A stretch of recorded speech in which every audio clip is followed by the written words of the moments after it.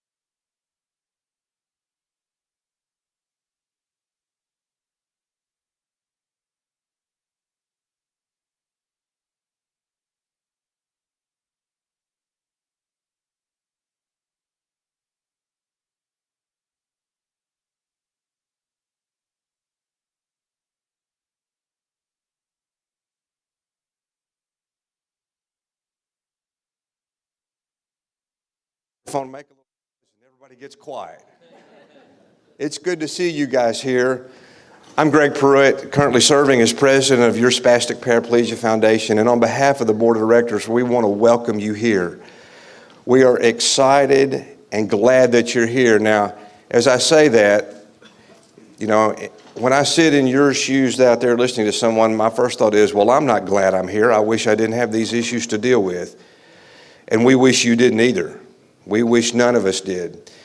But we're excited and pleased so much that you're here for a number of different reasons. One of the first reasons is we get to know one another. We get to meet folks that from this day forward throughout the year, we can email, we can talk by phone, we can network with one another about how life is and how we share issues and how we learn to deal with some things different that we wish we weren't having to deal with. The other reason that we're excited that you're here is because, as you probably know, this foundation is 20 years old. Some of the folks who helped found this foundation are still with us and still working hard. And this foundation was created for the purpose of raising money to conduct medical research to find treatments and cures for hereditary spastic paraplegia and primary lateral sclerosis.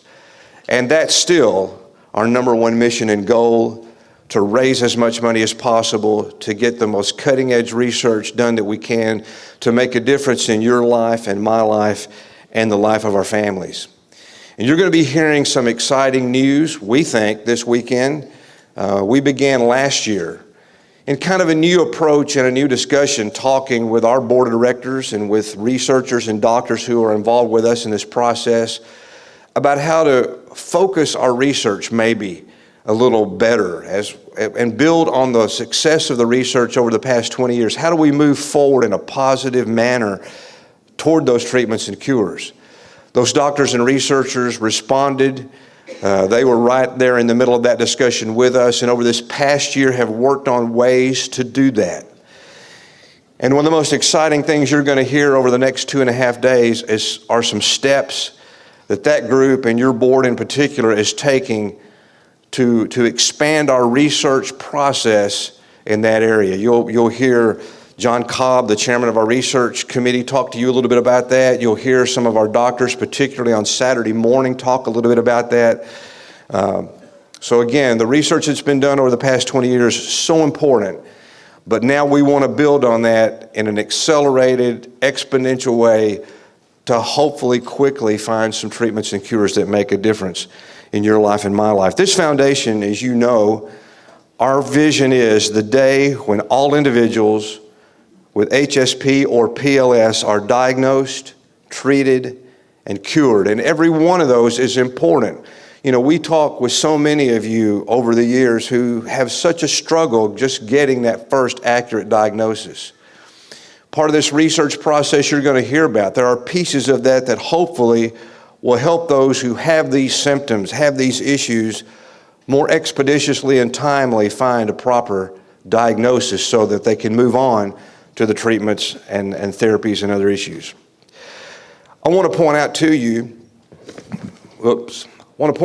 that this foundation is totally volunteer. Everyone who's on the board, everyone who chairs a committee, everyone who works in any capacity is totally a volunteer. And one of the things that we hope to do here is find more of you who are just getting involved with this foundation, who have a particular talent in fundraising, in marketing, in some other function that's important to this foundation. Just last year, in the meeting in Nashville, you're going to meet a number of people this week, but last year in Nashville, I met for the first time a young man who was excited to be there. I was excited to meet him, and as we talked about his work, what he did, and that he has PLS and was just learning about our foundation and wanting to get involved. This young man seated right over here, Mr. Leonard Erskine. Leonard, raise your hand, please. Leonard, and this past year has gotten involved with the foundation. He's the chair. One of the new committees this year is an advocacy committee, a group to help us as a foundation and as members learn how to and be more effective in communicating with our congressional people, our state people, pharmaceutical companies, those people we need to be communicating with about the conditions that we deal with and how they can help us from time to time with issues that are important to us. So we need you. I won't talk in detail about the agenda, but today is a day about patient issues. And I want you to listen as we go through this process to our committee chairs, to all the different functions of this foundation that's working to make our lives better. And I want you to think about which one of those areas might I be able to be helpful and productive and make a difference in.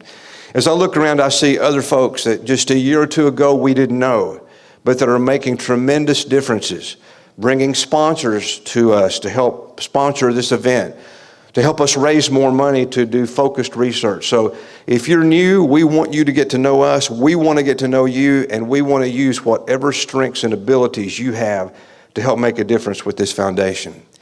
I want to introduce to you the members of our board of directors who are here. A few of them weren't able to be here because of some medical issues that they're having to deal with at home. But our board is sitting around this room, and board members, when I call your name, if you would, raise your hand so that everybody knows you and can get to know you better over the weekend. First, seated in the center in the very back is Mr. Frank Davis. Frank is our immediate past president. And I'm going to tell you, there are a lot of people doing a lot of important things for the foundation, but it's an absolute truth that no one cumulatively over the years has done any more work and support for this foundation than Frank. So Frank, from the bottom of our heart, thank you so much. Seated over to my right, your left, Jim Sheorn. Jim is a past president. He's also chair of our fundraising committee, and he'd like to have you helping raise money. So that's Jim over on this side. Tina Crogan. Tina. Okay, she's outside. Tina is a longtime member. She's involved with our advocacy committee. She's been involved with our marketing committee because her husband Tim chairs that. You're going to meet Tim in just a moment. Tina's outside. You'll meet her along the way. John Cobb, seated here in the front. John is a board member, and John and his wife and Mark Weber co-chair our research committee, and they're working hard and fast to get that research started and begun. We appreciate their work. Dina Landphair on my far left. Dina is a board member. Dina works with our education committee and our state ambassadors. She also works on our website with Hank in Chicago, so we appreciate her work in those regards. Dr. John Fink, and I don't think I've seen Dr. Fink this morning, but he's our medical advisor and a member of the board, and I know all of you know who Dr. Fink is. And the lady standing in the back with the yellow shirt, and she's going to get irritated with me, that's my wife, but she's our executive director and our conference coordinator. And yesterday, a friend that we met last year at the conference, or that I met last year at the conference, walked up to me and said, "Hey, this is a very positive remark. I don't want you to be offended, but they were talking to somebody who was coming to this conference and said, here's how you'll know Norma. She's the Barbie on steroids." So she's working hard on our behalf, and we appreciate that as well, Norma. Again, our agenda is structured the way it is. I want to show you just a couple of other thoughts. Another organization that I work closely with at home, every November has a day on Veterans Day when the business is shut down that every employee and every member of the board of directors come together to talk about how do we do this business better.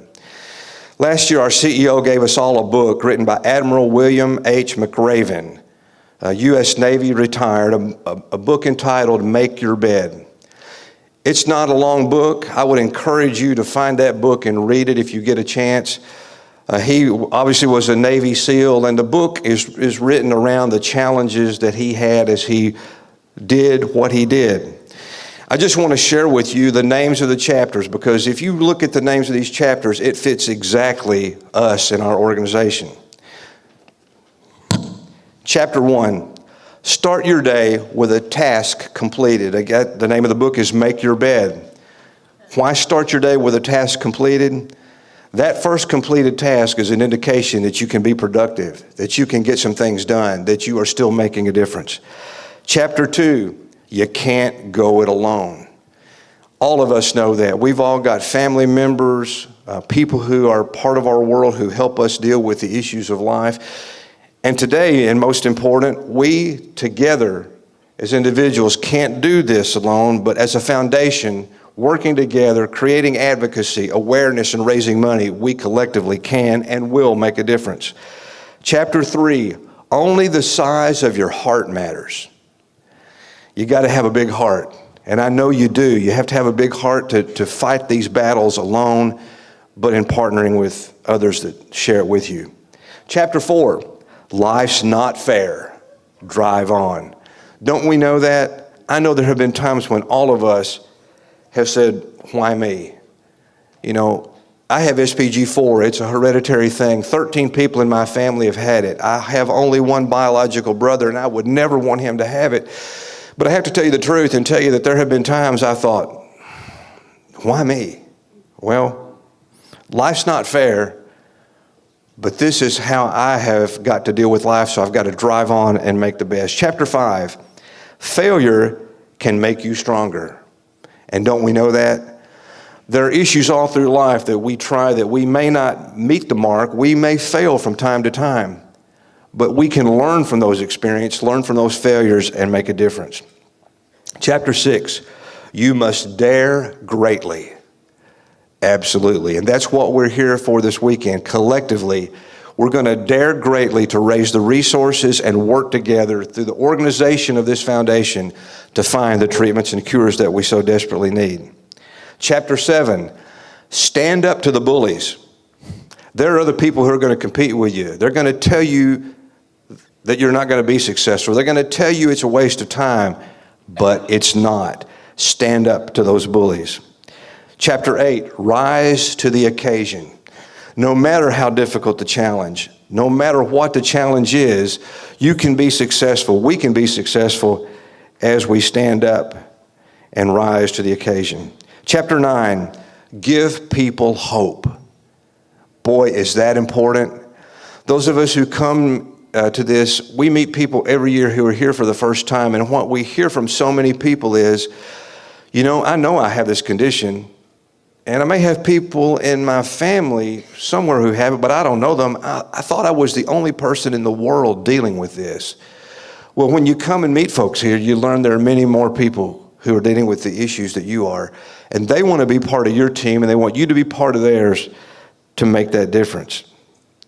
And chapter 10, most importantly, never, ever quit. You know, so many times it can be so easy to give up. And I talked with one or two of you yesterday who shared with me the challenges of the past year or so and some of the many physical issues and symptoms you're dealing with because of this. But you didn't quit.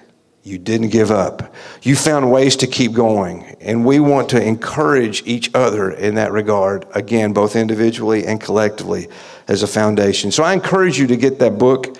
I enjoyed reading it. I think you would as well. Again, before the weekend is over, you're going to hear about some new research, some new directions that we hope will soon help us find those treatments and cures. I've just got one more piece of information I want to give you, and I know it's kind of floating out there. A number of you have asked over the past month or so as you've registered for this conference, well, where's next year's conference going to be? Well, we didn't know for sure until yesterday. We came through 2 years of COVID, and COVID threw us curves and loops. But the board decided yesterday that next year's annual conference will be in the Tampa, Florida area. So we don't know dates yet. We've got to work around some things to schedule. But as we get that together later in the year, we'll get you information so that hopefully you can register in December, January. And let me encourage you in that regard. Planning this, there are a number of hurdles and challenges. And one of them is knowing how many to plan for. So when you see next year the first information come out about this conference, if you plan to come, please register early, get that early discount. But even important for us, it helps us plan this event better. Again, welcome. Thank all of you for being here. If I haven't met you, stop me somewhere. If I don't stop you, I want to meet everyone who's here. Make new friends that become old friends for the long haul. Thank you guys again for being here. It's my pleasure at this point to introduce to you, and many of you may have met him, Our MC, Mr. Tim Crogan, who chairs our marketing committee, and Tim does an absolute great job moving this forward. So Tim, come take this microphone and move us forward. Welcome, Tim.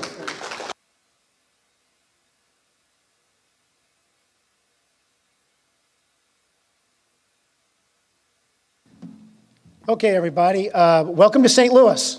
Thank you very much. I'm sorry that the Cardinals are in last place, but they're in England right now, so that's okay. Maybe they can sweep the Cubs over there. Sorry, you know, the Cubs-Cardinal rivalry.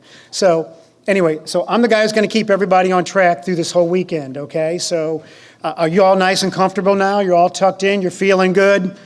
Don't get comfortable, because in a couple of seconds, you're going to be moving. Okay, we got to get this program, we got to get this day started. We're starting today with a bunch of breakouts and stuff, so I'll give you some information on that. A couple of key issues I wanted to let you know. First of all, right around the corner to the left through this little secret door over here is a really fine set of really nice accessible restrooms. Okay, so if you need to get to those, they're tucked in here. They're on the far side of the bar behind Starbucks, but we have a little secret entrance to get through there, okay? So especially tomorrow when we have a lot of doctors' presentations and we're in here and it's free to move, grab and go, you can do that kind of stuff.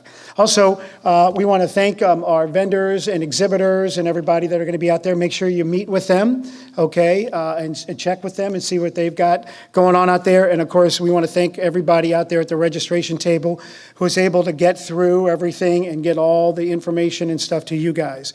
If you saw our display outside for the Red Bubble store, okay, those shirts and those designs that are there are available through Redbubble. You go through our website, you click through, click, you find it, Redbubble. Every shirt, every item purchased at the SPF store on Redbubble, we get a percentage of that sale, and it's pretty nice. So you can get these designs on a lot of different items. Different styles of shirts, not all just t-shirts. You can get long sleeves, you can get hoodies, you can get sweatshirts. But some of these are really, really nice logos, and they tell a story. We have people who have created those designs for us. So we got a bunch of those out there just to show you that that is another piece of marketing. You guys have these shirts that you're all going to get. Wear them around. My wife only wears SPF t-shirts. We have about 1,000 of them. We've been around a long time, so that's all we wear. She wears them at night. She wears them to work out. We wear them going to the chiropractor. We go to the neurologist. We go everywhere. We got them on all the time. So they're really nice. We give them away as gifts and presents and stuff. And also when we do Awareness Week coming up in August, and stuff, or anytime you want to do a 5K and stuff, these are great shirts to give, to promote, to give to friends and family and stuff like that. So the Redbubble store, you can get a lot of different creative designs on a lot of different items. So that being said, it's about that time we got to get you moving, okay? So this is how the day's going to go. We're going to start off this morning with a bunch of breakouts, and those are going to be right across the little hallway right over here. So we're having a caregivers breakout in salon number 2, a women's only caregiver breakout in salon number 3, and the men only in salon number 5. We found after doing these for some time that people like to get together and talk and discuss and trade ideas and information, what they all learn, what they all know. Everybody's going through basically the same challenges, but everybody has tips and things to share. So we're going to start you guys over there. The kids that are here are in salon number 1 doing some special events and stuff over there today. And then in here in the big room, we're going to have the parents of childhood onset. They're going to be doing their program in here today. So it's going to be breakout, like Greg said, it's going to be patient-oriented today. We're going to keep you guys involved and active and doing a bunch of stuff like that. So now it's time to lift and shift, okay? So there you go. You like that? So I told you, don't get comfortable. We're going to, I know this is the day we're going to keep you moving, okay? Keep you guys moving around. So we're going to take a little bit of a break here, get everybody organized, and there's people to help you and guide you where you need to go, and then we're going to set up for our other program in here. So thanks for coming to St. Louis, everybody. SPF loves you. We'll talk again.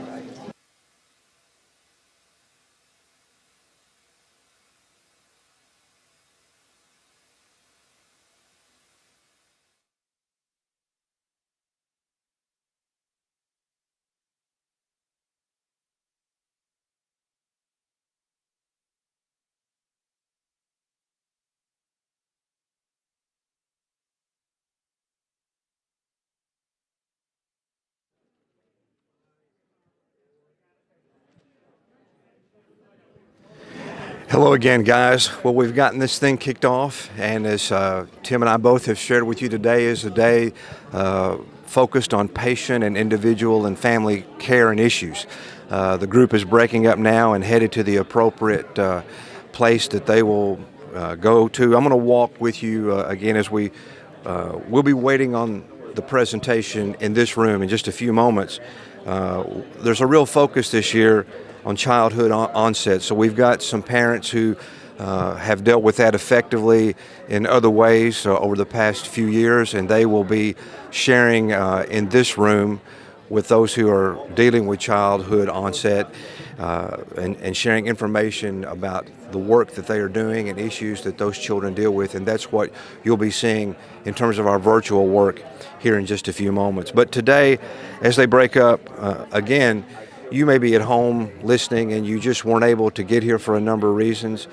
Even though you're not here, you still are a part of this foundation and its work. And we hope, obviously, that we find treatments, cures, therapies that can make differences in our lives. And we need you working with us in any way you can to do that. We hope that you'll look at our agenda. You'll hear some of these committee chairs talk about the work that they do. Each of these committees meet virtually by Zoom one time a month to talk about their agenda and the things that they are working on, marketing, ways they can promote the foundation and get the word out about the foundation. And some of those things, for instance, just so that you might know that we've done in the past through the marketing committee is a process where we've gone to other conferences, neurological conferences, upper motor neuron research conferences, and we placed around that what's called a geofence. And what that means, basically, I know on your iPhone, if you have one, from time to time you see advertisements, notices that you wonder where they came from. How did that happen? Well, when we put a geofence around that conference, then while those doctors and researchers are there, when they turn that phone on, they see information about the Spastic Paraplegia Foundation. And we hope they take that information, that they go to our website, that they learn more about who we are, and if they are working in an area that affects our people, that we can network with them, that they will get more involved. And so that's an important part of what the marketing committee does. A number of other processes they do, our newsletter, the Synapse, both electronic and in print.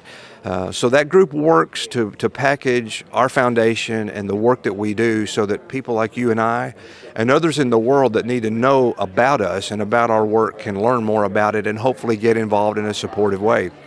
The fundraising committee obviously is looking at ways we can raise those dollars to do the medical research that we so desperately need to do and need to increase. You're going to hear, as you listen virtually over the weekend, a completely new approach to research that the foundation is about to undertake. In our history, we've done as many grants as we could each year based on the money raised, and those grants have been generally $150,000 research grants that lasted over a period of about 3 years. We're looking at working with a collaboration of doctors to create really what we call centers of excellence for HSP and PLS, where patients can, when they begin having these symptoms, maybe can go to one of those centers of excellence for quicker diagnosis. Those doctors will also be working with our researchers to focus on the specific things we've learned about research in the past and how to move that research forward more expeditiously toward those treatments and cures and meaningful research. So you'll be hearing more about that this weekend, but that fundraising committee works endlessly under the direction of Jim Sheorn. He's working on this every day with the committee and with the officers, with the foundation.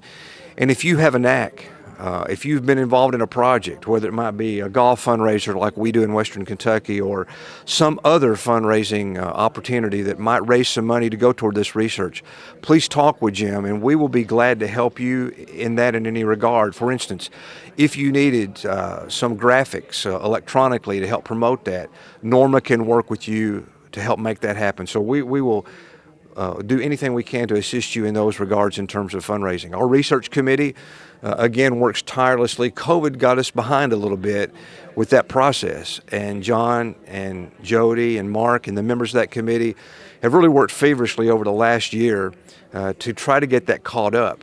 Just yesterday in our board meeting, We approved, in addition to the major research proposal we're going to be talking about through the weekend, we approved another 5 research projects.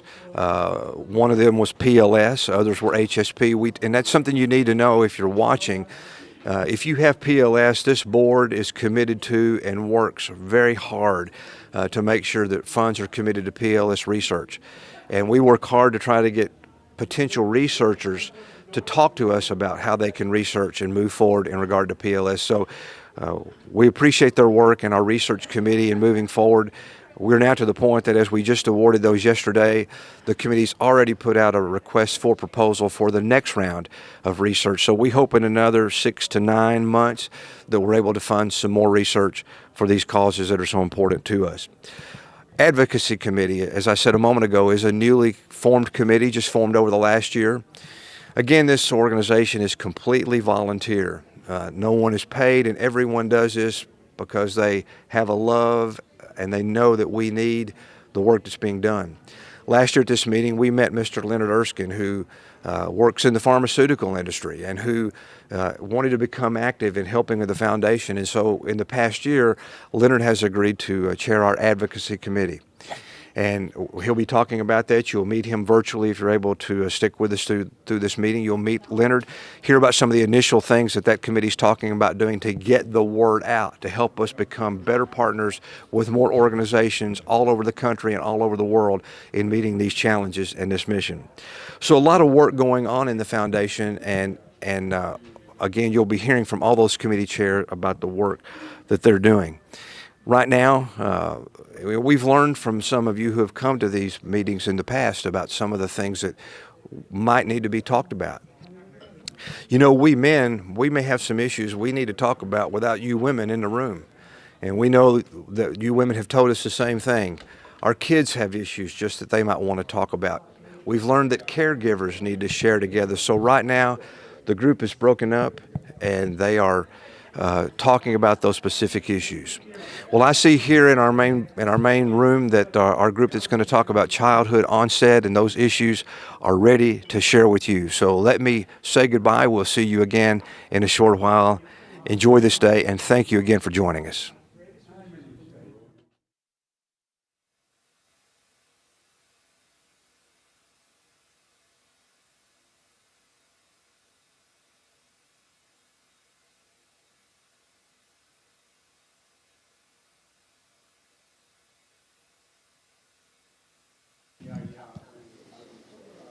Sounds good.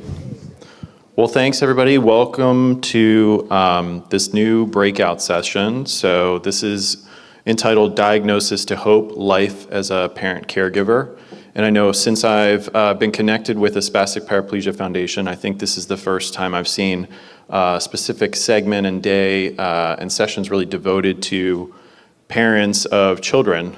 And as you'll hear a lot today, there's a lot of differences between children who have early onset spastic paraplegia and some of the things that our families face. And so we're happy to have you joining us today. And first we'll start off just kind of going through an agenda here. We're going to talk about empowering parents, really moving from acceptance to action and to appreciation, and what that journey's been like for us. And then we're going to move on to the transition years, where Bridget here is going to talk about moving from teen to adulthood and what all is involved in considerations as a part of that. And then we're going to move to a pre-recorded session that Bridget and HA have put together about a survey that they've been conducting for several years now, identifying what this community looks like and some of the conclusions that they've been able to come through from information that they've gathered through that. Then in the afternoon, we'd encourage you to join the Q&A session with Dr. Darius Ibrahimi Fakhari. He's an excellent resource and wealth of information around childhood onset spastic paraplegia, and is, you'll see here later on in the afternoon, actually conducting child assessments and enrollment in the natural history study, which we would encourage all participants that are here and have children to be able to join. And during that time, we'll also have a breakout session and just general Q&A and get to know parents, so we can connect a little bit further and really learn about you and share some of the stories and give you the opportunity to tell us about where you are and what your journey's been. So with that, we'll move into our first session.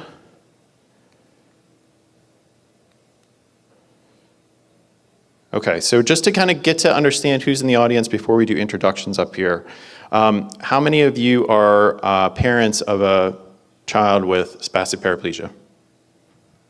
Okay, great. And just to, we won't have time to kind of go and ask people individually, but how long have you had your diagnosis? Have you identified it within the last year? Raise your hand. How about within the last 5 years? 1. How about within the last 10 years? Okay, and longer? Okay, so we have some people who are very familiar and have had their diagnosis for quite a long time. That's actually pretty surprising. I feel like a lot of times when we meet individuals, they've recently gotten their diagnosis, but this will be good and maybe different for people that are online and joining us virtually. But we're going to kind of talk about different segments and stages of where people are in their diagnosis journey. Some people are very early on trying to identify what does this mean for me and my family? How do I cope with this?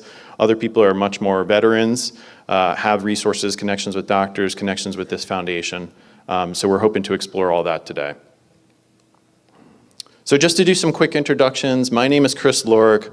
I'm father of Blair Lorick. She's 5 years old. She has a diagnosis of SPG4, which we identified 3 years ago. So she's never walked independently and has other complex symptoms, including low muscle tone in her core and also difficulty with fine motor control. She has 2 unaffected siblings, Quinn and Chase, and together, Katie and I have formed a foundation recently called the Lily and Blair Foundation, which is aiming to drive fundraising efforts and support for many of the doctors that are going to be speaking here today too. So moving on, do you want to do a quick introduction? Absolutely. Hi, everyone. Katie Gregg. My daughter is Lily. She's 4 years old, was diagnosed at age 2 with SPG4, has never walked, cannot stand independently, uses primarily a walker, loft-strand crutches to navigate in her daily environment, a wheelchair for longer distances, and she has a 3-year-old brother, Cooper, who is unaffected. Hello. Before I introduce myself, I want to reinforce what Chris has stated, and that's to thank the foundation for giving some light on this childhood onset. This is new that we're gaining information, so it's wonderful that we have a whole day of it.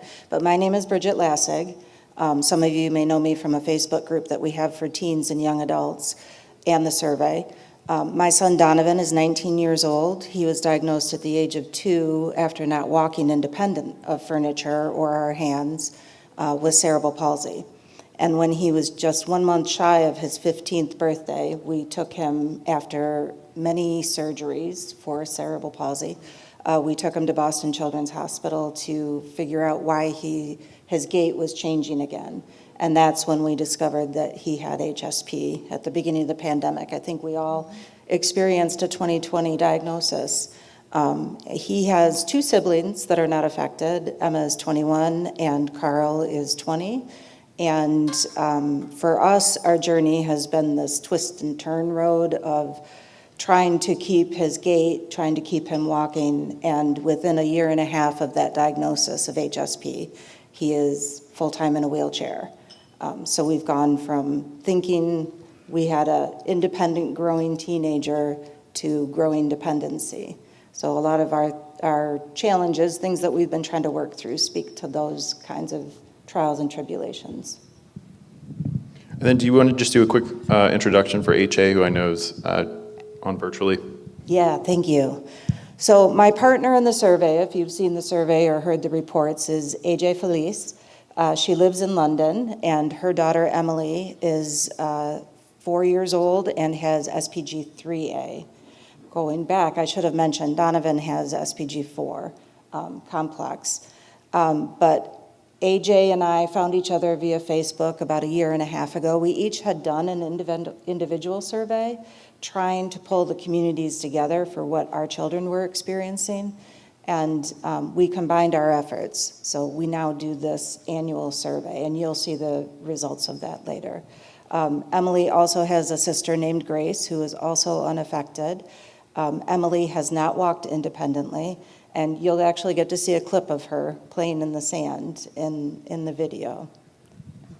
Great, thanks, Bridget.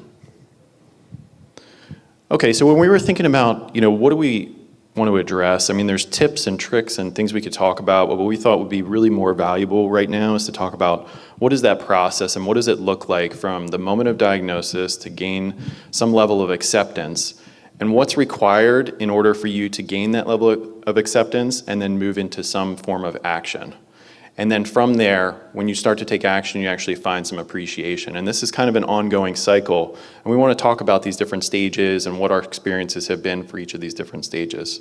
And just before we start, I want to reiterate or state that, we're not medical professionals. We're just sharing our personal opinions and our stories. So please keep that in mind when you consider any of this information.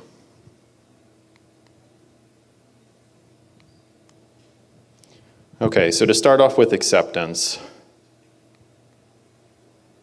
Sorry, the slides are taking a little time to respond here.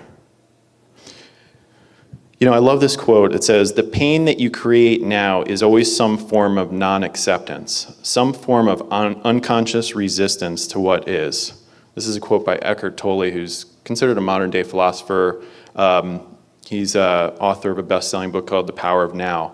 And I think this really summarizes this kind of perfectly in terms of what we all had as expectations for our life and then what reality has presented us with. And that's something we're faced with every day, and there's always kind of this conflict or resistance or friction between what did we expect, what had we always envisioned, and what are things that are playing out. And how do we close that gap? How do we really learn to accept what's presented in front of us and make the best of that situation? And that's what we're going to focus on here. So we're not going to go through just each of these bullets, but we're going to talk about each of these in kind of questions, and I'm going to ask Bridget and Katie to share some stories and things like that. Obviously receiving a diagnosis can be pretty traumatic. I mean, there's a lot of emotions that kind of come out as part of that process. So maybe you can both take an opportunity, tell us in the group here, what was it like the first days, weeks, and months when you received that diagnosis? What were some of the emotions that you were feeling, and how did you cope with that information? I'll start. Yeah, wow. The first few days were rough.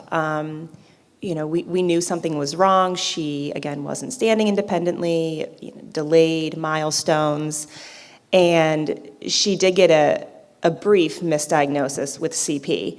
And then you go into this genetic testing and you find yourself like, wow, I hope it's just CP, right? And as a parent, that's such a weird position to put in, that you're still hoping for something that isn't so great, right? But we get the diagnosis, and those first few moments, days, weeks were really rough. I mean, we moped, we cried, we screamed. And then we kind of swung to the other end of the spectrum and threw everything we could at it. And we had Lily in therapy 7 times a week, going to all the appointments, doing everything we could. Neither of those worked, and neither of those ends of the spectrum were sustainable, right? Since then, we've kind of mellowed out. We've found sort of a routine that works for Lily and works for us, and we've finally found a good balance of letting her be a 4-year-old. And that's so incredibly important. And her therapies are, her exercises are, her equipment is, but that you can't replace her making friends, having socialization, experiencing childhood as a child. So I do think, 2 years into this, we've finally gotten to that sort of good balance. And for us, having gone through it twice with the original CP diagnosis and then the HSP diagnosis, it was almost a blessing in that Donovan grew up knowing that he had a disability. But for my husband and I, and for our family, when we learned of the HSP, our challenge was, as I said earlier, he was 15 at the time. We were looking ahead to his adult years. We were looking ahead to, do we buy him a condominium in the downtown city that we live closest to, Grand Rapids? Excuse me. And suddenly realizing that he had something that was progressive flipped our world. We, at the age of 15, suddenly realizing we don't know what he's going to need in adulthood. And so our way of working with that, being in lockdown with COVID, was to research like mad. I think I read every NIH and every PubMed article that was out there, and just trying to reach out within the Facebook groups. And the Facebook groups and the parent community was a huge help, very big help. Yeah, and I know for my personal story here too, when we first got the diagnosis, I remember being in the car and we were on a phone call with the geneticist and my wife was at home and we immediately got the news and I just drove right home and we cried and tried to figure out and understand what exactly this meant for our lives and our future. And it's funny, you talk about kind of reading some of the medical information. I remember our geneticist sent some of the medical information, but there was no kind of qualifier or no one there to assist in interpreting it. And that was incredibly concerning and scary and basically, caused me to be an emotional wreck for months afterwards. And I literally deleted all the files and kind of got rid of it and said, I can't read any of this right now because I'm not at that place to accept this right now. And so it takes time and you go through kind of different stages of figuring out what does this really mean for us? What does this mean for our family? And I think that's an important thing for all parents and caregivers is to allow time to process this. And it does and can take a very long time and something that continues to happen, and we'll talk a little bit more about that. So, an important part of being able to get that diagnosis is also understanding who is our support system and who are those that you reach out to in order to engage to help with that. Maybe you can talk a little bit about how did you build a support system and what did that look like? For me, it's interesting. I think that support systems can come in unexpected and surprising forms. Of course, my husband and I talk all the time about this, right? About what's good, what's bad, what's going on. I do feel like, as Chris mentioned, there wasn't a lot of resources provided when we got our diagnosis. In fact, we got our diagnosis from a geneticist who cried when she delivered the news to us. And again, so we weren't really in a place to talk about this with other people. And I think the first time that I felt like I found someone who gets it was with Chris's family. At the time, they lived about a mile down the street from us. Our girls are about the same age, received their diagnosis about 2 weeks apart. And so it took us, I think, a couple months to finally connect and be ready to talk to each other. But that was a great start. And, we were talking about this last night.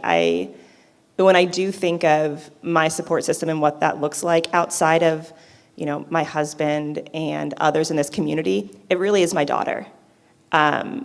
She wakes up every day and she tries so hard and she's so curious and it really is just the most inspiring thing. So she really is, my support system. If she can do it, I can do it too. We can all do hard things. I would say that the greatest source of community that I found immediately was the Facebook groups. I immediately, as I was in Boston with Donovan, sitting in a restaurant in the hotel, emailed my family, emailed my best friends, and they were all very shocked, very supportive. But the Facebook community introduced me to parents who I could engage with and say, what is this? What do you know about this? Are our experiences similar? Are they different? I found that to be a huge help. And there's many Facebook groups out there, and I found that I would start posting questions on multiple ones and get different people seeing them at different times. So if you haven't found those Facebook groups, they are worth exploring. Yeah, I think that's a good point. I mean, there's a lot of resources out there, and I think as people search for spastic paraplegia, one of the first things I think people find is this foundation's website. And I know this is a great opportunity to come together, and we've met through this foundation and other things like that. And you do have a lot of different outlets and Facebook and things like that. Katie, one of the things that you brought up in my mind is talking about these different levels of acceptance and where you are kind of in a stage. And I remember before we had first met, my wife and I were debating, do we really want to meet with you? Because we were concerned about what additional information might we find that we did not want to see or hear or what kind of condition that was. But I'm so glad we got to the point of acceptance that we were able to connect, because now we share that same experience and it was worthwhile to take that brave step and be able to do that in order to engage with another support system. Obviously, professional help is always something that is an option, and there's many doctors here too, not just psychologists and things like that. I know there's something, Bridget, you're going to be bringing up in terms of mental health and that component of it. Do you maybe want to tee that up real quick? Sure. We happened to stumble upon an organization out of England called Rare Minds. Anybody familiar with Rare Minds? No? They specialize specifically in rare diseases. And so you'll see a slide later on where I'll share with you a proposal that they have offered us. But they are a group of counselors and psychologists out of England, again, that have kind of honed their expertise in this world. How do you get through the diagnosis? How does the family dynamic work? How do you plan for the future? And so it's good to see that folks are out there looking into our world and trying to provide resources. So I'll get into that more later. Great. So moving on, as part of this level of acceptance, we all have different coping strategies. So maybe you can share with us, what are some of the coping strategies that you've been able to develop since your diagnosis? It took us a while to cope, I think, and I think my husband will be horrified that I'm sharing this, but he spent probably the first, 6 months, and mind you, we're in, the beginnings of the pandemic at this time, just moping around in his pajamas. And his whole persona was just sort of this mopey, sad, lethargic person, right? And eventually it was like, you have to get up. You have to get dressed. And I remember playing sports as a child. My dad always said, you look good, you feel good, you play good. It's like, let's start there. Get up, get showered, get dressed, start your day off right. And that got us thinking about bringing just some sort of normalcy, right, back into our lives. And I'm not going to say I'm a different person now than I was prior to the diagnosis, but you do lose some of that, right? So I've spent a lot of time trying to bring back little pieces of my old self into this new life. So I have to listen to a medical podcast. Let's go for a walk while we do that. I have to file insurance claims. Let's listen to my favorite music while I do that. And it's interesting, I've also, over the past probably year now, I've been more cognizant of bringing pieces of my old self, I guess, and sharing them with Lily. Lily loves to dance by shaking her head in her arms, right? We take her hiking in the woods in a backpack that we can carry her in. And, these little moments of kind of merging these two different lives, right, are so, so important. And the more I find myself, at least in front of her and with my family, stepping out sort of my medical mama mode and just into being her mom has really benefited all of us. I'm a problem solver. My husband would tell you that. I'm a researcher by nature and I'm a problem solver. So I like to dive in like I'm a project manager. That's the way that I have coped. But I have to stop myself. A good friend of mine years ago when Donovan was diagnosed with CP said, don't ever forget the expression on your face tells him everything. And I really have to stop myself and say, what are we doing to laugh? What are we doing to enjoy? And it's not always easy. I mean, the family dynamics, when you have somebody in your family with a diagnosis and a disability, can be difficult. But we have made a concerted effort to have our kids stop and play with us. One of my best memories was when I taught Donovan how to play Pong. Not beer pong, but Pong. We had a Easter dinner and we set up the Pong across the dining room table. So we spent like 5 minutes eating and an hour playing. And it was the best thing ever because he had to stand up, which was working his legs, but we all laughed and laughed. My kids say that I'm the butt of their jokes, so that's another coping mechanism that they have with me. So we try to enjoy as much as we can because it is very easy to get 1,000 miles deep into how do I fix this? What can I do next? Yeah, I think that's a good point. I mean, it's finding the right balance of how can you keep the right level of involvement and making sure you're supporting your child moving forward, but not making that your entire life and just living life and allowing yourself to be a parent and the kids to be a kid. And Bridget, you kind of touched on this, which is a good segue into the next point here around the impacts to other family members and even other children that we may have. So can you tell us a little bit about how has that impacted other family members, and what have you noticed from that, and how do you cope with that? I think my biggest observation with this is with my son, Cooper. He just turned 3. And there's this concept of glass children, right? So these are the kiddos who have a sibling with a disability. And this idea of glass children is that we kind of tend to look right through them. We presume competence, we presume self-sufficiency, we presume independence. But they're also really fragile, like glass. And this became really apparent to me about maybe 9 months ago, that Cooper came up to me and was like, "You're always with Lily." And he verbally is like, "Spend time with me. You're always with her. She's a fall risk. I have to be by her side. She needs my help. I'm positioning her. I'm playing with her. I'm helping her." And he's just there. So, since then, and it's not, I'm not being negligent towards him, but I do make more of a concerted effort to make sure that he has undivided attention from me every day and plays in a way that he can lead and he can make the decisions and, kind of his special mom and Cooper time, right? To that same end, he's already learned so much. We were at an event at their daycare, and a kiddo asked, why is she in her wheelchair? Immediately, no hesitation, he responds, "She has a disability." Nothing else to add, just that's the way it is. That's how she navigates her world. And I was so proud of him in that moment. No additional explanation needed, right? So he's learned to be such a great helper. He brings her an extra snack from the pantry, brings her walker when she needs it, brings her braces over to her, helps her take the Velcro off her AFOs. I am very cautious. I don't want his childhood to be defined by that. But I will tell you that those attributes are going to serve him so, so well in his future. I love that, glass children. That absolutely describes my reflections on what my family has gone through. I don't want to add a lot, but I do want to add that having kids that are young adults now, at about the age of 16, my middle child, who always gets the bum rap, right, had a double bum rap with this. When he was about 15, 16, he himself ended up needing a very significant surgery.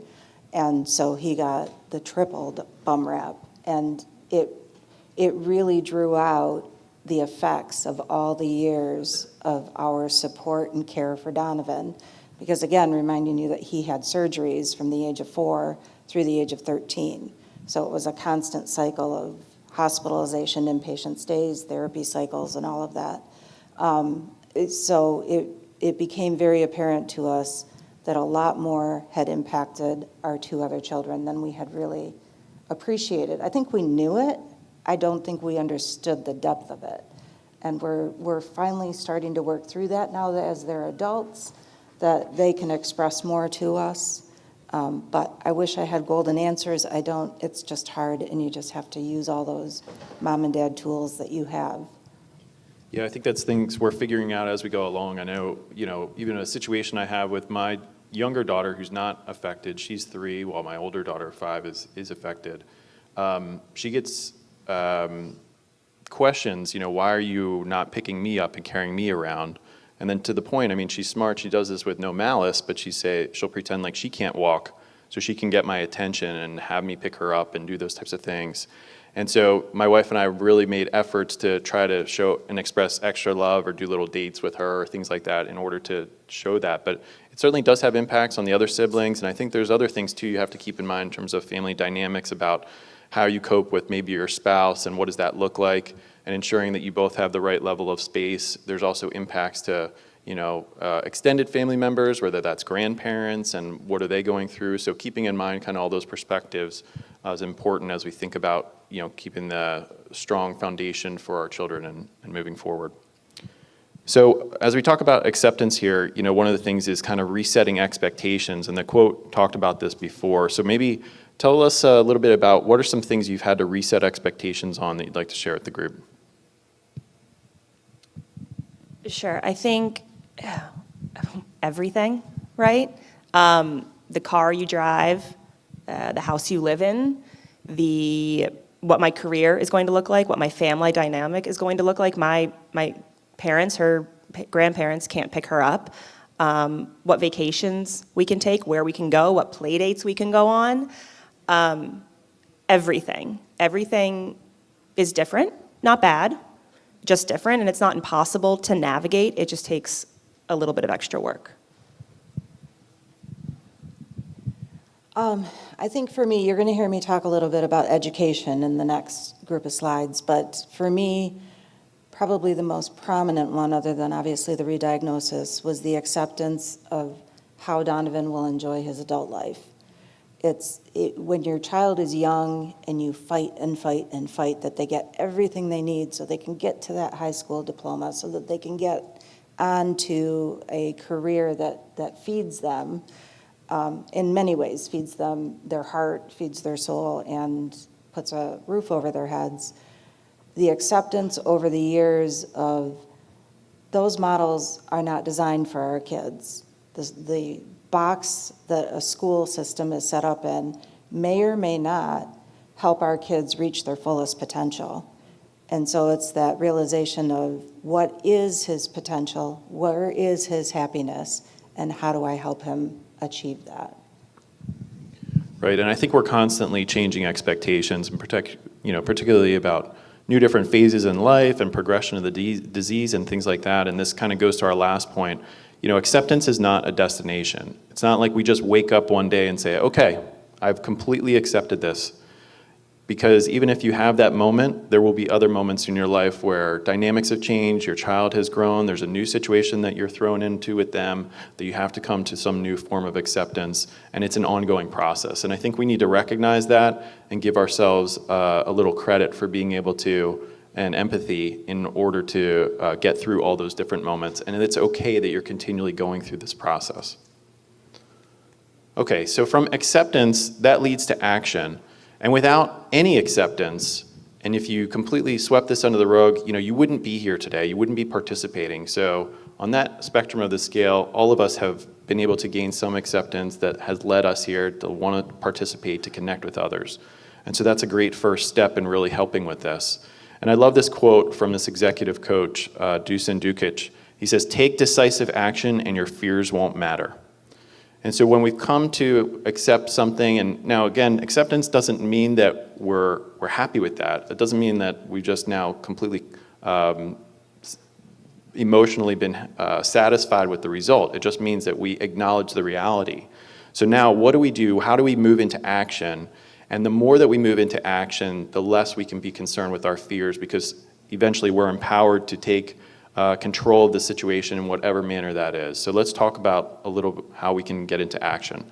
The first is around education and knowledge, and I think it's a big first step. Not even first step, I know many of you are probably veterans in terms of the community here, but coming here, learning what the latest updates are from the medical community, understanding HSP and its management and how to stay updated on that.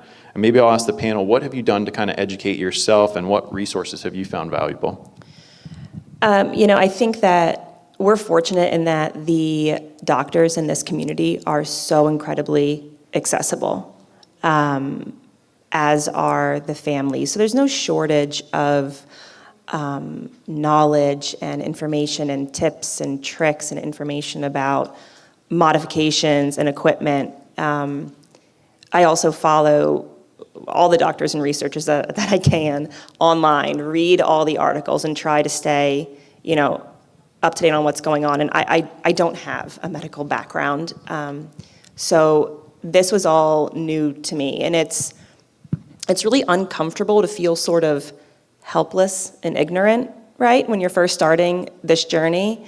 But like I said, I've engaged as much as possible. I've attended all the conferences that I can.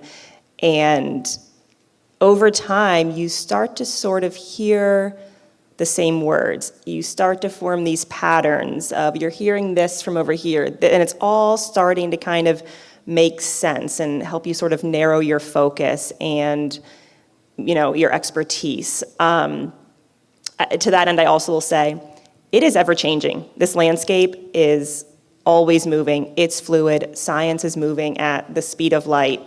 So it's important to stay on top of that.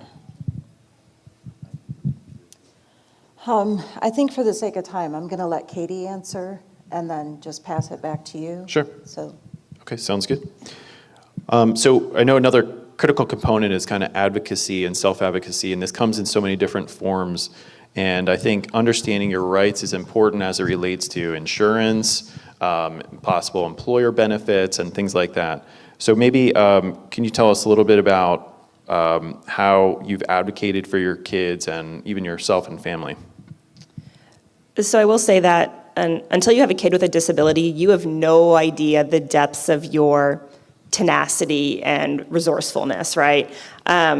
There's IEP meetings, there's conversations about access and inclusion, there's doctor's appointments, and I'm sort of always in this mama bear mode. And I won't go into the details, but I do think that, when I am advocating for Lily, I try to go into it with the mindset of it's not just for Lily, it's for the next kid too. And if we all kind of take that inclusive approach that it's for our kiddos and all the kiddos that are going to come after them, that's a really powerful impact that we can have.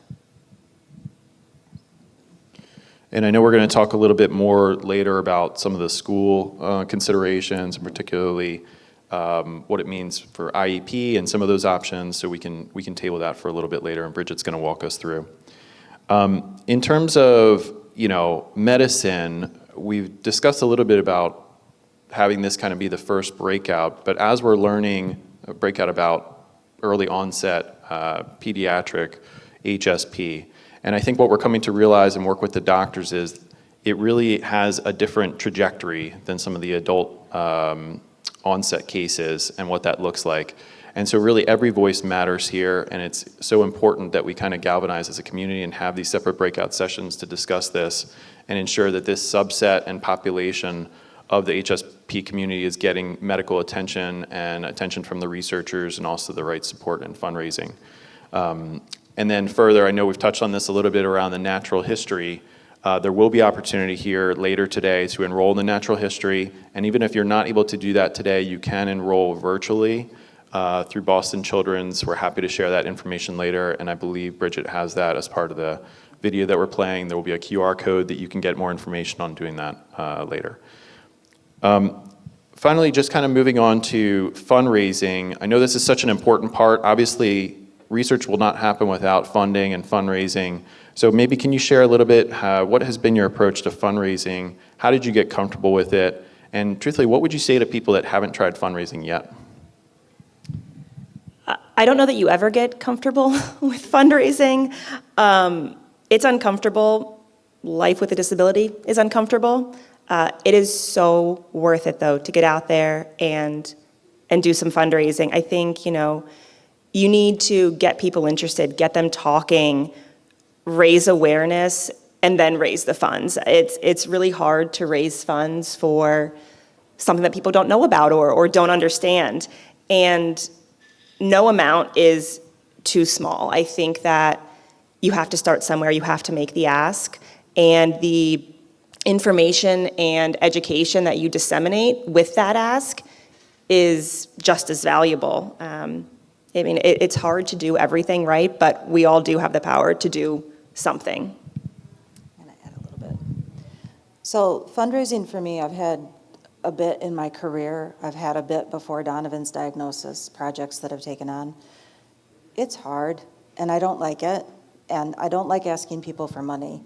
But what I have come to appreciate, and we were talking last night as we gathered to kind of hash through some things, and Chris really said some things that hit the mark for me, that what has enabled me to get closer and closer to saying I can do this is that I'm beginning to see hope. So often I look at our situation and I say, how are we going to get through the day? Okay, we're going to do this to get through the day. How are we going to get through next year? Okay, we're going to do this. I'm beginning to see maybe there's a change in Donovan's future. Maybe there's a therapy coming that can really alleviate some of this stress that's constantly on my shoulders about who he's going to be when I can't be here anymore. How is he going to get through this? How are my other two going to get through this? And so for me, it's the realization of I'm starting to get super excited about the science and the research that's happening. And to be able to see that gives me the energy to say, okay, I can help with this. I can educate people outside of our community, and I can express to them why it's so important that we put as much into this as we can. Yeah, and I think that's really the theme of this conference too, is hope, right? And regardless of where we are in terms of the research, every day we are guaranteed closer to a cure. I mean, it's just the way that, natural time progresses. Eventually this will be figured out, and we all have the hope for that. And so each day is one step closer to that. And I know fundraising is not an exercise we view as fun, but I'll tell you, it's something that comes with practice. And I want to encourage everybody that it's a skill you develop. And this is part of the acceptance too. Start small. Even if it's just going to a friend or a family member and saying, hey, would you be able to donate $10? That's practice. You're exercising a muscle, a new skill, and you can get better at it. You don't have to be intimidated by trying to raise $1,000, $10,000, $100,000, whatever it is. Any little bit helps, as Katie has said, and we are all empowered to do that. I think of a story, we were trying to do kind of like a local sale in our neighborhood, and I asked my younger daughter, hey, can you go across the street and sell these cookies to the neighbor? I was obviously watching her, and she just had no concern about it. She walked right over to the neighbor, knocked on the door, and said, would you buy these cookies? And I think at some point we were all like that, right? And then as we've grown up, we've got concerns and considerations, and as we've gotten to become adults, we say, well, how are those people going to view me? This is going to be awkward if they say no. So somewhere along the way, we've gotten kind of confused about and put all these additional emotions on top of it. And if we just come to acceptance and acknowledge, hey, let's put ourselves to the side, we're doing this for our kids. It doesn't have to be something that's hard. Oftentimes when you tell people the story and you get good at practicing and sharing that story, and if you can practice it with your family members or people close to you, people will naturally want to assist and help. And they say, how can I help?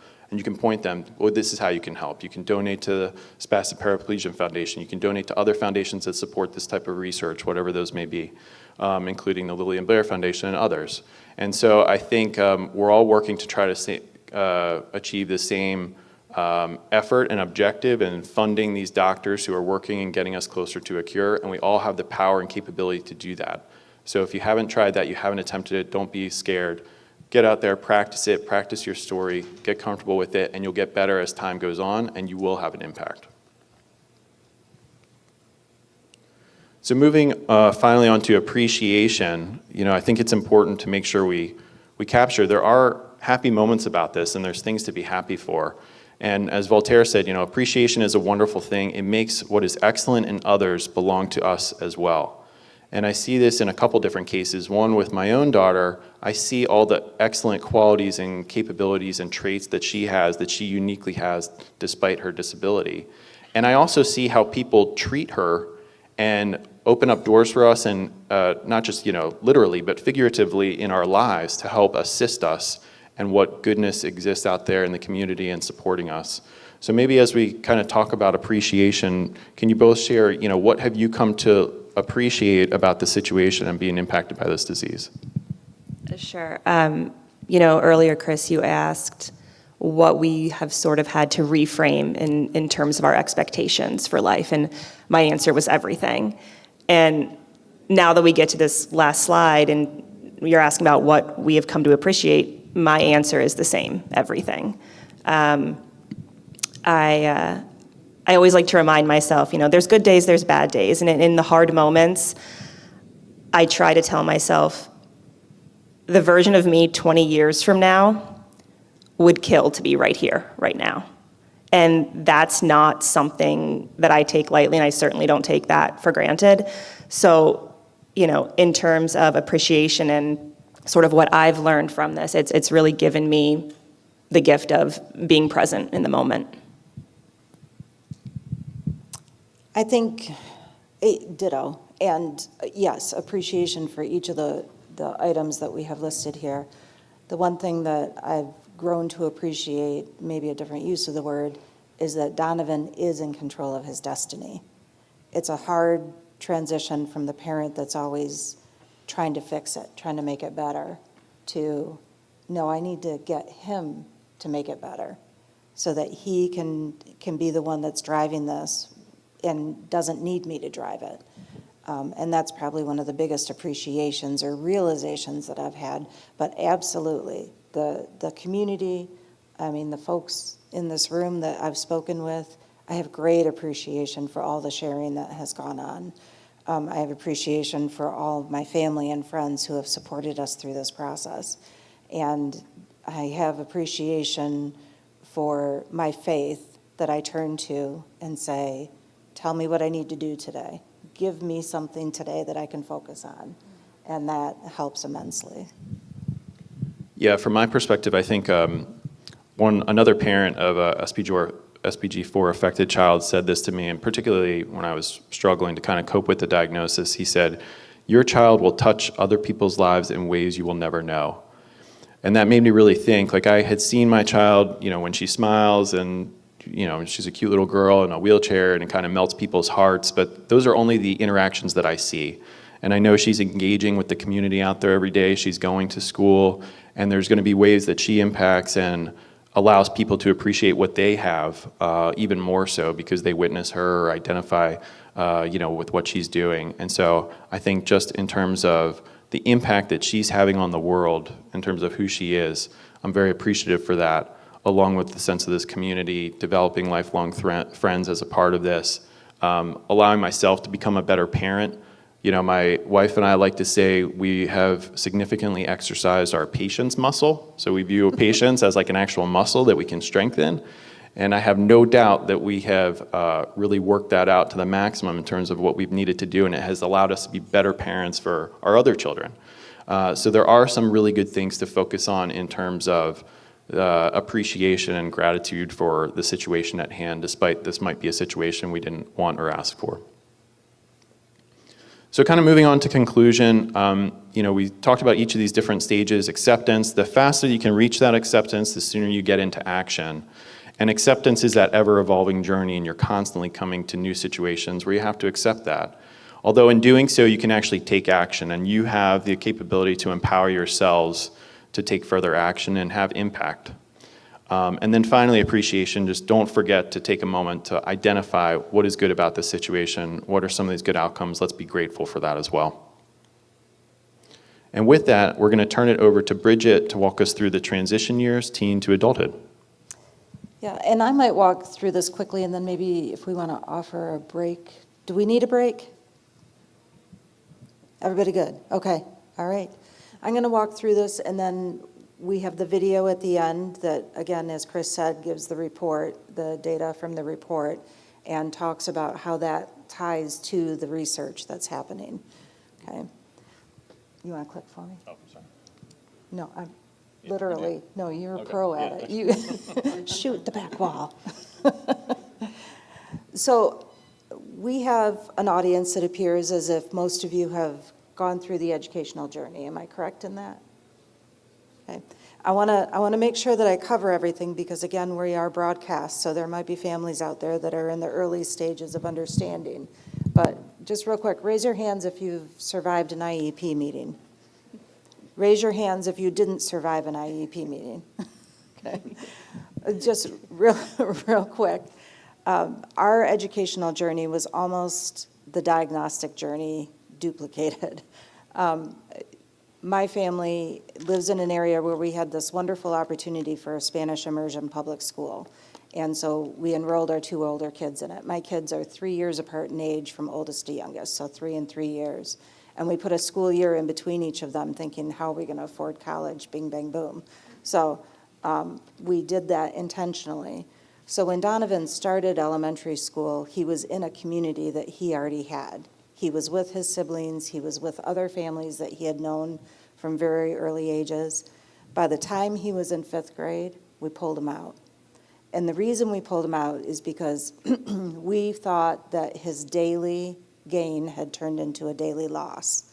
The school system was not meeting him where he was at, and he had more potential, great potential, that was not being tapped into. And so we went through the rigorous process of filing a complaint with our state Board of Education And we had 10 allegations on that complaint, and 7 out of the 10 were found to be valid. And the lesson that I learned in all of that was it still didn't get at the heart. You know, we didn't do that complaint. We didn't file that complaint for Donovan's sake. I had already taken full control of his education at that point. But we filed it so that others in the system would benefit from changes. But what we found is that the laws are very procedural based. And so even though they denied him access to assistive technology, even though he couldn't tolerate the feeling of writing with a pencil, what they found was there was a missing document from his file around assistive technology. So it was not the big bang that I wanted. But it was a worthy effort. Had I gone back, had I been able to educate myself in the beginning, what I would have really focused on are what were the laws and what were the intent of those laws, so that I could bring that information to every meeting that I had with the school. So I wanted to quickly go through these. So IDEA, Individuals with Disabilities for Education Act, is the federal law that protects the education of children. The 2 key elements of that are a free and appropriate education and the least restrictive environment. So under the free and appropriate public education, and I should preface this, I'm not an attorney, I'm not an expert in this, I'm not an advocate, I'm not an educational advocate, I just am an experienced parent, drawing from my knowledge of this process. The free, appropriate public education, the key element to me in our journey was appropriate. So for a long time, at least expressed in our school district, appropriate meant if any gain happens, no matter how small, that was good enough for the school district. That was good enough to meet the criteria for the law. Thankfully, about 2 years ago, there was a case that went to the Supreme Court, and it's on the slide. It's the Andrew versus Douglas County Schools. I believe that's in Colorado. That family was able to raise a case all the way to the Supreme Court saying, minimum is not good enough. It's got to be to my child's potential, and they won that case. So that was like groundbreaking, that schools could no longer say, well, last year he could spell 20 words, this year he can spell 22 words. That's great. It never seemed to get him positioned to meet his potential. Least restrictive environment, you hear the word inclusion a lot. So least restrictive environment means what environment is your child going to flourish in? In our case, they wanted to pull Donovan constantly out of the classroom and put him in what they call a resource room. And that's where he got his educational support services. So they never pushed those services into the classroom. So one of the straws when we pulled him was, again, he was in a Spanish immersion program. He was doing all of his reading and writing in Spanish. And there was a paper that was to be written in 5th grade. And he was pulled out and put in the resource room to write the paper. But he was instructed in the resource room in English, while all of his peers were instructed in Spanish and were writing in Spanish. And then he didn't get a very good grade on the paper. And they used it in an IEP meeting to demonstrate that he was not succeeding. That was not least restrictive environment. That was not inclusion. That was exclusion. So that was an example of it. The other case that's very important, and this one, have you heard of these cases? Anybody aware of them? No? The other case is about 6 months old, I want to say, and it's in my home state in Michigan, the Perez versus Sturgis Public Schools. So there was a young man that was deaf and hard of hearing that went all the way through 12th grade, and when he was getting ready to graduate, the school system explained to the parents that he had not met all the educational criteria to receive a diploma. Instead, he was going to receive a certificate of completion.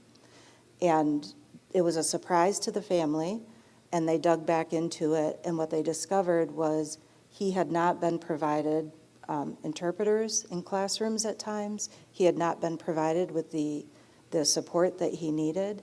And they also were able to take this case all the way to the Supreme Court and say to the school district, say to the special education model, that's not good enough. Our kids need what they need to flourish. Now let me go back to where Donovan's at. So we pulled Donovan in 5th grade, at Christmas time. We said enough is enough and pulled him out. I found a homeschool model. Never thought I would be a homeschool parent. I don't have the patience for it, but I found this great homeschool co-op where they pick the curriculums, you pick the classes. Donovan and I would go on Mondays and we would sit through about 4 hours of classes, and then we had Tuesday through the following Sunday to get the work done. And that worked beautifully for him. It was a great transition. Then when he was diagnosed with HSP, I said, I can't do it all. And so I enrolled him in a private school where I wish I would have had been with this school from the beginning. Granted, we're paying for it. It's not that free and appropriate. It's appropriate, it's not free. Donovan is now 19. He has completed all of the math elements of the high school diploma, all the way through Algebra 2. He has completed all of the writing elements, all the way through World Lit, US Lit. What we did is we backed off on the other pieces, the history and the sciences, to allow him to focus on those skills that we feel like he could apply in a career, the reading, the writing, the communication, and the math. He is finishing his senior year next year, because we started, when I put him back in the school, I started him at the freshman year, so he would get the full 4-year curriculum. And next year he'll be a senior, and he'll be dual enrolled at the community college, and he will not have a high school diploma, and I don't care. We're getting him into classes that he has high interest in, and the community college is working with us to ensure that he has supports so that he can succeed in these classes. So that's kind of our journey wrapped in with IDEA. The other law is the ADA law, so the American with Disabilities Act. So ADA comes into play when you don't need the additional educational instruction, when you simply need an accommodation to get through the material.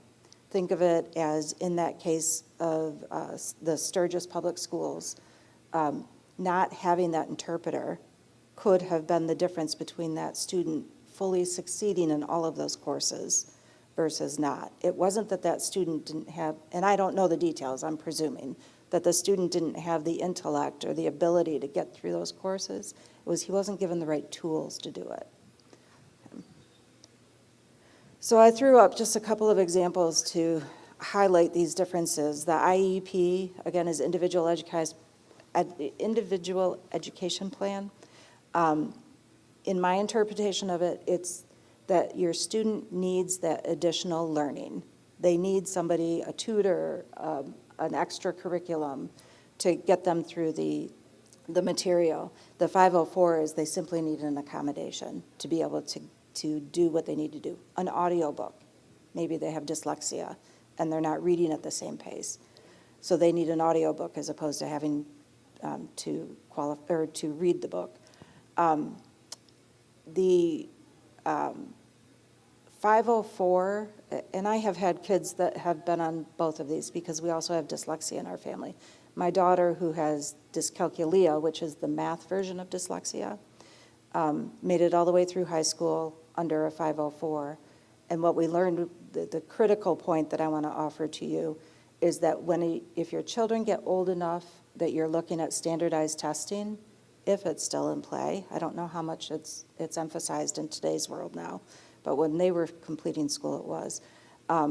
If you don't have a track record of those accommodations that have been provided, the standardized testing companies will deny them any of those accommodations during the test.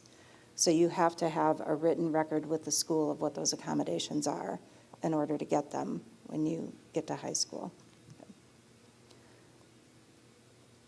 This is just an example of something that I found very helpful for assistive technology. Assistive technology was what made it possible for Donovan to get through all the curriculum he got through. And I'm happy to talk with anybody about all the tools that we used. A resource I'm going to throw out, and I should say all of these, any resource I talk about today will be linked to a website that you'll see at the end of the video. But in assistive technology, there's one incredible resource called the Quality KIAT, Quality Indicators of Assistive Technology. It is a listserv, meaning you type a question and anybody in the group can respond. It is worldwide. There are more than 3,000 professionals, parents, educators, maybe even young adults on it, and they all know assistive technology. So every stage of the game, when Donovan was in elementary school and was having a hard time composing a sentence, I would reach out to this group, and they would throw ideas at me of different tools to use. They have literally supported us through his entire education. But this document, I'm happy to share. The thing that I like about it is it says, okay, what is the task at hand, and how is that putting a demand on that student, and what is the tool that helps relieve that demand? So this is a wonderful site, and I'll share it with you. Recreation and socialization. My favorite one is the top left. I went chronologically. If you start in the top left and go across, Donovan started horseback riding at the time of his original diagnosis through therapy.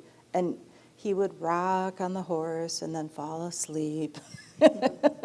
But it was amazing what equine therapy did for him. The first time he walked independently was after getting off a horse. He was 2, got up and walked across our living room independently because of the stretch and the warmth and the rhythm.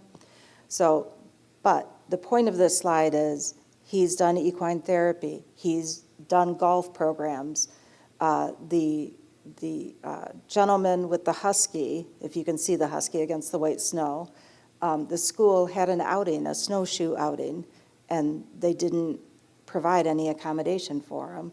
And I reached out through our community, and somebody volunteered and brought their dog sled and husky and pulled him through the snowshoeing trails. He was on a sled hockey team. He does adaptive skiing. He was on a robotics team. And then as he got older, we found that we had to start creating things around his interests. So we created a drumming group, and he has his own set of conga drums that he loves.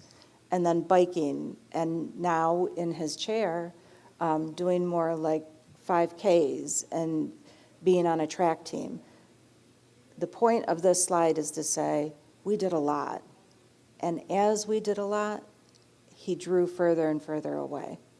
And not away from us, but away from being involved, being in group activities. And as I look at it now, I think, did we do too much?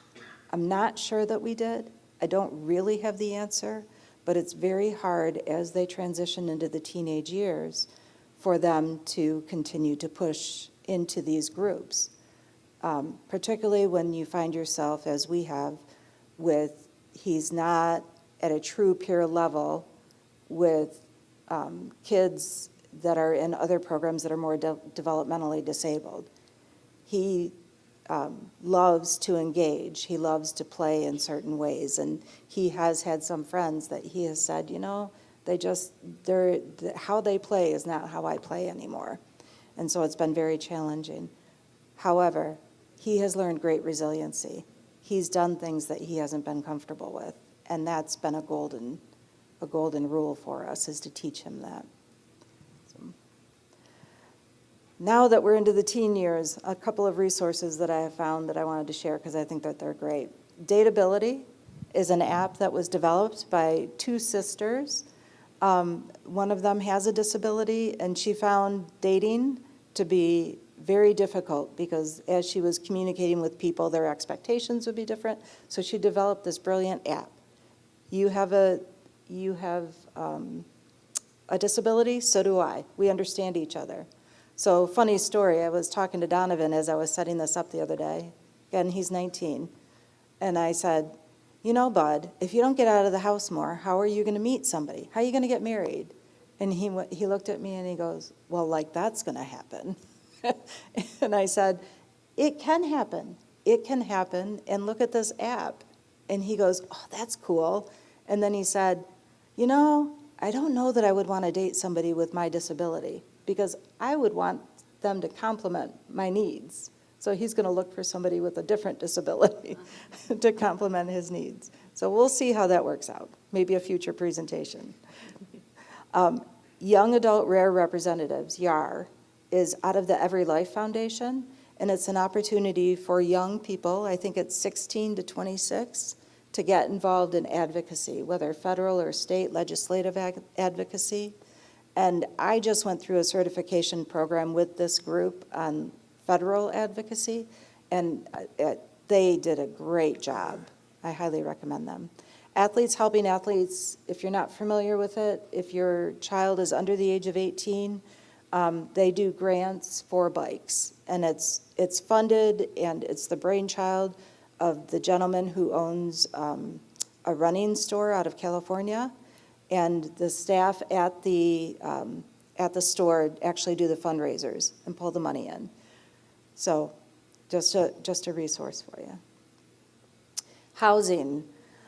So I have found two models as I've contemplated what do we do about housing. The Specialized Housing Inc. I found out of Boston.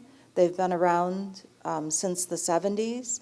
And their model is they will develop a single building with multiple condominiums within it, but then they have house space.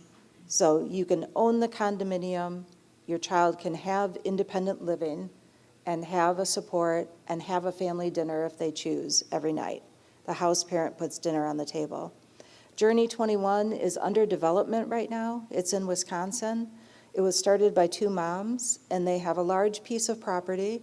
And they first built a standalone building in the middle of the property where they're offering all kinds of services, skill development, recreation. It's like a hub. And then around that, they're going to build independent houses for young people to be able to move into that can support each other and yet live independently. I pray there's more models like this out there. I look every day at the commercials about senior living, and I think, how come we can't have that for our kids? How come they can't have that pool in the middle of a condominium complex where they can have neighbors that are peers, where if they do get married, they can live there married, they can support each other? These are the two that I've stumbled across. And then finally, when we got this new diagnosis and learned that we had to make our house work, even though it's 3 stories and full of stairs, and Donovan was quickly getting into a chair, we had a huge blessing in our community. Western Michigan University has an interior design program that's tied to architecture, and I posted on a Nextdoor app that we had this need. We were seeking some help with the housing crisis that we were in the midst of, and Western responded and adopted our family for a full semester project. And so we had students, and we have 2 of them here today. We have Caroline and Meredith, who were part of this group. Each independently did a full study. They came, they visited, they interviewed Donovan, they saw the house, they saw the land that we had identified to build a new house on, and did a full semester project on what a fully accommodated house could look like. Now, we went grand. Right, we had visions of our house is going to sell immediately, we're going to be able to get this land, and we're going to be able to build from scratch. Well, as you know, the economy is not really primed for that right now, so we're in a gray area still.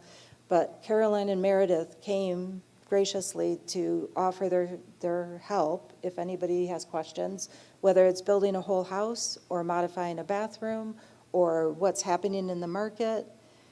I'm not going to put them on the spot to share at this point, but I will point out that in the hallway, they have posters of their projects, and they are a wealth of knowledge, whether it's a material for the house or what the industry is coming up with.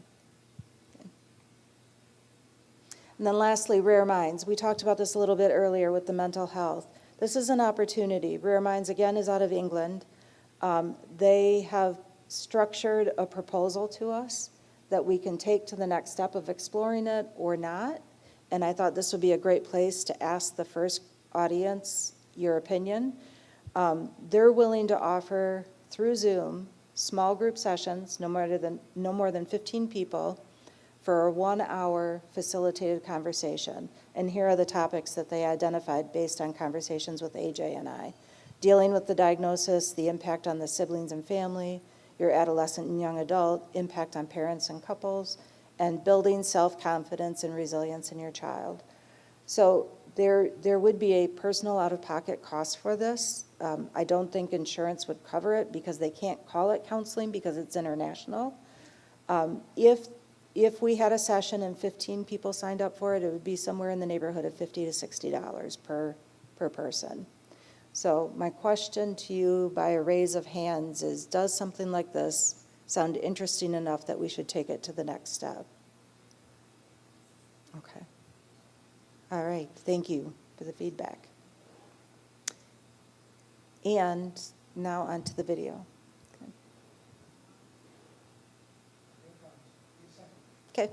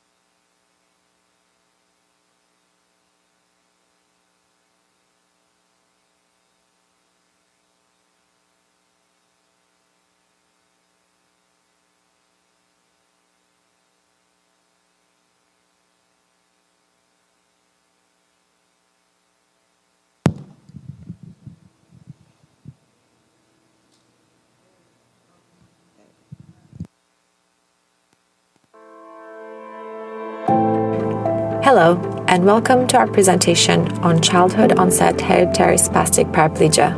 We're glad you're here.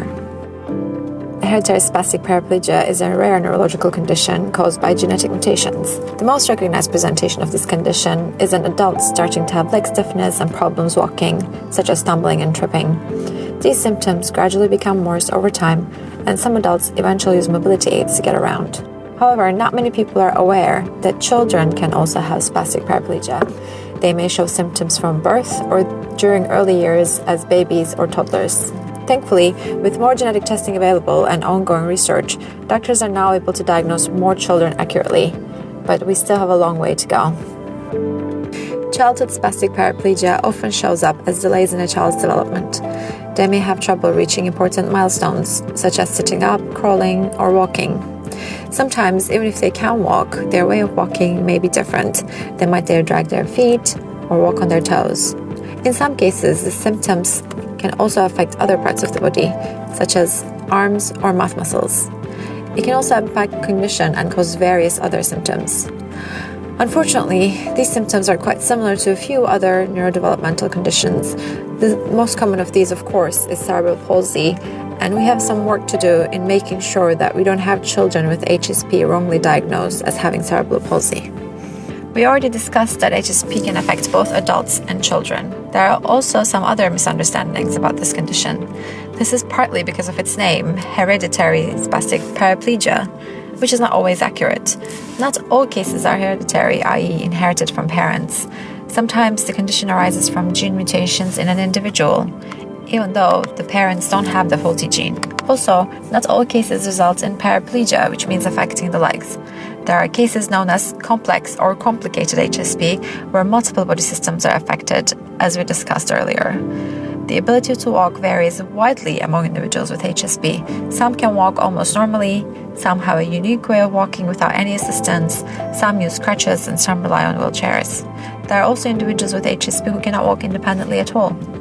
In other words, HSP is an umbrella term with a wide variety of presentations, which is why genetic testing is extremely important in correct diagnosis. Who are we? We are two parents whose children have HSP, and we joined forces to find more cases like our families.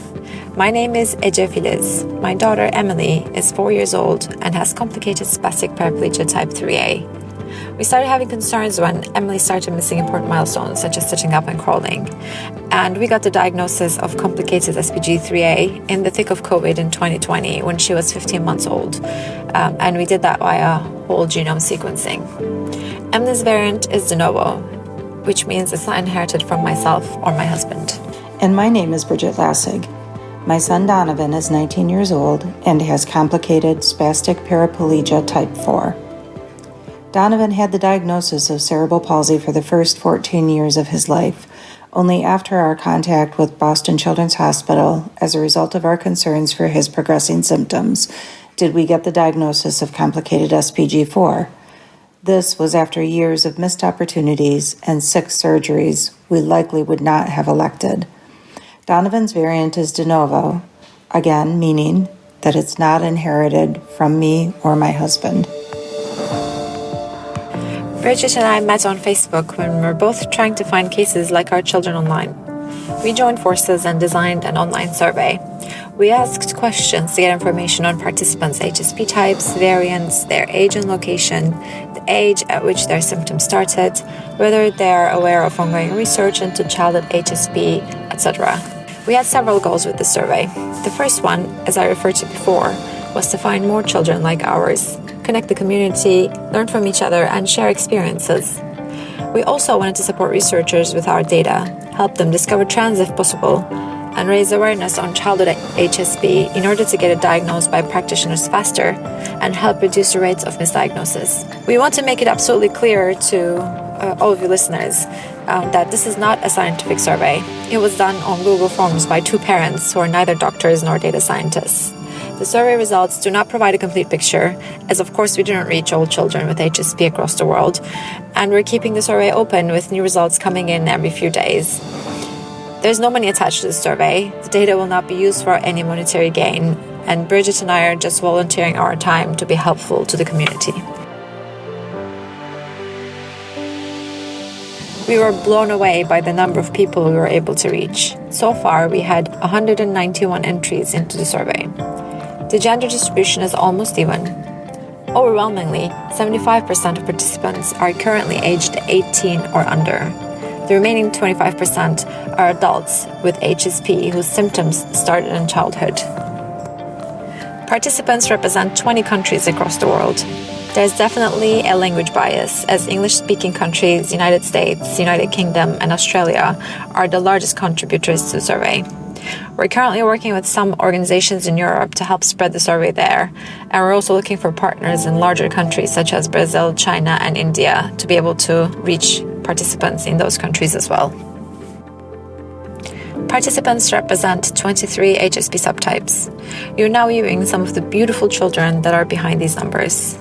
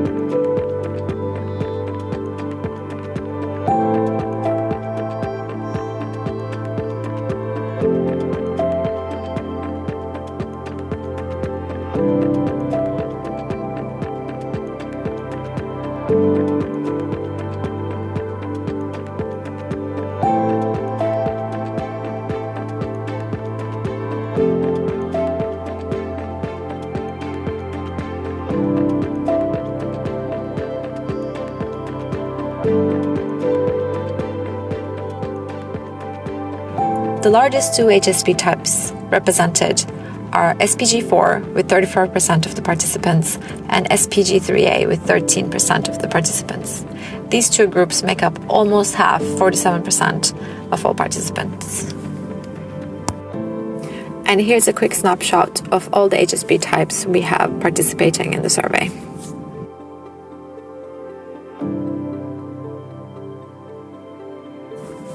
We have some interesting takeaways from the survey data that we analyzed. For 60% of participants, symptoms start before they turn 2. For the vast majority, 81%, symptoms start at or before 5 years of age. We also looked at when a participant's symptoms started and when they received an official diagnosis. In other words, how long it took them to get a diagnosis. The average across all participants was 6 years, which is a long time, but unfortunately, this timeline seems to be similar across various rare diseases. We then looked at this timeline across different age groups to understand whether things are getting better in terms of how quickly we diagnose people. Promisingly, we found a correlation between the age of the participant and how quickly they got their diagnosis. For instance, participants between 16 and 30 years of age got their diagnosis in 6 years, in line with the broader average. But the same timeline was 2.7 for children between 6 and 10, and it was 1.3 for children 5 years or younger. In other words, the trend line for the time it takes to diagnose people is downward, which is very promising. That said, there are outliers in these numbers, of course, such as Bridget's son Donovan, for whom the timeline was 14 years instead of the average 6. Raising awareness on the childhood HSP is crucial in avoiding misdiagnoses and further reducing the time it takes to get a diagnosis. More than half of the participants had a de novo variant, meaning they didn't inherit the genetic mutation that is causing their HSP. While for half of the participants, the main symptom of HSP was with respect to lower limbs, 43% had a complicated version of HSP with wider-reaching symptoms. Anecdotally, both the prevalence of the de novo and complicated cases seem to be higher in childhood-onset HSP compared to the adult-onset HSP. However, we couldn't find data that was directly comparable for the adult population, so we can't say this with certainty. In the next few slides, I will summarize what came out of the survey and the actions we've taken at the back of it. We discovered that some unrelated patients across the world had same variants. We're hoping that this is an interesting takeaway for researchers, especially considering that all of these variants are de novo. We have created Google groups, 13 of them to be exact, by HSP subtype, so that families can connect with each other, share experiences, and find answers to their questions. Unfortunately, for some HSP subtypes, there was only one participant. Therefore, we didn't create Google groups for them, but we're hoping that as we receive more participants in the survey, we will be able to find community for those HSP subtypes as well. We published a report in February 2023, summarizing the aggregate data from the survey. The report was viewed more than 800 times across 30 countries. We're hoping that doctors, practitioners, and researchers viewing this report will contribute to diagnosing HSP early in children and fast. As you mentioned at the beginning, one of our main goals with the survey was to inform research. One of our proudest data points is that we referred 109 patients to the Registry and Natural History Study of Childhood Hereditary Spastic Paraplegia, ran by Dr. Darius Ibrahimi Fakhari at the Boston Children's Hospital. This study is a crucial building block for better understanding childhood HSP and for future cures. I will now hand it over to Bridget to give you further information on these studies. In the words of the FDA, despite a recent wave of medical progress, most rare diseases still have no approved therapies. One of the challenges we know innovators encounter developing therapies for rare diseases is the lack of natural history data. We have a natural history study underway with over 400 individuals enrolled. This is a great start, but again, not enough. Clinical trials and successful FDA applications need large and complete data sets. The information gathered through a natural history study not only assists researchers in understanding the disease, it is also the backbone that supports the evidence in the trials and is critical to regulatory approval, such as the FDA. The current approval rate for FDA applications on rare disease therapies is hovering around 3%. Let's each do our part towards a large and robust data set and not be held in that statistic. Boston Children's Hospital has 2 studies underway focused solely on childhood onset. The Natural History Study, which looks at the disease development over time, and the Genome Sequencing Initiative, which is there to help those with clinical symptoms but not yet receiving a genetic confirmation. 109 referrals to the Natural History Study is a great accomplishment, but is nowhere near how far we need to go. Ensuring your child is enrolled in the study and helping share the knowledge of it may be one of the most impactful ways you can contribute to the future therapies for your child and others. We have an expert and his team treating our children and dedicating themselves day and night to understanding this disease and using the latest knowledge and techniques available to bring our kids relief. It can take 15 years and $1 billion to develop a therapy. The natural history study is the foundation of research, critical to FDA approvals and necessary for industry support for therapy development. The natural history study is complemented by all the efforts of discovery, the mouse models, the biorepositories, the omics studies, all of them. It is not a single or linear path. It can be full of twists and turns, with some increasing the time and resources involved. However, with good participation and committed patient involvement, it has the potential to accelerate therapy discovery. A great example of how a natural history study has helped move along therapies is for spinal muscular atrophy. The natural history study for SMA enabled the development and testing of 2 therapies, one oral drug treatment and one gene editing. Both are now commercially available and saving lives. In both cases, the natural history study accelerated the development process and omitted the need for placebo-controlled trials. The result? Quicker to market and commercially available. Okay, Sophie, can you say good night? Good night. Good night, sweetie. I love you. I want good night. Can you say I love you? I love you. I love you too, honey. I love you. Sweetie. I love you, I love you, I love you. Adaptability, the ability to adjust to different conditions or circumstances. Our kids can show this resilience, so can we.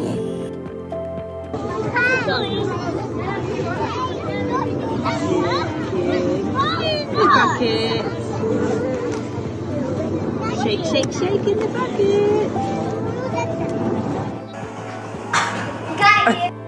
The research community and organizations are showing the same dedication in finding a cure for our children. We parents can take action to directly help the researchers and our children. Just as they showed us in these video clips, our kids need us to adapt along with them. You decide where you are best able to help. Is your child enrolled in the natural history study? It can be done virtually or in person. It starts with an initial appointment to go over what your child experiences, and if you choose, the donation of blood. After that, appointments every 6 months. Again, virtual is okay. Spend a minute to think about and understand what each of these studies and discovery efforts mean to the advancement of therapies. We have families and organizations that are dedicating their time and effort to raise money to support the work of the research. What we can do is to be sure to understand, ask questions, get to know the leaders, and contribute where you feel most comfortable.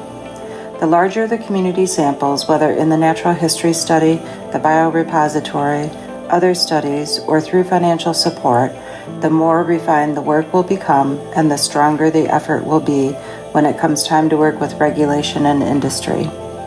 At the end of this video, we have included a QR code to take you to the site that links all the foundations and more information. Become a researcher. Know your child's variant, the string of letters and numbers that identifies where in the gene the mutation has occurred. It can be found on the genetic report or by asking your child's neurologist or geneticist. Look for trends or other aspects of your child's experience that may be in common with others, and be sure to communicate about them. Whether it's the parent perception survey that we have implemented or a more sophisticated tool that we may bring to you in the future, your participation is critical. The information is helping the research, connecting parents, and ultimately helping to raise awareness, which in turn means earlier and faster diagnosis for children. This is an example of what data can provide us with, not only for research, but our own planning. This slide was shared at a recent summit on rare disease innovation. It shows how others in the real world have gathered comprehensive data and can show how the impact of a disorder affected their children over the years. We have so many great efforts supporting the research. Get to know the foundations, the people behind them, and the work they are focusing on. The fastest and most efficient way to get to the cure is to help the efforts that are supporting the research. We are rich with leaders and dedicated scientists. Let's all work together to carry this forward.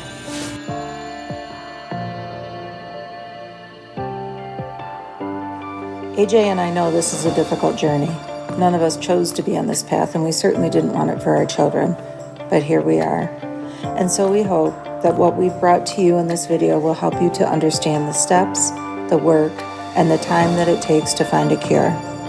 We appreciate your time listening, and we hope that you were able to walk away with a better understanding of what this process involves and the actions that you can take, that our kids need you to take. Thank you so much.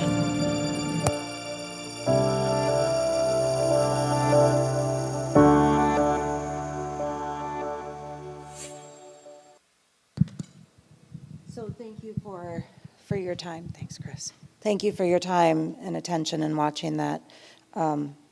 We really do hope that people walk away understanding that process better of the drug development. It's been quite enlightening to me over the past year to participate in conferences and learn more. But just pointing out a couple of things that were brought up in there. Again, Chris brought this up earlier, but to remind you that Dr. Darius will be here and can enroll kids in the natural history study this afternoon. And I mean it when I say get to know the foundations, understand the work that they're putting their hard-earned money, hard-earned meaning they're working very hard, like Chris and Katie just finished a golf outing. You know what the SPF Foundation does.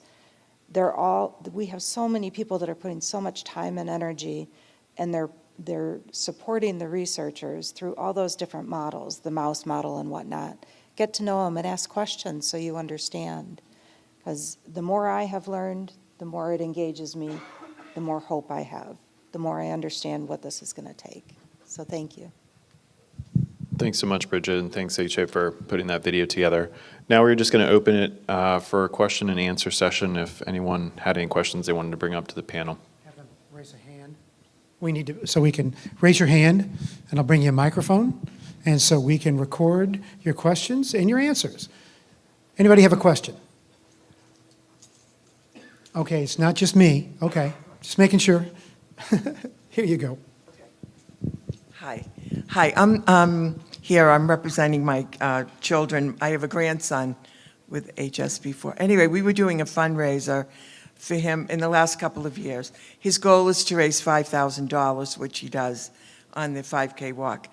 Anyway, when I was asking for money from people that could really afford to give a lot of money, they were looking into SPF, for example, and saying they're missing a tax something when they looked it up. And I got a little resistance, and I was very angry with the people, the donors, because they knew that it was legitimate, and they knew it was my grandson, but they wanted to know what the, I wish I had written it down. I don't remember what the exact. It's a tax ID number. Tax ID number. for Maybe that was 501c. it. And they said, well, they didn't have it, so we're not going to give money. I was very upset about it. Not with SPF, but with the fact that people do go to that trouble because they use it on their taxes. And they wanted a legitimate whatever. And I said, it is legitimate. So has that been a problem, or? Yeah, actually, we've had similar issues with our own foundation. I mean, I think Okay. This is kind of coming back to where fundraising is a practice, and you have to Okay. understand, and you can imagine, I mean, people are giving their money, they want to make sure it's going to the right Exactly. cause, that it's a legitimate Yeah. foundation. They don't, they might not know SPF, they might not know whatever the foundation is. And so I think the more that you can educate yourself and take these steps to learn, because if you identify what that tax ID is, guess what? Next time someone asks, you'll know what it is, right? And I think you can give that feedback to the foundation as well. And so that's where this practice really becomes a habit, and you kind of get to know, here's what people are interested in, here's how I can tell my grandson's or daughter's story in, a minute and give a quick elevator pitch. Here's the situation, here's the foundation I'm working with. We've got the information on the tax ID, and I think that really helps give people confidence and security in being able to make donations and things like that. Okay. It's the foundation that has the tax ID. Yeah, and I think Frank might, correct. So any 501c3, in order to be an official nonprofit, has to be registered and would have a tax ID associated with it. That's part of the process. And of course, SPF does have that, and that is information is available. Yeah, and I see there that it's also printed in the brochure. here for anybody in the room. For anyone who's wondering, it's on our website on the front page. I think it's on the bottom, but I appreciate the information because obviously I guess we need to make it more obvious. So thank you. It would be nice if it's right here. Right? This is where people will go and look for the tax IDs. Yeah, and that's kind of stuff that's good feedback for any foundation, right? I think the last thing you want to prevent people from donating is these types of just administrative things or things like that. You've already got the person, they already have the interest, they have the willingness to give the money, so how do you make that as frictionless as possible? And so I think anytime people run into those kind of issues or concerns, it's good feedback. Any other questions? You guys are fantastic because you answered everything. Keep going. Thanks. I'm going to add one more thing.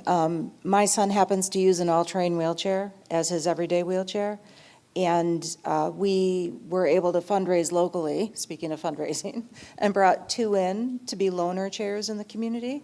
And one of them was free this weekend. So I brought it on the chance that anybody wants to check it out, adult or child.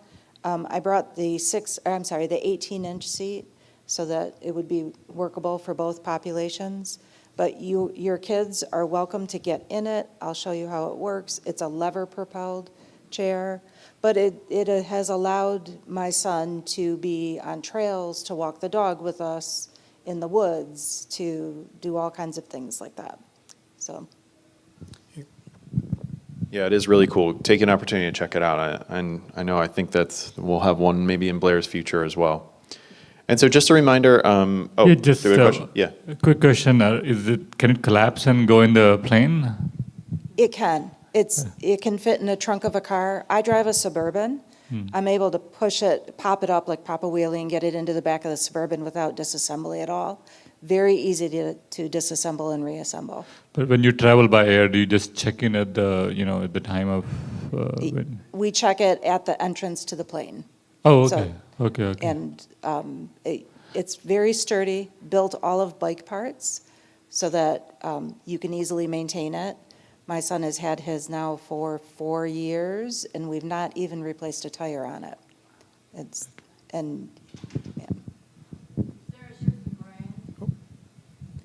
It's called Grit, Grit, and the website is Go Grit. Okay, so just a reminder of the upcoming agenda. We've got the Q&A with Dr. Darius Ibrahimi Fakhari, who we spoke a lot about today. That's 2 to 3. There was originally a session scheduled with Dr. Calamé, and unfortunately, Dr. Calamé is not able to attend. So we're just going to meet and reconvene here. If anyone wanted to meet us individually, we'd love to learn more about your stories or just trade some notes, get to know you a little bit better. So that'll just be an unofficial kind of informal get-together back in this room, 3 to 4:30, and simultaneously is when the child assessments and enrollment in the natural history study will occur. So with that, I will turn it back over to our MC, where I want to thank you so much for joining this session, and thanks for everybody for participating in this discussion up here, and HA for helping to prepare the video. We really think it's a wonderful opportunity that SPF has invited us to speak here and help shine the light on childhood onset HSP, and want to thank you again.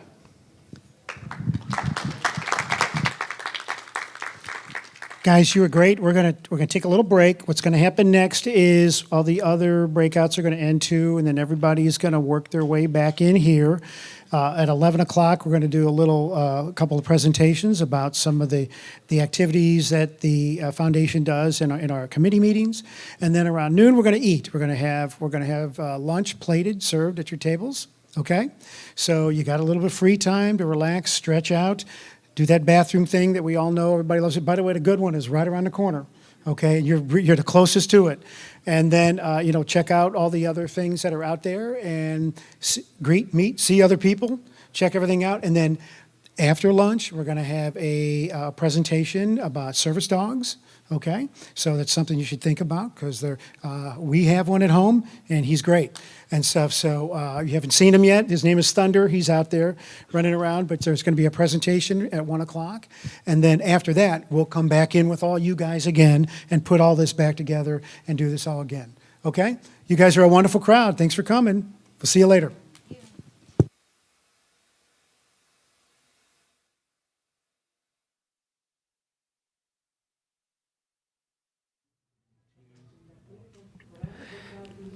Hello again. We hope you're still with us in this virtual endeavor. We've learned so much from our child onset discussion today. Hope you're able to see all that information in that wonderful film. You know, as you watch that film, we learned so many things about the research going on and the symptoms and issues with children and families. But when you look at the end of that video with all those pictures of all those children, if that doesn't give us even more motivation to raise resources and work together to find those treatments and cures. Thank you so much, and we'll be hearing more about that this afternoon. One other thing I want to say real quickly, I had to cut away from just a moment ago. Prior to that presentation, I was mentioning the committees, and we'll be talking more about that after this next break. But one committee I didn't get a chance to mention is our education committee that works with so many folks in getting the word out and with our state ambassadors. That committee meets by Zoom once a month and has a lot of activity and involvement. There's so many people involved in trying to get the word out through the education process. We have on a monthly basis through that committee and with our marketing committee something called SPF Talks, where we have discussions about many different things to do with the foundation and with these conditions and how people are dealing with those. So if you haven't learned about or know about SPF Talks, we want you to go on the website or communicate with us somehow, and we'll try to get you plugged into that process as well. It's a very important part of our work together and communicating together about things going on in the community. I'm really excited and pleased right now to have with me someone who has become a great friend and someone who has made a great difference with the Spastic Paraplegia Foundation. Foundation's 20 years old, and so many people had an important part in the beginning of the foundation. But as I said before, truly I can think of no one who has given more of himself in so many different ways to the work of this foundation and its mission than Frank Davis. Frank, welcome to this annual convention again, and thanks for coming to talk with us. I want Frank just to tell you a little bit about himself, about his history, his life, his involvement with the foundation. He served as our president for 10 years and worked much harder than many of us knew he was working during that time. And as he decided to step aside from the president's office and duties, we convinced him to stick around on the board and be our president emeritus, because he has so much experience, so much knowledge, both about the foundation and about these diseases, and we need him continuing to work on our behalf and with us. So Frank, if you would just share a little bit about Frank Davis. Thank you, Greg. I'm not used to staring at a camera and talking, but if I imagine the camera as your face, I'll try to do this as best I can. I want to welcome everyone to be here today, and I'm sure you've been here for a while now. And I think the last talk, which you guys were watching, was excellent. And sometimes things that are very simple can be very sophisticated. And those three words that they mentioned, which were all starting with an A, and we don't have anything to do with alcoholism. Acceptance, action, and appreciation. And I think a lot of us and a lot of you guys are going through those three steps, which are constantly rotating as our disease is progressive, and that you need to accept where you are. And that's the first step. Some of you may be just beginning because you've just been recently diagnosed. And I can remember when that happened first for me, and that was back in 1998. Yet my daughter had it before me, and she was misdiagnosed with spastic diplegia. And then when I started having a mild limp that I didn't want to pay attention to, but other people asked me to, I finally was diagnosed. And so that first acceptance was not easy. And yet, as our conditions progress, we have to keep coming to that acceptance again and again and again. And then the two other A's were action and appreciation. And being on this board of directors, and as your president for a while, we're constantly taking action. And that action is sometimes writing letters, sometimes it's doing fundraising, sometimes it's meeting with scientists from all over the world, and sometimes it's looking in a dictionary for what the heck they just said. And And so we share with you sometimes how it's a growth curve to try to learn what's going on. But when I was first diagnosed and first accepting, I wrote a letter to everybody I knew because I didn't want to keep explaining or have people wonder what the heck was going on. And my letter opened with a quote that said, "There comes a time in every man's life where he should accept himself, for better or for worse, as his lot upon this earth." And I think that was a quote by Ralph Waldo Emerson, but I'm not positive of that. And that was what I was doing in writing the letter, but I also wanted people to pitch in, and that letter raised about $40,000, which was a great start for my fundraising actions. And so I've continued to want to get everyone to realize that we all need to accept ourselves for better or for worse, but then you kind of always have to do that again and again and again in the process, and then action is necessary because we want to overcome where we are and we want to get better, which is why you guys are here, I'm sure. And then the third one is appreciation. And for one thing about these conferences is a lot of times what they're saying, it goes over your head, and you may not remember every word you heard, but you will remember if you come to these conferences, and I think maybe by watching them online, you'll remember the feelings you have when the doctors make you know that things are progressing and that we will get to our goal. And I haven't been doing this for free for this many years out of boredom. I want to get to our goal. And there's a word I learned just today, and it's called esperance. And I don't know if everybody has heard that word before, but esperance means the feeling that what is wanted can be had, and that the events will turn out for their best. And that's the feeling I get when I come to these conferences, because I really know that where we're going to get there.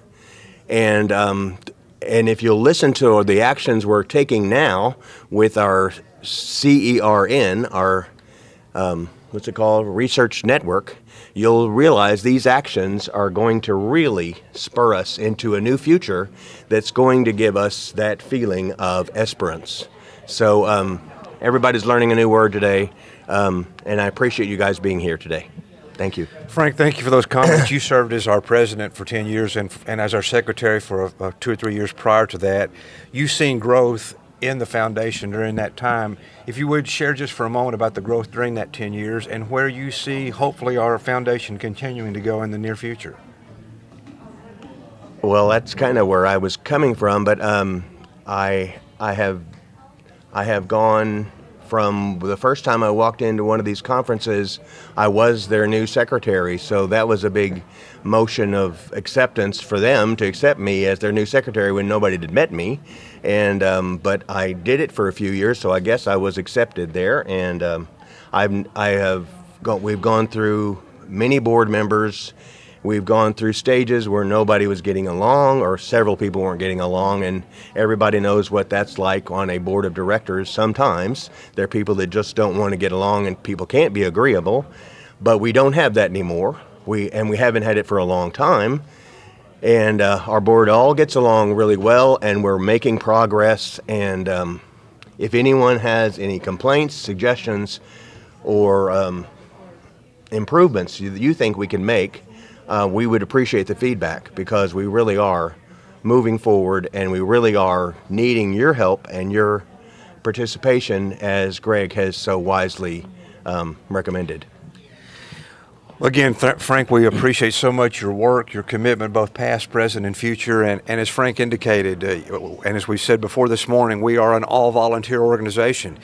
And we need more volunteers, more folks who can and will step up to help with this mission, whether it's serving by Zoom on one of our committees, whether it's giving us information about things that we might not know about that we can be involved in your part of the country that affects permanently this foundation.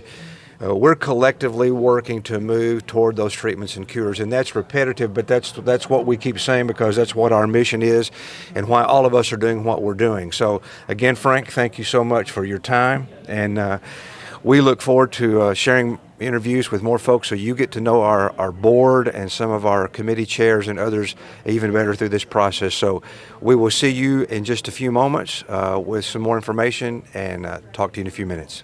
Thanks, everybody.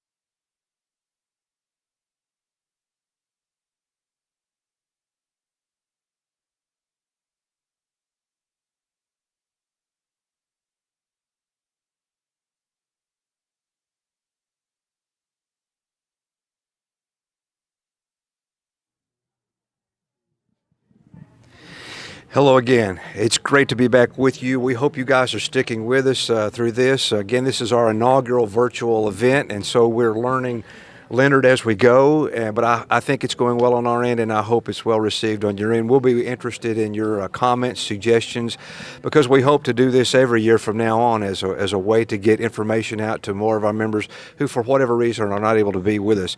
And while I'm talking about these conventions right now, you may have heard earlier, but if you didn't, let me tell you, the board of directors made a decision yesterday, and next year's meeting will be in Tampa, Florida area. We will be working in the next month or two on some dates, and we'll let you know those dates as soon as we know them, so you can pencil those into your calendar and plan to be with us next year, because this event is important. It allows us to meet people that we've not met before, that we need to learn about, know about, and work together with. So I want to share with you real quickly some of our sponsors. You may have looked at our program. It is online at our website, sp-foundation.org. But we want to thank these sponsors because this convention, we just want to tell you, we price the registration as close as we can to break even, Leonard. This is a lot of organizations use conventions as fundraisers for operation and other expenses, but that's not the case here. We price this registration as low as we can, trying to break even with what the food and the rooms and all the things here cost to allow as many people to come as possible. So we hope as you look at the possibility of coming next year to the Tampa area that you might be able to join us if you couldn't this year. But some of our sponsors, we want to thank Chris Brocchini. Chris is a past board member, served for many years on our board. She continues to very graciously and abundantly support this annual conference as a sponsor, and we want to thank Chris for that. Some other sponsors, the Conlon Foundation, Classic Dentistry, Joseph L. Skradsky, the Kodiris. You're going to hear, I'm going to interview Mr. Kodiri later on. He's written a book, and he's one of our sponsors here sharing that book with this group, so we'll be talking with him later. The St. Louis Zoo, who is here working with our kids through part of this. Your Medical Store, and we'll be talking more about Your Medical Store later, but what a great sponsor they were last year in Nashville, bringing some equipment for us to raffle away and auction away, so we appreciate that as well. Joshua Cochran, Toby and Becky, JL Safety, First Community Bank of the Heartland, that's a bank in West Kentucky and Western Tennessee who help us with some things here, and Missouri Botanical Garden. So to all of those sponsors, we say thank you so much. And if you get a chance to do business with any of these folks, they will appreciate it, and the foundation appreciates it as well. It's now my pleasure to introduce to you someone that I met at last year's annual conference. In the middle of workings last year, in a large crowd, and in the middle of that crowd, I ran into Leonard, and we began to talk about his life, his circumstance, and the reason he was at that convention, and we were excited about that, and that has turned into less than a year. Leonard's working closely with us in chairing our new advocacy committee. So Leonard, if you would, share with our folks a little bit about your life and your involvement with the SP Foundation. Okay, thank you, Greg, for having me. I'm super excited to be here. This organization has been a godsend for me. I was fortunate enough to find it last year. I had such an amazing experience. I met so many wonderful people that I just wanted to do more and get more involved with it. For me, I'm one of the patients that has PLS, which is also a part of the SPF HSP organization. I'm a father of 3 children, and as I've gone through this struggle, I've found that just meeting other people who are going through the same similarities, learning a lot about, education, research, and just trying to share my story and get more people involved, I think we'll be able to do a lot of great things. Leonard, we talk a lot about volunteering and this organization being all volunteer. I know there are some out there who may be thinking, well, I'm just too busy. I've got too many things going on. I can't find the time to volunteer here. You mentioned you have 3 children. Share with our folks as well what kind of job situation you have, what that requires of you, and how you find, I know it's tough sometimes, but how you're able to make time to work with this advocacy effort. Yeah, that's a very good question, Greg. And, to be honest, I think, we only have 24 hours a day, right? No matter what you do. But I think you find things that you are passionate about. We only have one life to live. We do, all of us. And we want that life to be the best life that we can live. So when you have a diagnosis like this, I think it's very important that you do get involved. We all have families. We all have demanding jobs. But sometimes it's not a heavy lift to get involved in something. Everyone can make phone calls. Everyone, no matter how busy you are, can write a letter to a state legislature, a congressman, a congresswoman. Everyone can, get involved to some degree. What I found with the SPF Foundation, there are so many committees that you could be a part of, no matter how busy you are. You just have to want to do it, and, you make the time. I sit on 2 other boards. I'm the president of my homeowners association. I'm on another board for children in Cleveland through Cleveland Angels that do foster care, and I have a very demanding job.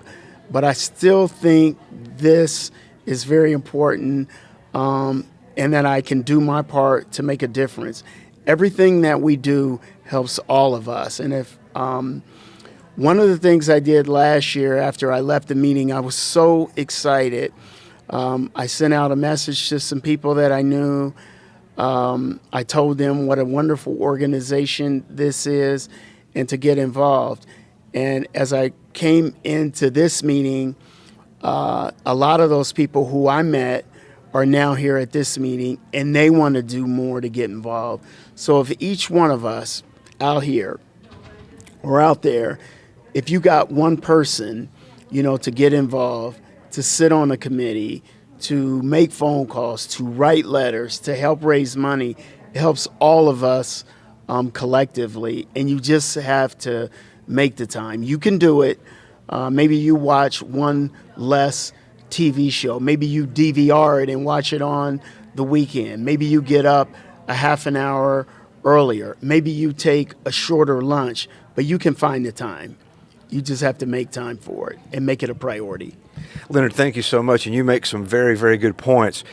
As we look at the work of the foundation, part of that is getting the message out, not only to our members, but to the rest of the world.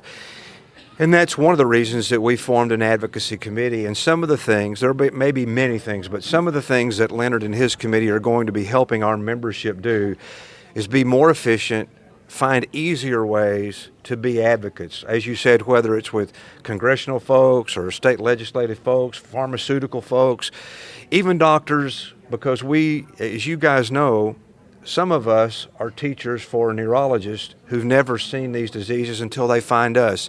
So we have to work at understanding who we are, the message that we need to be providing, and providing that efficiently and effectively. And Leonard has agreed to help our group think about how to do that because he's done that in other parts of his life and work in the past. So we appreciate your experience, Leonard, your willingness to help our organization figure out the best and most efficient and most productive way to do that. Again, as Leonard said, he came to our meeting last year, and one of the things I'm most excited about this year is many years we've had 2 or 3 maybe PLS patients. But this year, because of Leonard's work, and we've got another member who we just met last year, and they both went home and got on the email and on the phone, and I think we've got 10 or 12 PLS patients this year. And we want the PLS community to know that we prioritize research that involves PLS. We want to make sure as we raise money that we are doing research for both HSP and PLS, and we assure you that that's being done. This CERN proposal that we're going to be talking about through the rest of the weekend involves both HSP and PLS. and the other research grants that we awarded yesterday, one of those is PLS as well. So if you have PLS, know we are working and as committed to your disease and treatments and cures as we are HSP as well. Leonard, thank you again for your time. Thank you for sharing with our audience, and particularly thank you for your work in heading up our advocacy committee. One last question. If you can tell the folks who are listening the most important reason they ought to plan to come to Tampa next year for this meeting, what would that be? It would be to meet other people that are going through your journey. It'll be able to share your story. And I think most importantly, I think it will help you in that you will be able to walk away from a meeting with a lot of really good information that actually will help you. It will help not yet just you personally, maybe your family, your kids. You'll have access to top-notch physicians where you could ask questions. And I think more importantly, because our diseases, both HSP and PLS, are so rare, I think you will probably get more information from a collective group of people here than you probably will get anywhere else through this journey. When I got diagnosis, I didn't know a single PLS person in the world. And through this organization and through social media, I've met more people. But I've also met a lot of people with HSP as well. And a lot of our journeys, a lot of our stories are so similar. And I think the end game for us all is to find a cure for both, or at the very least, better modalities, better treatments. But we need more people to get involved to do that. So if you come next year to Tampa, I guarantee you, you will walk away renewed. You will walk away happy. And then in 2025, you'll be excited to come to the following meeting. I know I'll be in Tampa next year, and I hope to see you. Thanks again, Leonard. We appreciate you and your work. Let me share with you real quickly. On our agenda, our next presentation here in this room, as folks come back from the breakout sessions they've been in, you'll be hearing from all of our committee chair. Each one of them will be on the stage for 10 or 15 minutes to talk about their committee work, how and when they meet, maybe what their plans are in the immediate future this next year. So again, we encourage you to listen to all of those and pick one of those that you may be able to be helpful in. You don't have to be an expert. You don't have to be a professional. All you have to do is be one of us who has a desire to help make a difference with this collective group working toward those treatments and cures. So we'll be back with you about 11 o'clock for those presentations, and look forward to introducing more folks to you through this 2.5 days, because we want you to get to know us, all of us, as much as you can, and feel comfortable and involved with what we're doing. So we will see you in just a few minutes at 11 o'clock. All right. Thank you, Greg. Thank you.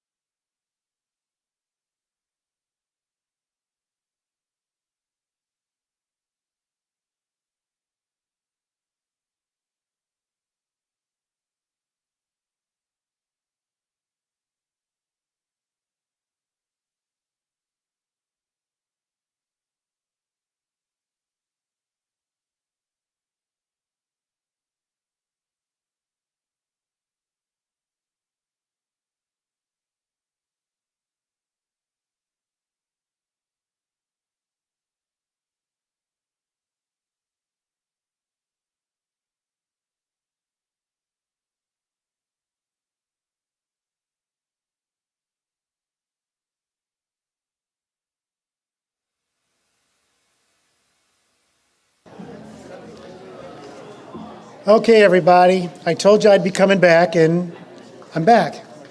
Here we go. Thank you very much.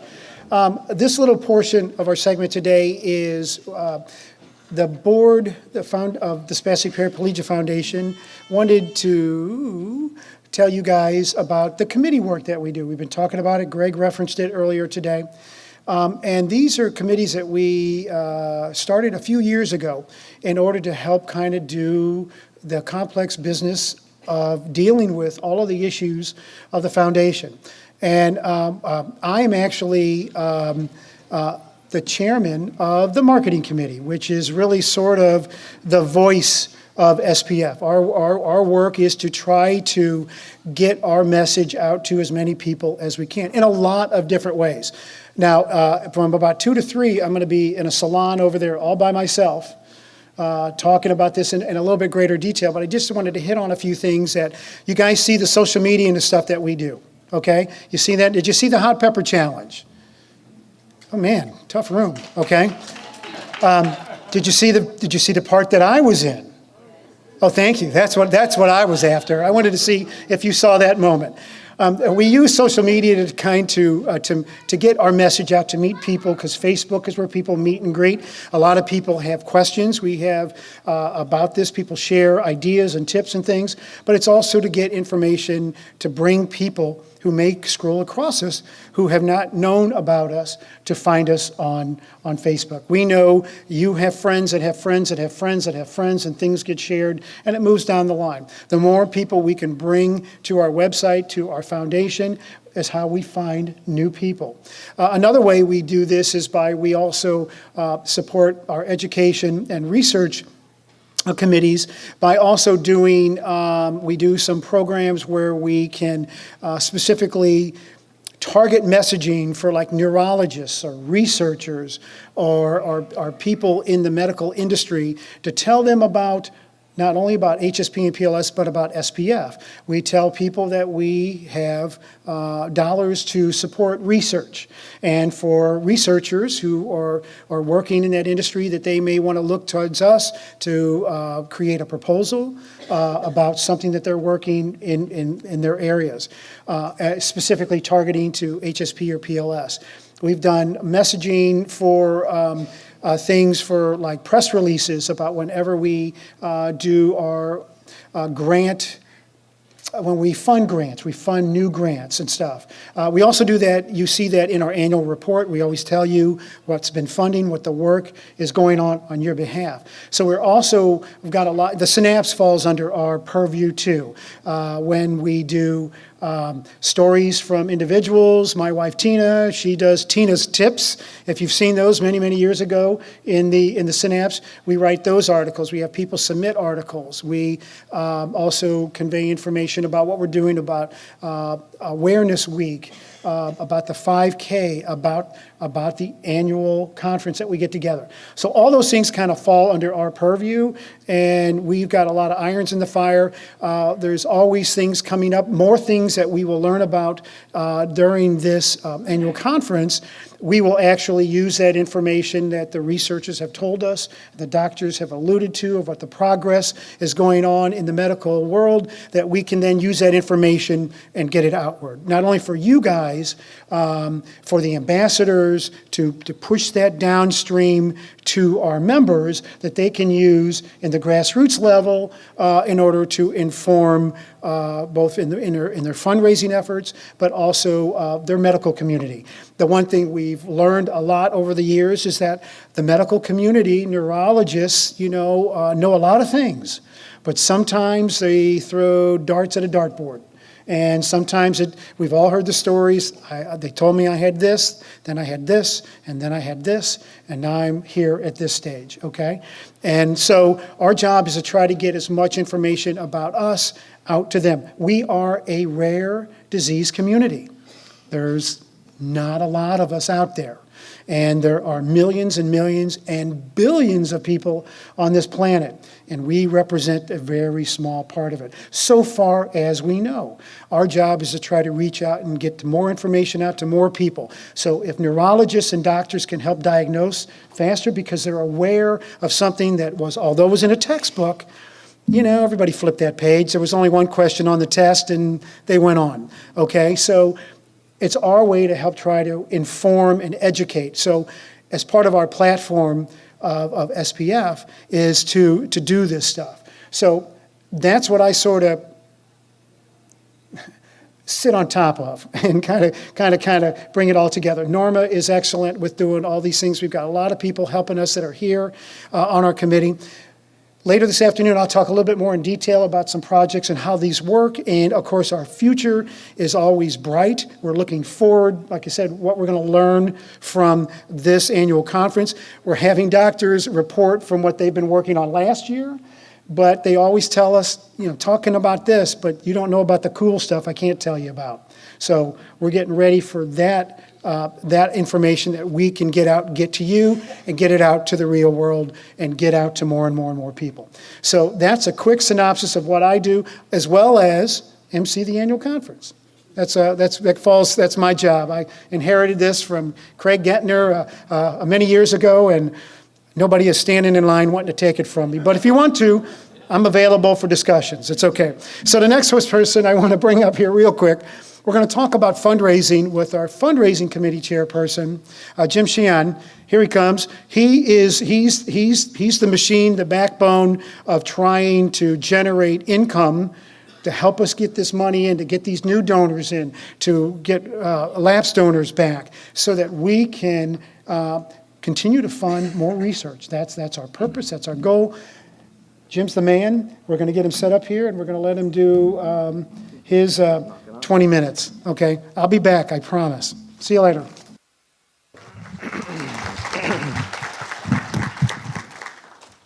All right, great. Nice to meet you. My name is Jim Sheorn. I have SPG4.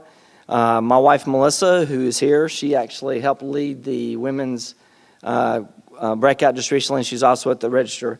So say hello to her, my beautiful wife. We have two kids, one 20, one 18-year-old. The youngest just got diagnosed with SPG4 too. So really nothing new. We kind of thought that both kids had it anyway, but now we have a confirmation, and she's ready to fight, so that's good. Excuse me.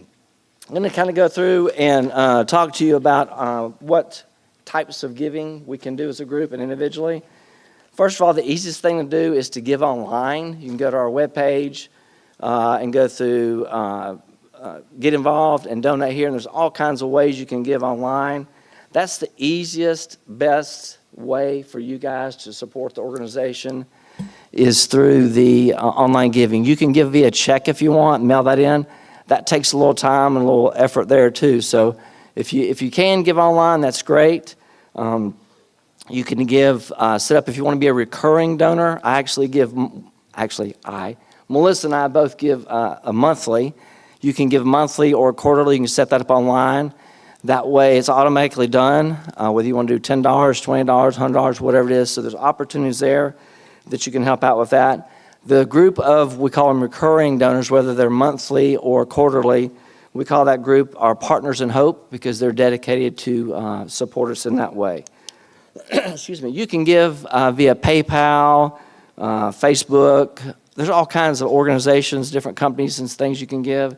Sometimes it takes longer for that data to get to us. For instance, if you give through Facebook, sometimes it might take 4 to 6 weeks for that data to get back to us. So that can kind of delay things. Also, a lot of giving organizations like Facebook and PayPal, they don't give us data on, say you have an aunt and uncle that contribute $100 in your honor on Facebook. If they're not in our database, we have no way to thank them because we don't know who they are. We don't get any emails or any addresses or anything from Facebook like that. So if you do a Facebook fundraiser, please make sure you're thanking all your donors so that they know that. And then if there's something you want us to know about them, please do so. Also, if you're going to do a Facebook fundraiser, let us know so we can help celebrate with what you do. Some folks do astronomical work, raising thousands and thousands of dollars. with Facebook. So kind of keep us in the loop with what you're doing so that we can help celebrate. Our mailing address has changed recently. Linda and Craig Gettner in California used to take care of our check processing for many, many years. Thank them for that. Tim, who was just here, and Tina now do that. So that the mailing address is now in Missouri. So if you see a change, that's the reason for that. And again, feel free to give via check, but the quickest and less work on us is if you give online. If you want to give him a memorial or an honor somebody, you can do that. Make sure that if it's something you want a notification to go out to someone, make sure you give us that information so that we can send an acknowledgement to those folks. We want to make sure that that happens if that's what you want. Let's see. Amazon Smile. Hopefully most of you know about Amazon Smile. Unfortunately, they're no longer doing anything, so we don't have that income from them anymore. Matching. If you guys are employed, feel free to check with your employer to see if there's a matching gift plan there. For instance, you might be able to give whatever you give, talk with your employer, and if they will match that, let them know you gave the donation to the Spastic Paraplegia Foundation, and they may match that up to a certain level. So it's a great way to double your gift. So check with that if you can. Planned giving through your estate, your will. Feel free to check with your financial person if you want to do that. Our kids are 18 and 20, so as they get a little older and away from the nest, we're going to be doing that, making sure that we include SPF in our will. Stock transfer. Say, for instance, you are limited with cash, whatever, but you have some investments, 401k, stocks, whatever. Check with your financial advisor. If you want to make a donation that way, you can. You can do a stock transfer, many ways of doing that. So feel free to check with your financial planner if you would like to do that, whether it's a one-time donation or whatever. Let's see. Grants. Many companies have foundations set up, and one of the reasons they do that is because it saves them money. But another way it does is helps us out too. So if you have a relationship, say it's a hospital you've been going to forever or a local restaurant or whatever, check with them and see if they have set up for grants for different things. And if they do, find out about the opportunity, how you would apply for that, because that's a great way to again, a different way to bring in money. It's not out of your pocket, but it's out of their pocket. And again, these companies have these foundations set up, and that's one of their goals is to support things in the community. If you find something like this that works and you're confused, please let me know. I'll be glad to help you go through the process. Sponsors. We have some amazing sponsors this year, and that's a great way. Again, checking with organizations, companies and stuff, and see if they want to help sponsor. Chris Burkini, who's not actually in the room right now. She's recovering from a long flight last night. She's been a major sponsor for many years. The Conlon Foundation has been a major sponsor as well. They're here. Pat Gorup, who is one of our newer members, he reached out to several of his colleagues, work colleagues and stuff, and he's generated over $26,000 in sponsorship just for this year. So thanks our sponsors. We have over $59,000 in sponsorship. Our goal was 50, so we went over. Also want to thank Tess Bobo and Becky and Toby Cochran, who are here, sponsors as well. So let's thank our sponsors for what they've done to help make this a successful event.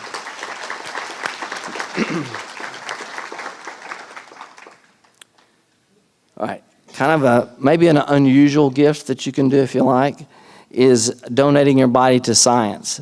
If you feel the need that you want to give your body for science to look at, mainly your brain, I guess, you want to check onto that early because the way I understand it, once the person dies, that body has to get to the research facility within 24 hours. So you can't decide, real quick. You have to have this plan and get it organized. So if you have any interest in that, check with us. We can help steer you in the right direction to look at that.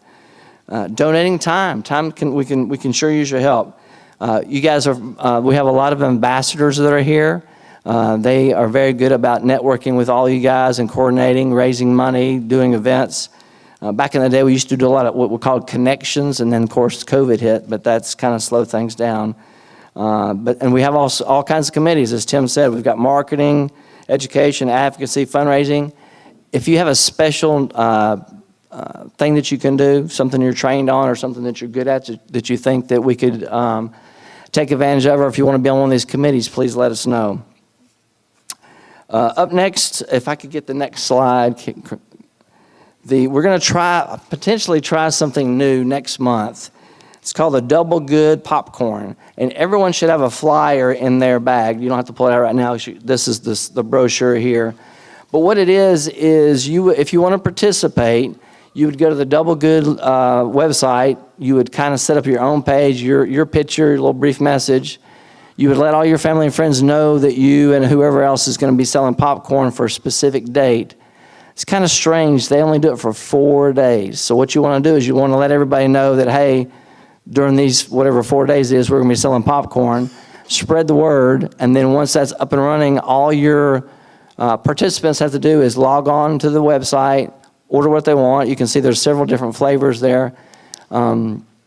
Hank, who's not with us, one of our board members, has tasted it. He said it's some of the best tasting popcorn he's ever had. So long story short, we'll give it a try, but the participants log on, buy the popcorn, and then popcorn is sent automatically straight to them. So if you decide you want to help do this fundraising opportunity, all you have to do is to advertise it with family and friends, set up your own little personal page, and everything else is done. And then 50% of all sales comes right back to the Spastic Paraplegia Foundation. So this is something new. Don't know how to work, but if you want to participate, we'll be doing some more promotion over the next several weeks. It's probably going to be sometime towards the end of July that we do this. And again, it's only going to be for 4 days.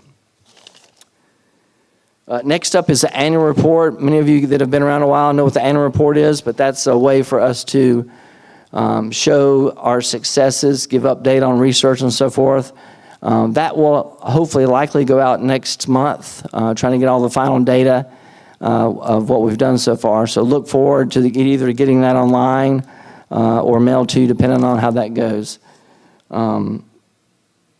Another big week coming up is in August, the 20th through the 27th, I think, or the 28th. And that's HSP PLS awareness. So there'll be all kinds of activities, promotions and stuff like that. One of the big fundraising things we do as part of that week is our 5K run, walk, or roll. We used to just do that July and August, maybe through September. Some folks wanted to do a little bit earlier, so now the fundraising page is set up now. So if you have any interest in participating with that, then you can check that out. Everyone actually should have a flyer in their bag with information about the 5K as well.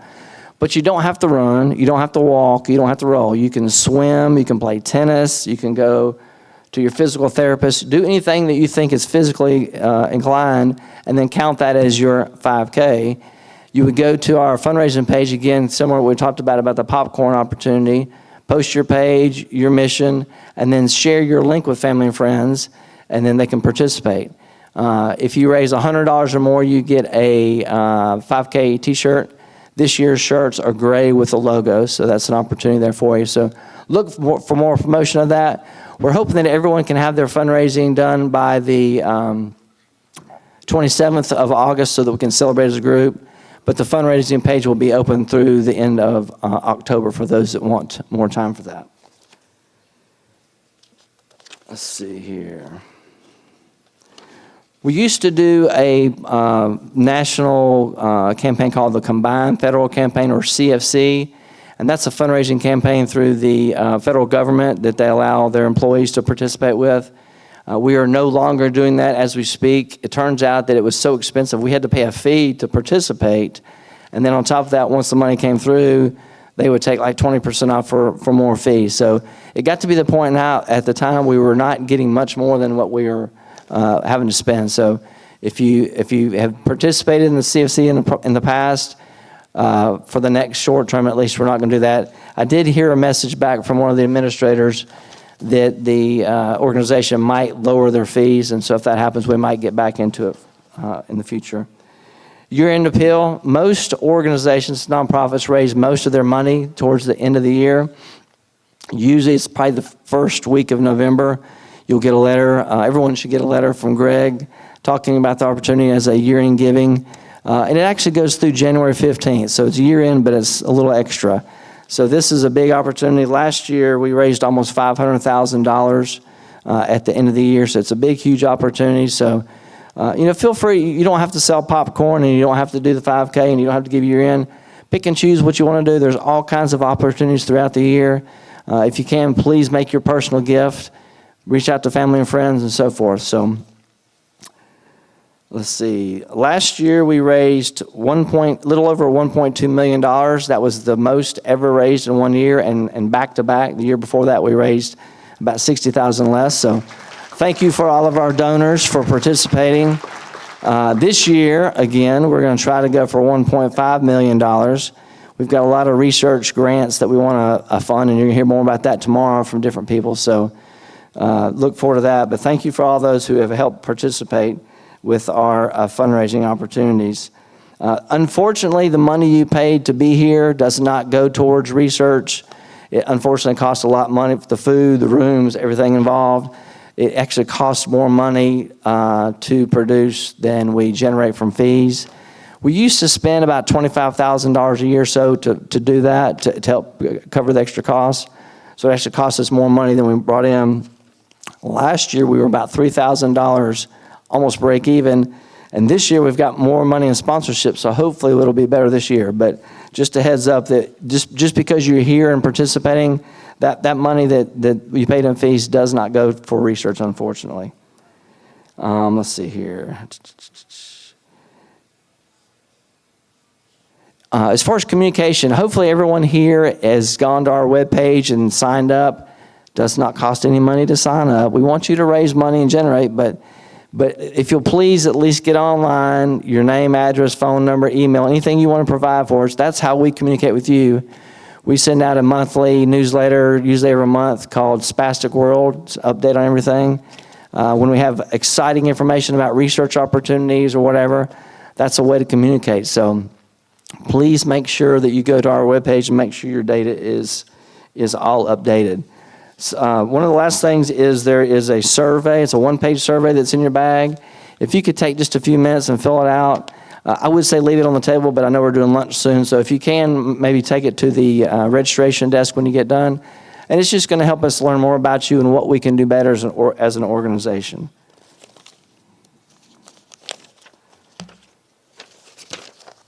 All right, tomorrow morning in the Sunday is going to be very exciting. We've got our researchers. Make sure you're going to be on time first thing tomorrow morning, because it's a great opportunity about this big, huge proposal, which we think is going to be very, very exciting. So please be on time and be excited.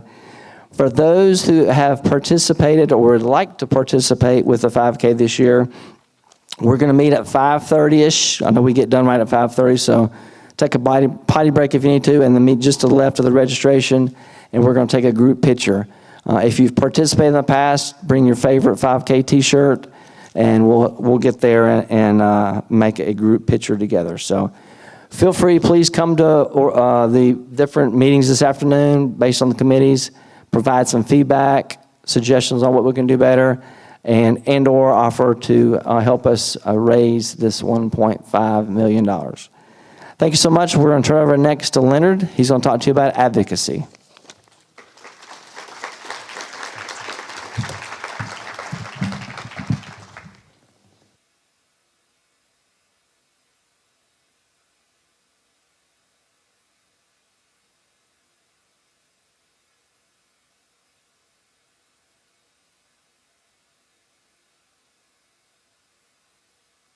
Quiet moment, so I'll fill the silence.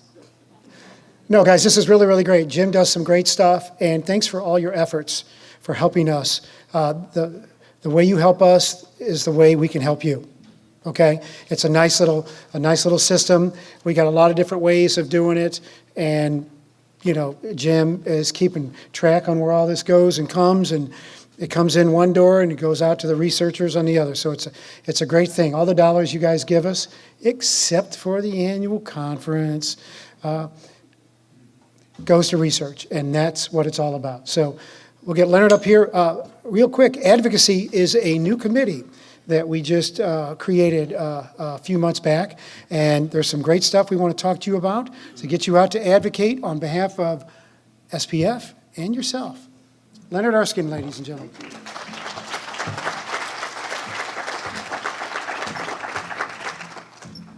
the stairs. You did a great job. I was thinking, should I try the ramp or not? Hello. How's everyone? By a show of hands, who's here for the very first time? Wow, looks like almost half the room. The reason why I asked that question is because last year at this time in Nashville, I was sitting where you were. I was new to this group. I had found out about it through social media. I got all the emails, I read all the newsletters, and I thought, wow, you know, I'd like to be a part of this. And I showed up last year. I met some incredible people who've become my friends. I've learned a lot about my own disease, which I have PLS, but I've also learned a lot about HSP as well. A lot of our journeys are similar. A lot of our path to diagnosis is very similar. So I think even though our disease manifestations may be different, there are some similarities between the two of them. So at the end of the meeting last year, they had a breakout with different committees. I think I went to a marketing committee.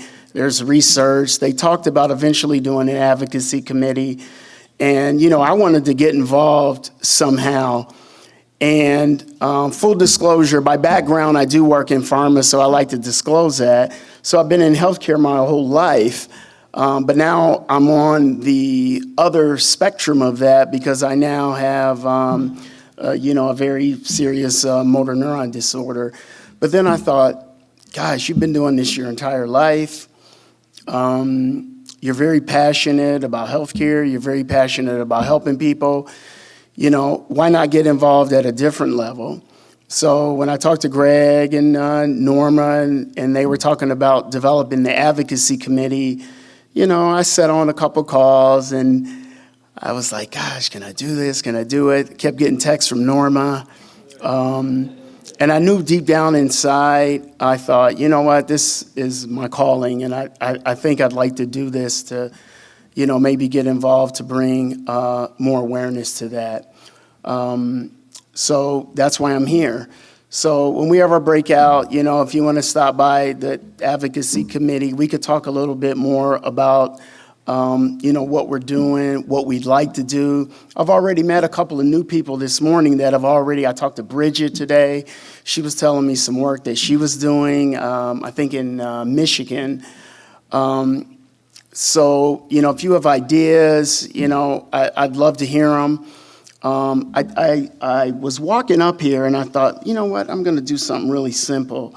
I just Googled just advocacy. I think we all know what that means, but it's a public support for a recommendation of a particular cause or policy, because that's why we're here. So how do we do that? What does that mean? You know, how do we advance that? A lot of things we could do is to, you know, just bring awareness. I never heard of PLS. I never heard of SPF or HSP until, you know, I got sick. I think that is mostly with lay people as well. Even your neurologists. Look what Tim said earlier. How many of you cycled through 2, 3, 4 doctors because they didn't know what it was? So because we are the patients here, we are the caregivers, and some of us have kids that are afflicted. I think it's incumbent upon us to be advocates, not just for us, but like legislatively where we live. There are things we could do with, our state congressmen, our senators. All of you guys are capable of writing letters, making telephone calls, and I don't want to hear how busy you are, okay? We're all busy. But it's something that I think is important that we do. And then the last thing I'll say is, I was thinking, all of you probably seen the Shawshank Redemption, right? Who has not seen that movie? Great movie about a guy who was innocently put in prison. But one of the scenes in the movies is he was trying to get a library for all of the inmates. And So he had to keep writing letters and letters and letters and letters, and he did it for 6 years. And then finally, he got the money to get the library. And the point that I'd like to make with that is this takes persistence. You can't just do one thing and say, all right, Leonard, I did this. Because I'd like to keep a repository of maybe people we've talked to, maybe different states that might have some initiatives, and so we could follow up. If we're going to bring any awareness to both HSP or PLS, we're just going to have to advocate, and it's because it's so rare. It's probably going to take some work, but if we are persistent and we keep doing it, maybe we can even get the federal government to do a compassionate allowance for us. I don't know if anyone's ever tried to get disability. Maybe they got denied. Maybe they had to keep going 2 or 3 times because they don't recognize HSP or PLS in the same way that they do something like ALS, where once you submit it, they approve it right away. A lot of us have varying degrees of disabilities, some more severe than others, and there's no reason why we can't, be a part of that as well. So anyway, I appreciate you giving me a couple minutes, and hope to see you later. If you're not at my committee, that's okay. There are other good committees. Just stop, say, hey, I got an idea, or I'd like to be involved. Thank you.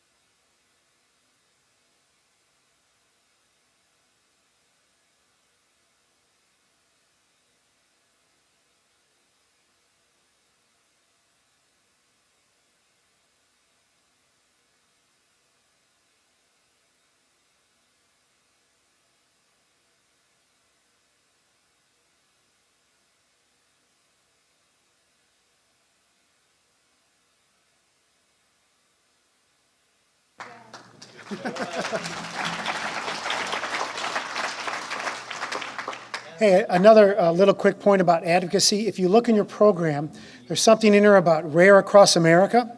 Okay, it's something where you can be a part of, where you can actually talk to your state legislators that are in Washington, D.C., who have need to be informed about your conditions and what you can do, because there is money that they can allocate and things. There are House bills and Senate bills and stuff that deal with a lot of care and community aspects that we like to deal with. So make sure you're looking at it in your program. It's called Rare Across America. It's a virtual thing or in person, and you can sign up and do this. My wife, Tina, and I, a few years ago, went up to Rare Disease Day on Capitol Hill. This was before COVID. We got to go and meet with our state legislators and from our area where we live in the St. Louis area. And so got to talk with our senators and got to talk with our House of Representatives. So it's kind of a fun thing to do. You get to get out and talk, and it's another way to advocate on your own behalf. They want to hear your story. And by the way, on Rare Disease Days, there's over 7,000 rare diseases. And I think Tina will correct me that there may be even 10,000. And there's a lot of people out here doing the same thing for you, for their groups and their stuff. So the more numbers work, okay? So that was an aside that I thought of. Coming up next, Dina Landphair, our education committee, and who takes care of our SPF ambassadors. Come on up.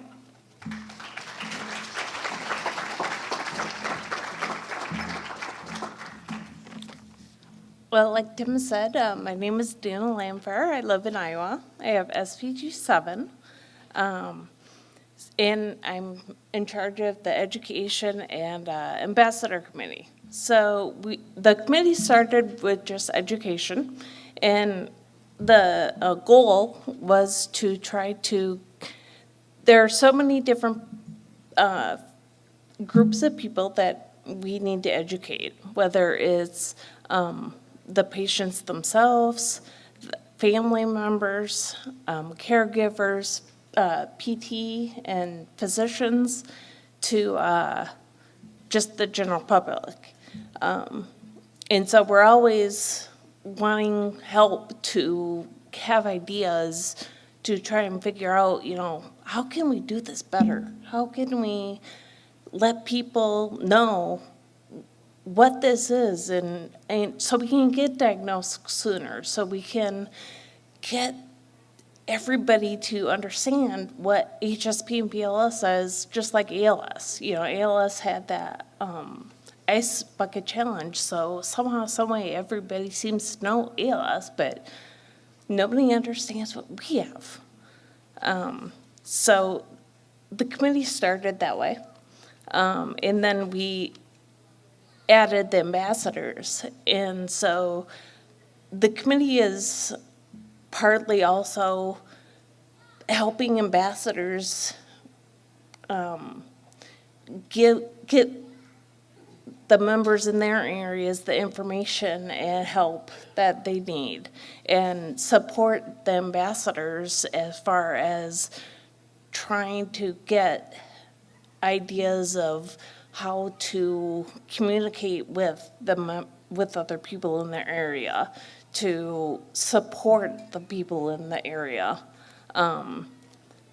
So some of the things the Education Committee, we try and talk about or do on a monthly basis. We meet the third Wednesday of every month. And anybody and everybody is welcome and to join any of the committees, and we need the help.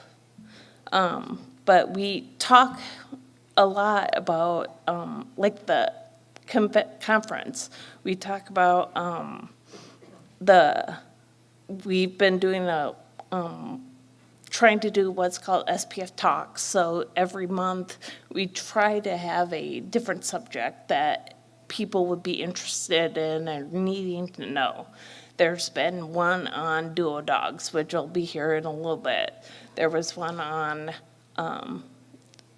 filing for disability. There was one on incontinence.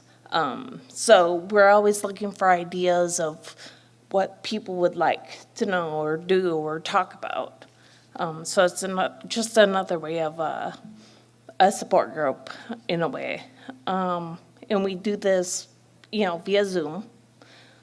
So hopefully everybody knows how to use Zoom by now. So then, we have the Awareness Week, we have the 5K, we have, Synapse, and a lot of these are, supporting.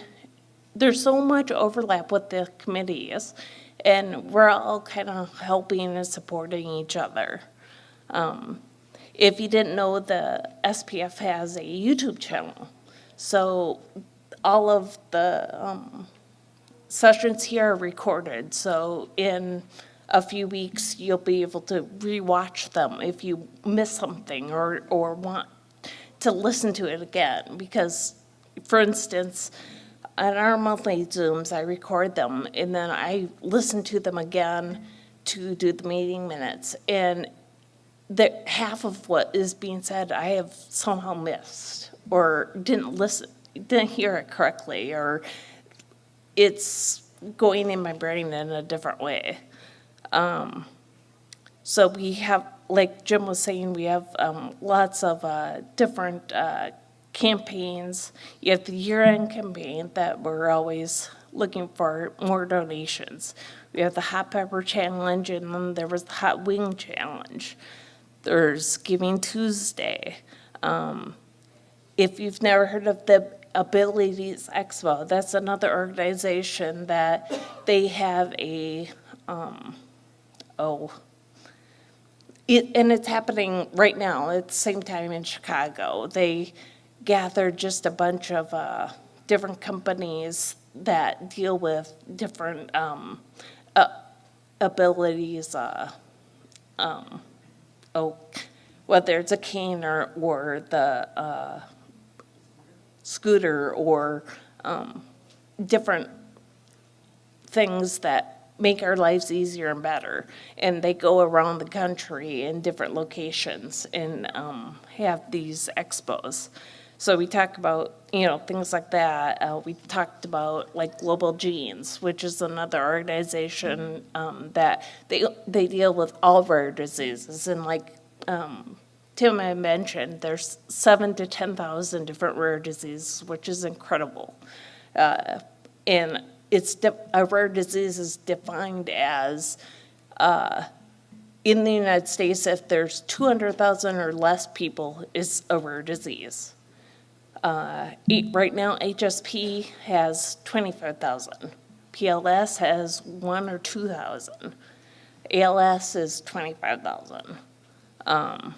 So there's a lot of people competing and needing support and knowledge. So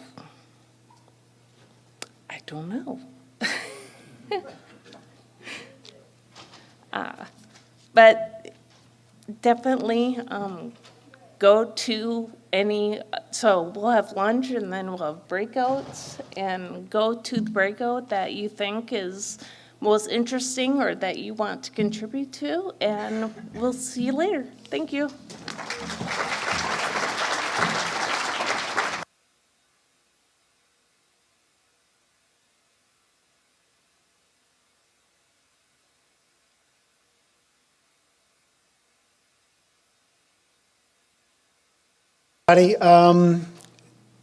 This is what we do. We're all volunteers.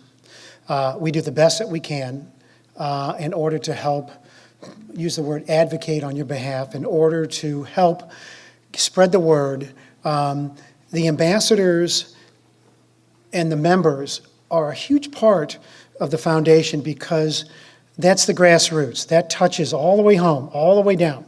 Okay, it's you guys.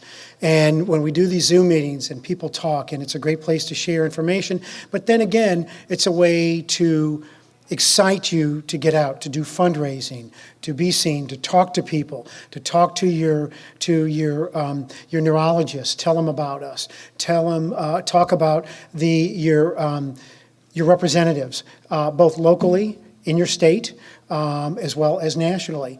There's a lot of stuff that you guys can do. You're the best information to talk about yourself. You know it better than anybody else. You live it every day. You do it. We're all on different paths and different travels, but it's a great way to get out and do it. We want to spread the word. We give the bands to everybody we see. Tina wears T-shirts everywhere. Everywhere we got. We are branded up like crazy. And if somebody asks, hey, what is that? What are you? Can I help you? What is this? We go into the story. It's a good thing. So we're going to be breaking out after lunch, after we have, coming up next, we're going to have lunch. That's a good thing. At 1 o'clock, we're going to have Chrissy from Duo Dogs doing a live presentation with a service dog to show what these animals can do for people in our community. And then after that, we'll break out into some more breakout sessions in these committee groups. You can come and talk with me. You don't have to. You can go to the pool. We can even hold it at the pool. I'm hip to doing that too. It wouldn't bother me. We could all use a little bit of aqua therapy, okay? We'll do that, and then we also are going to have some, the other group from this morning will be back in here again in the afternoon. So we got a lot of little things. Keep an eye on your program. But the first thing we're going to do is probably break a little bit because lunch is going to be served right where you're sitting. Okay? Everybody, thank you for being with us today. We're only one half through of one day. We're a quarter of the way through this whole production. So hang in there. We're going to have a great time. We'll check back with you in a little bit. Thank you.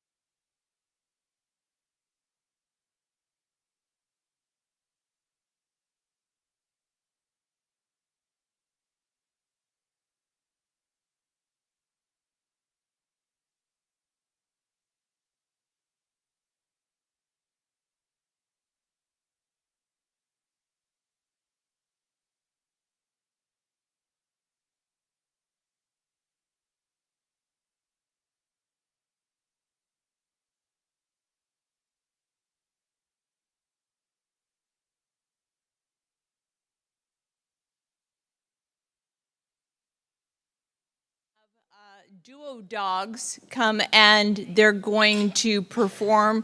They're going to talk about what a support dog can do for you.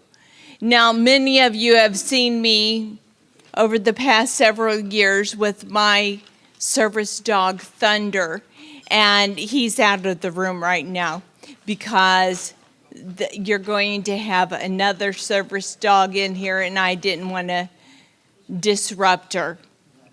But you're going to see Thunder's trainer that he had from Duo. Chrissy was the one who trained me, actually, at Duo Dogs. And we wanted to let you see what a support dog can do for you. You know, I could tell you and spend hours telling you how Thunder helps me, but I want you to see it for yourself. So, Chrissy and Evie, are you here? Okay.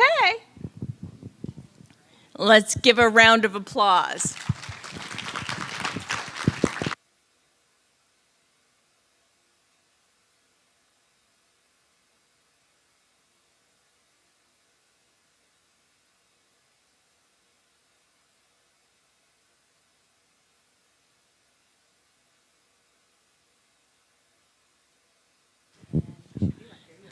Hi, everybody.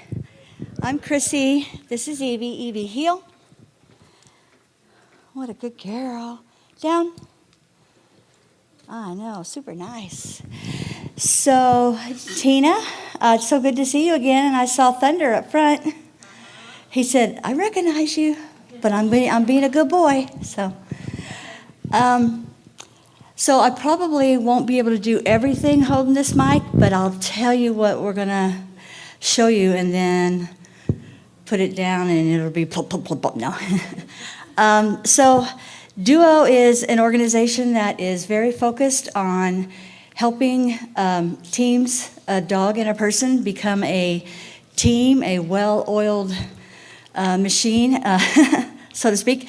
It's almost like the client and the dog become one. So I'm very proud to have worked with them well, I started off in 2005 as a puppy raiser, a volunteer puppy raiser. And I'd raise a dog for 16 months, turn it in, and I'd raise another one, turn it in, I raised another one, turned it in, raised another one. Finally, in 2013, the CEO at the time asked me if I would like a job, and I said, yes, I was thrilled. I love working with animals. I love seeing the things that I train dogs to do match up with their clients and the magic that happens. A lot of our dogs will start doing things for their clients that we didn't even train them to do. I know that Thunder has done a lot for Tina that we didn't train him to do. And I've heard many, many stories before. So I'm very pleased to have Miss Evie here. Evie she is our ambassador dog, our demo dog. I take her to schools.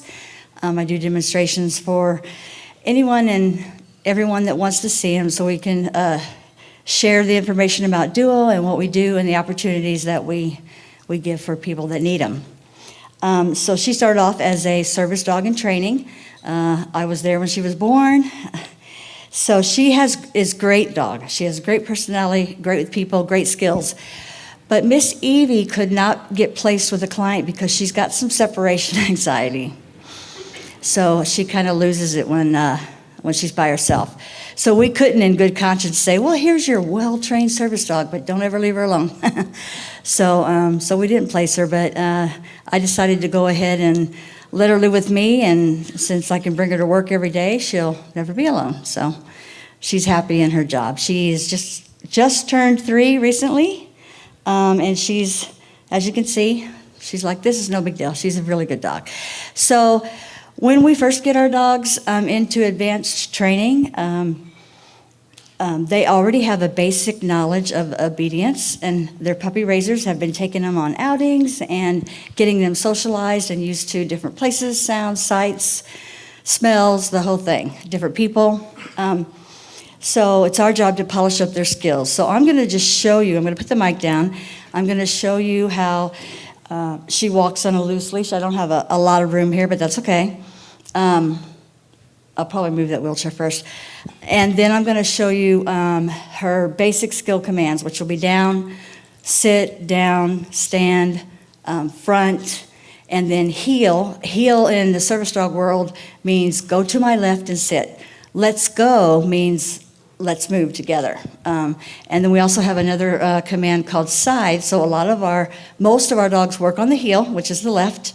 But a lot of our clients, they don't have any use of their left hand, or they need their left hand for the controls on their chair or whatnot. So we also teach our dogs to go on the side. And these are called positioning skills. I'm also going to show you how when our dog's down, if you notice, when she's down, I tell her to down, her back legs are away from me. So we teach our dogs to do this intentionally. So this is a down and legs away. That way, if I have a cane, a walker, a chair, whatever I have, I've got a free sight here that I'm not going to trip over or run over her legs in any way. So whatever side of the dog that we're on, all the way, girl, they'll roll their hips. See how she moved her leg away from me? Good girl.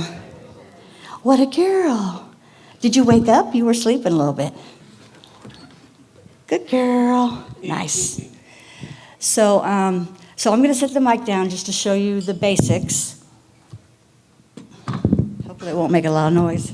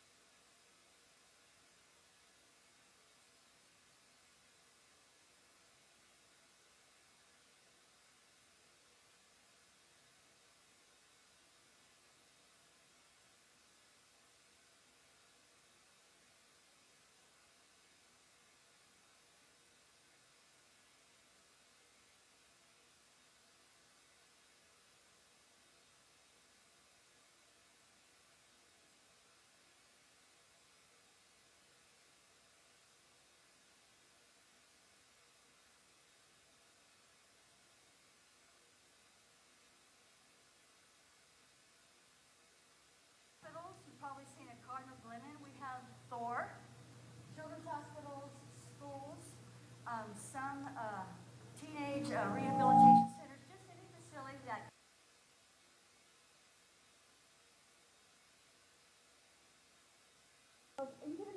your child that's in a CAC, you've had some really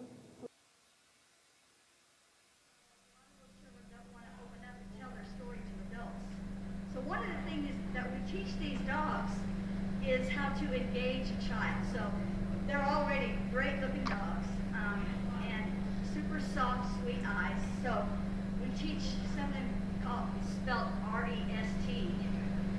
And that just means gently put your head on my lap, look up at me, and just leave it there.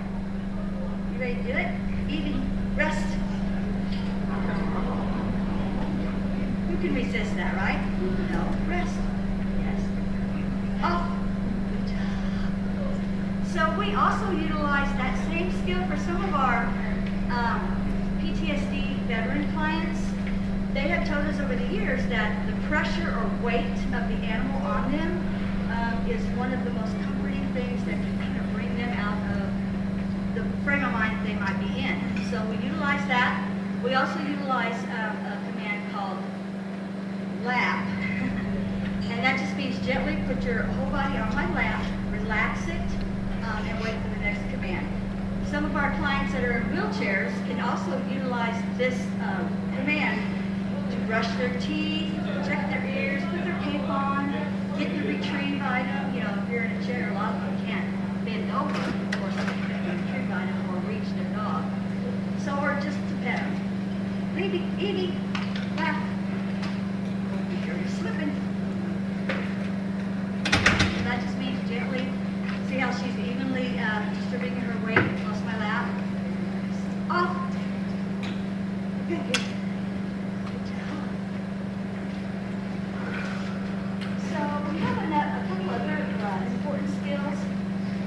Teach our dog targeting. Targeting just, dogs are really nosy. Anything you put in front of them, they want to sniff it, they want to lick it, they want to check it out. Kind of like babies' objects. So we utilize that trait that they already have, and we taught them a skill called bump. So whatever is in front of her, if I tell her to bump it, she'll bump it. Bump. Good girl. Bump. Good girl. Of course, then she has to tell me where the treats are, right? Which treats? So we utilize that skill also to teach them to push the push plates on the doors or doorways, to push the drawer closed, the refrigerator door closed, to turn on and off lights. This is her favorite skill, so she goes a little over the top. I'm going to move the microphone. Evie, light. Good girl.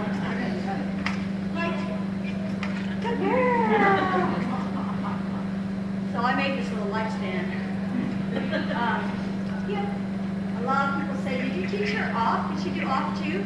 Well, I didn't teach her to turn it off because you can imagine as much as she likes to turn it on, she's already got all the lights in my house on. She can be on, off, on, off, on, off. Where's her treats? Sit. Good job. Good job. So there's targeting. My phone is getting ready to die.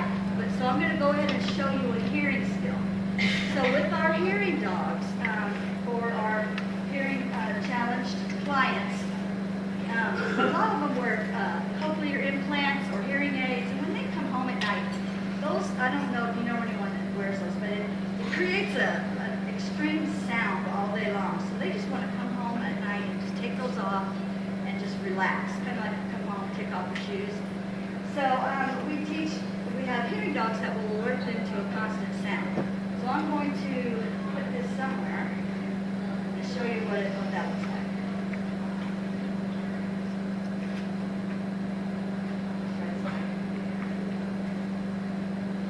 Don't look.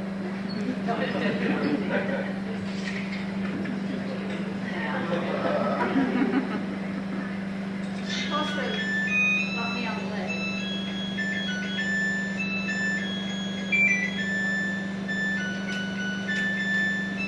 Something? Good girl. Good girl. Where?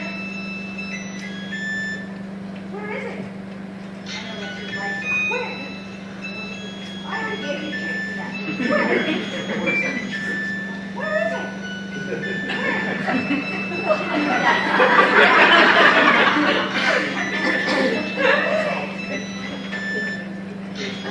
Where?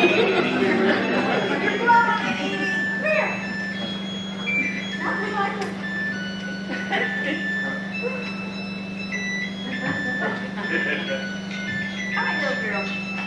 Where? Where? So, you know, comic relief is one of the best things that we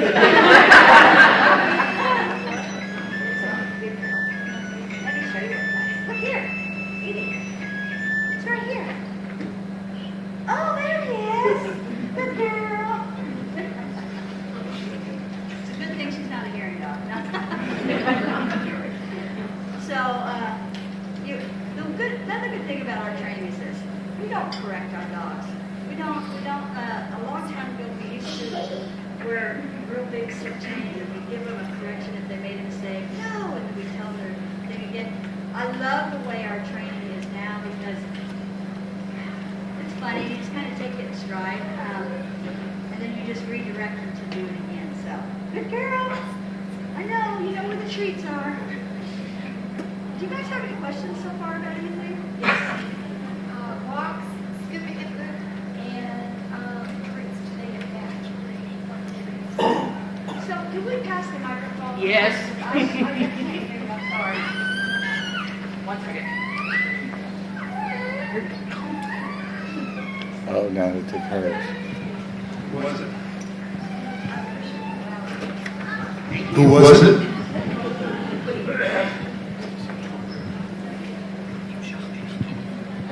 I'll just stay on her.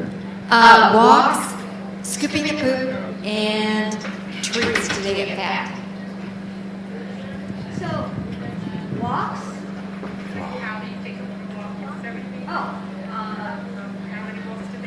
Look, he's holding the mic and you put it on the lady that's talking. So, are you asking if our clients walk then? I don't know. Yes, because they're all big dogs, aren't they? So, Evie's a little overweight, I'm going to be honest with you. But yes, the English Labrador tends to be a little more stocky. They're shorter, they're a little more heavy. But yes, one of the things that we ask all of our clients is they have to even if they can't exercise the dog themselves, even if they have to have it done by someone else, they have to give us assurances that they're going to be able to afford to take care of them, feed them, to do the vet costs, that they can exercise them, that they can keep them groomed, and looking nice. So yes, they do go on walks and exercise. I'm sure Tina can tell you more about that.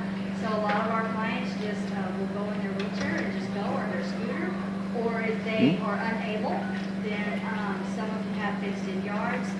We raise these dogs to know that they're not going to be like, ooh, super active.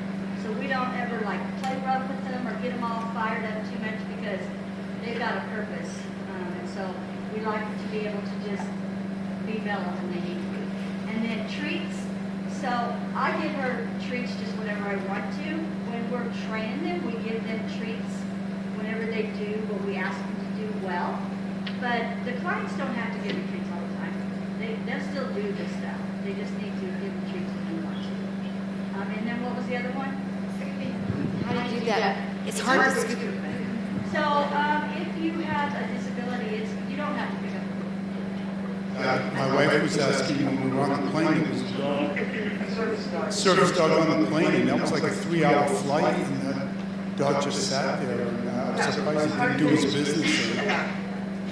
So we give them a lot of little tips and stuff. So, for example, you don't feed your dog before you get ready to go on a flight. They have designated potty areas at airports that you would utilize. And these dogs, once they're a certain age, they usually don't go out until they're at least 2. They can hold their defecation or urine for 4 to 3 hours. So, yeah. And what if I ran up to you quickly? Would they protect you in any way, or are they not trained that way? None of our dogs have any kind of protection skills at all. So if anyone were to break into my house, she would be like, we do not allow any type of aggression. So now that being said, I guess there have been some instances where a dog was with a client over years, and I've heard different stories where a client was, in a parking garage, going to their car, and they've had the stranger come up to them, and their dog kind of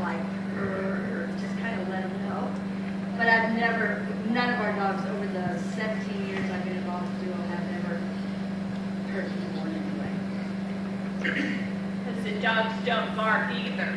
They're not allowed to bark in public. They're not allowed to growl or whine or be annoying in public. They need to kind of basically be invisible. So I'll take her to restaurants sometimes, or some of our classes we even have at restaurants. We'll have all our dogs under the table, and when we leave, everyone people saying, "Oh wow, I didn't even know the dog was here." That's what you want. You want your service dog to be basically an extension of you. So you don't want, they're gorgeous, okay? So a lot of people do notice they're gorgeous dogs. But basically you just want to be able to go to a grocery store or pick up an item without having to ask someone, "Hey, did you pick that up for me?" You know what I mean? It just gives, it's a little thing for a lot of people, but a big thing for a lot of people too. Just to be able to pick up an item without saying, "I dropped my pen for the 4th time, could you please get it again?" So I'm not sure a lot of people understand that. Anything else? Any other questions? Each service dog assigned to only one person? Each service So if you had 2 people in one family that had... Okay. Yes. Now, our facility dogs will go to 2 trainers. Our facility dogs that are assigned to like a hospital or whatnot, they have 2 trainers, a primary and a secondary. That's in case but they always go to the same, they always go to work every day. And our facility dogs don't have public access, so they can't go to Walmart or else. They just go to work. But our personal dogs, yeah, you get assigned to one dog.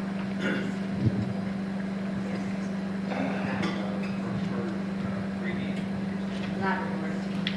We've got Labradors, and black is the dominant color in labs, so we've got a lot of black, but we've got yellow, we've got chocolates. So one thing, it says it in the name, retriever, so they're excellent at retrieving already. Plus, their public perception of Labradors is like, happy, wiggly. A lot of German Shepherds or some breeds or whatever kind of are a little bit cautious, but with the Labrador, you're mostly like, no worries. So and also they're very tractable and transferable. So they can be born in duo and stay until they're 8 weeks old, go to a puppy raiser who brings them to class twice a month. And then when they're turned 16 months old, they come in for advanced training. Another trainer takes over, and then 4 to 6 months later, they go to a client, and they're fine. They're like, you feed me and you treat me right. They're happy. They don't ever forget their own, but they're easily transferable, which is very good. Anything else? Yes.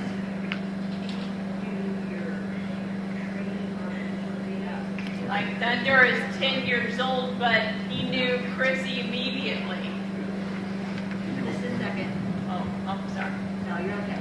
When you do all your training modules or training and stuff, do you follow the international dog training?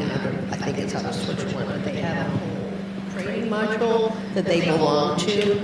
So we are an ADI, which is Assistance Dogs International Accredited Organization.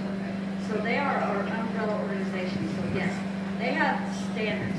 So it takes our accreditation the last 5 years. It takes weeks to pass those accreditations. Their standards are here. Duo even goes a little bit higher. So yes, we do. If you're verbally challenged, is there any way to teach the dog sign language? Or? Absolutely. So I forgot my whistle, but to demonstrate that. So we even have some clients that don't verbalize at all. So some of our clients have Parkinson's, and it's over time it can advance and to where they can't even speak. So yes, dogs learn better with body language and sign language than they do with verbal. So it's very easy to teach them those. And we teach also sign language, regular sign language, and we also teach like just other like regular like competition signs for dogs. But yes, you don't have to speak. So we place our dogs with 18-year-olds and up, but have what we call family placements. So if a child that's 13, 14, 15 years old eventually wants to go out and be on their own, go to college and be on their own, we will start training a dog for them for the purpose of that being their dog when they go out. So the dog can go to their family, and then when they turn 18, the child or the adult at that time can take the dog on their own. But our goal is to give people boarding routines. So if the child was going to be homebound their whole life, we may or may not be able to place it. What is the financial responsibility? I know you talked about after grooming them, but like before, do you have to purchase the dog, pay for the training? No, so we're not an organization, and we do not charge for our dogs. So the only fees involved with these dogs is, I think it's like an application fee, maybe it's $50 or $100. And then we do have like a kit that we give. People used to go out and they would spend hundreds and hundreds of dollars on stuff for these dogs during team training, and we're like, oh my God, you don't need all that stuff. So we started coming up with a basic kit of just everything that client would need for their dogs, so they don't have to go out shopping. So it was like $400. Other than that, the dog has no cost from us. We also have for veterans, we have a state program that helps us cost. But I love that about doing it. We don't charge too much. Does that answer your question? It was actually great. Oh, I'm sorry. I'm blind up here.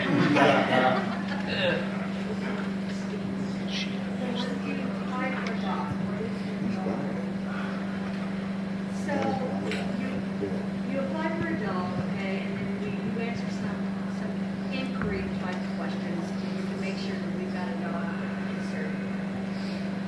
And our wait time, I'm going to say, is anywhere from a year to 2 years. So, but that being said, we do kind of, we serve successors go to the top. So if, like for example, Dina, when Thunder retires, and when if she wants another dog, she moves to the top of the list because she has spent the last 8 years used to a dog helping her in this way. So we want to keep that going for her. But there are times when we make calls to people that are on that list and they can't, for one reason or another, commit to 2 weeks team training at that time. So we don't like to throw them off the list. We'll say, okay, we'll call you next time, and we go down the list. Or there are some circumstances with some people that have something, some special need or something that we have seen a dog and we know, just from going over the applications and talking to the people and interviews, whatever with the person, we think, oh man, that dog would be perfect for so-and-so. So there are some times when like some people have only waited 6 months. So I can't say it like a steadfast number, but we are very, very, very goal-oriented on trying to never have anyone over 2 years. COVID kind of slowed it back a little bit, but I think we're getting more progress. So 1 to 2. We're Maryland Heights. So it's right up Page, right behind Luke Hughes over there, across the street from Middleton. Page and Lindbergh. Anything else? Okay, I'm now going to do a little dance for you.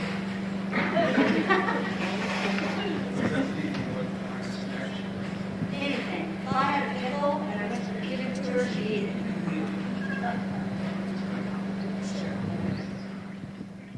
Well, if you guys don't have any other questions, oh, okay, I'm sorry.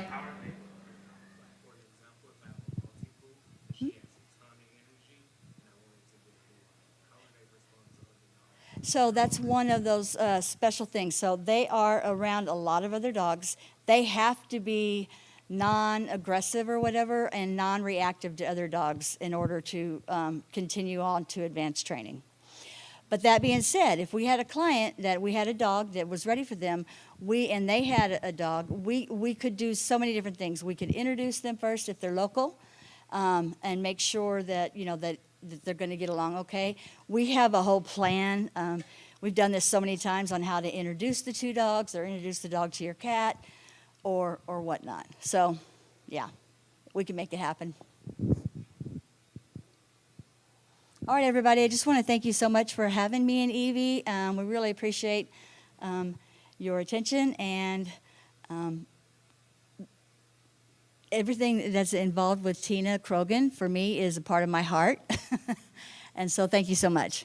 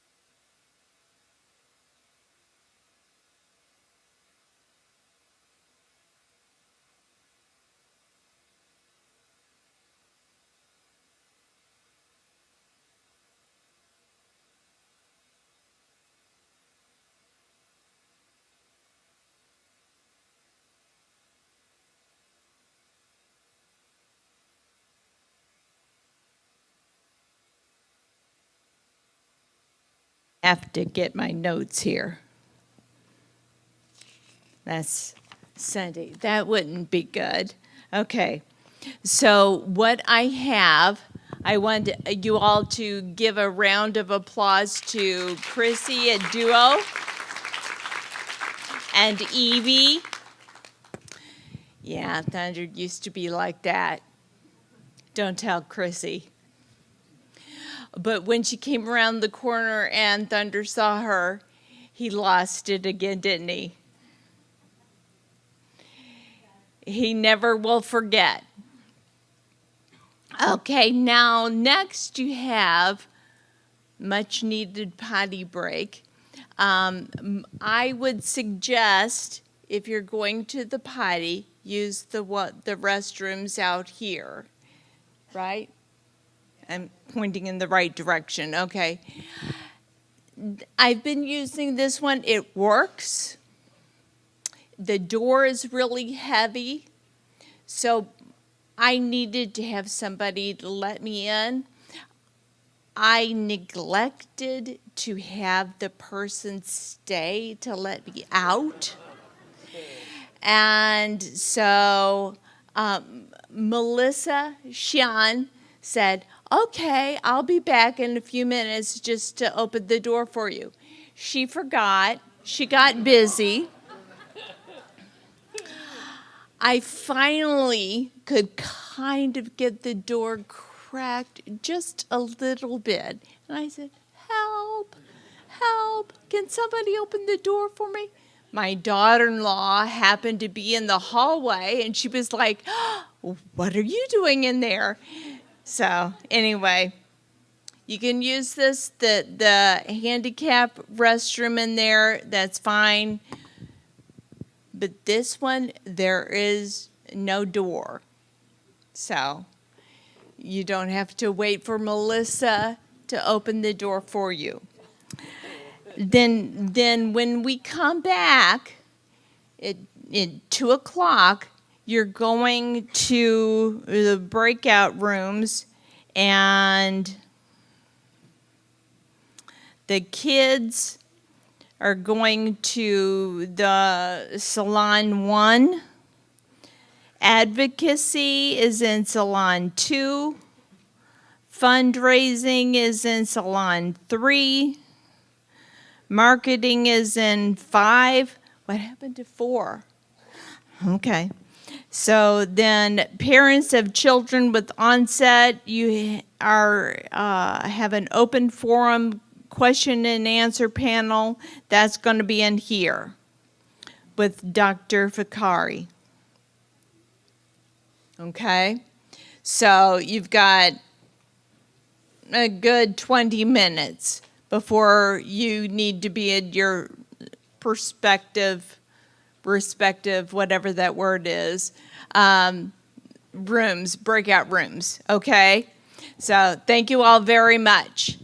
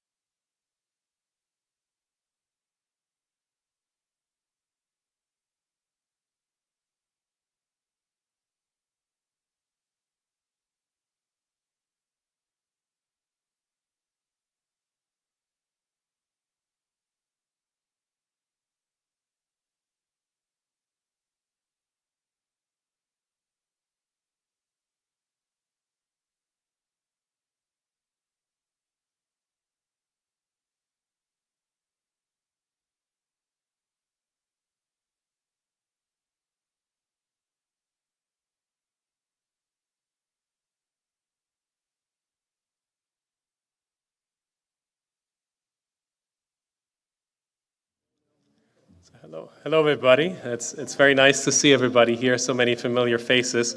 I'm Darius Fakhari. I'm a neurologist from Boston Children's Hospital. We work on hereditary spastic paraplegia, and I just wanted to basically use the next couple of minutes to very briefly introduce our work. This was supposed to be a Q&A session. My dear colleague, Dr. Kalami, couldn't be here today, so I thought what we could do is we'll do a Q&A session. I'll do a brief introduction to our research, and then we'll use the second half of this hour to start some of the study visits that we've been planning to do this afternoon.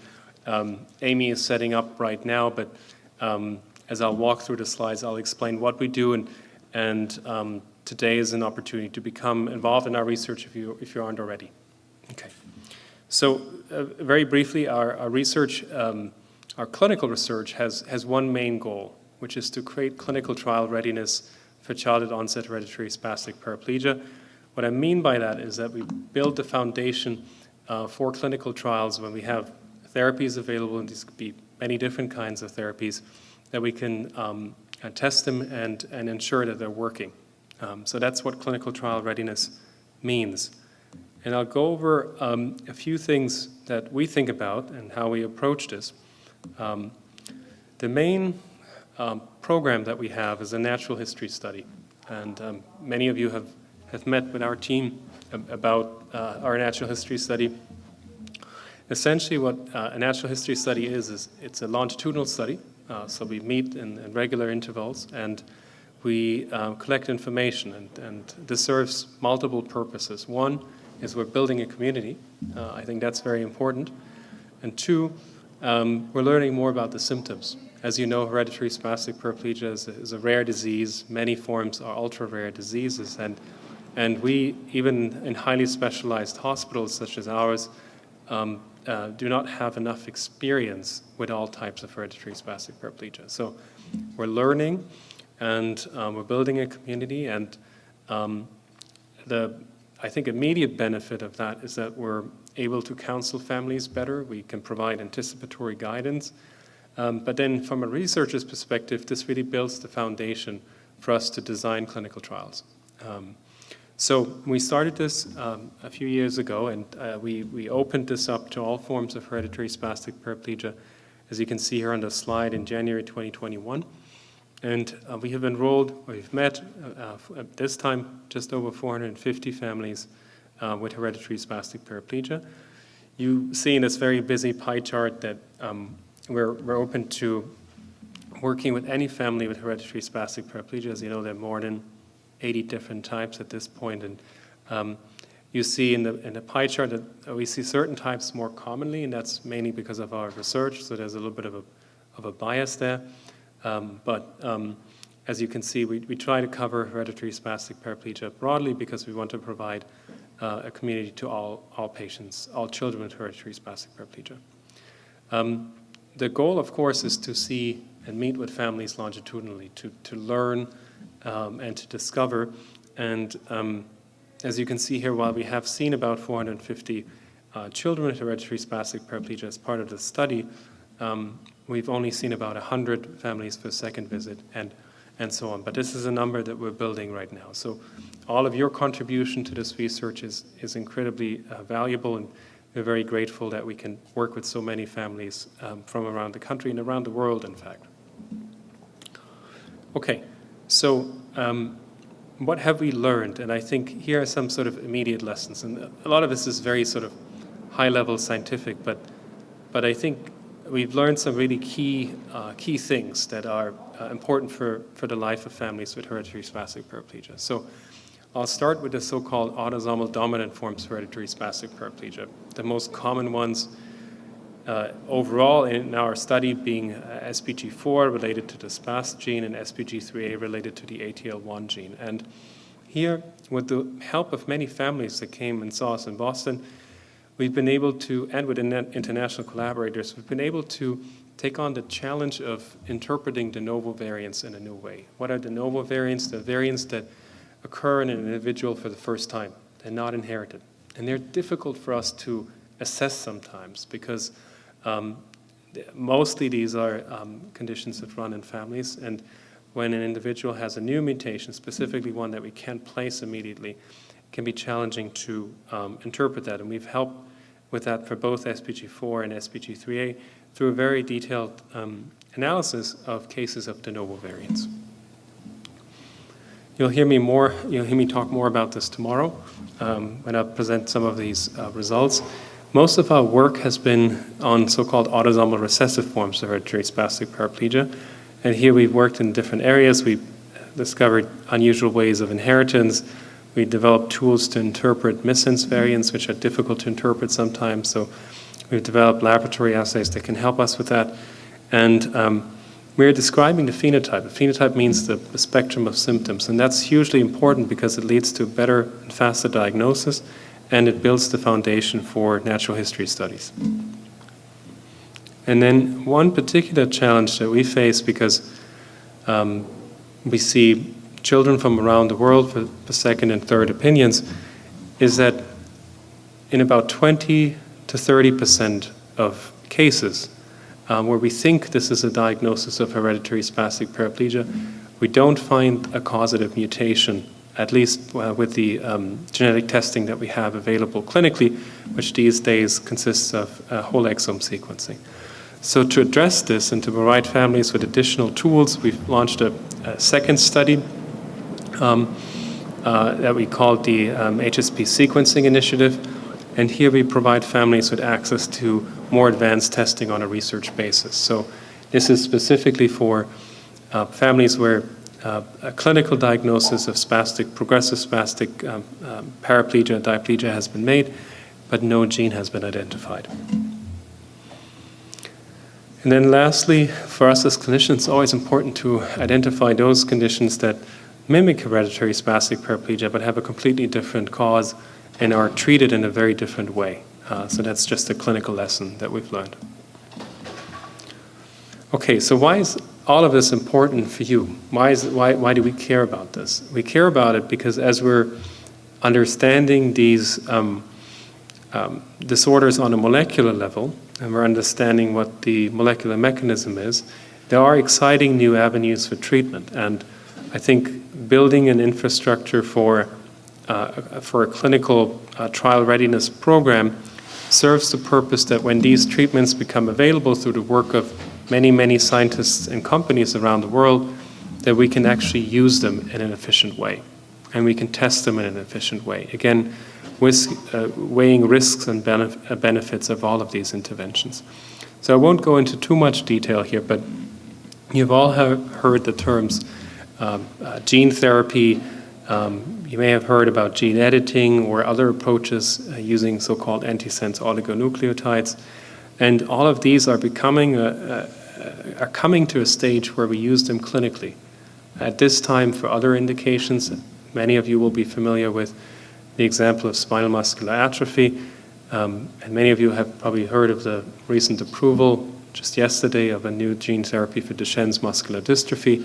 So these things are coming. And I think we as a community need to be ready to embrace these advances in technology and use them to the benefit of all children and adults with hereditary spastic paraplegia. So this is just a brief introduction. I wanted to mention our two studies. They're listed here. If you're interested in enrolling in research with us, please do reach out to Amy, who's here from my team. Reach out to our email, which is listed here on the slide. And we love working with families. Come see us in Boston if you can. We can do remote visits as well, at least to start. We've started doing this during the pandemic. We had to pivot to that, and we've stuck to it because it enables families to participate from around the country and around the world. So that's currently where we stand. I'm very happy to go over any questions you have about our research, and we're setting up to do study visits this afternoon. So if you haven't enrolled or are already enrolled and are here and can meet with us, we're very happy to meet individually. So I'll stop here, and I look forward to your questions.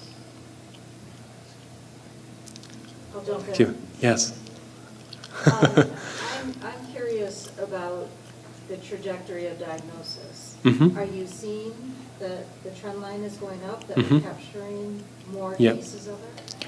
It's a very good question, Bridget. And I think while I have no numbers to say the diagnostic rate has improved, we have indirect evidence of that. What I mean by that is there's been a tremendous interest in using genetic testing in children who are diagnosed with cerebral palsy, which is a common condition, relatively speaking, common condition. And when you look, and I'll present that data tomorrow, when you look at the studies that were done around the country, around the world, you start realizing that about a quarter of children, and at least in these studies, and this is a small selected subset of patients with cerebral palsy, about 20-25% actually have hereditary spastic paraplegia. So there is this link.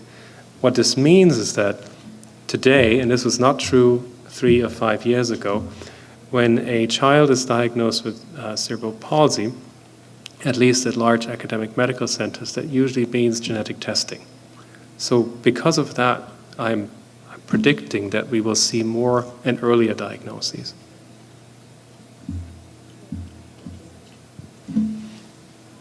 Yes, please. Yeah. My question was, it's a childhood onset study, but will she continue participating beyond 18? Like, could you talk about that a little? Yeah.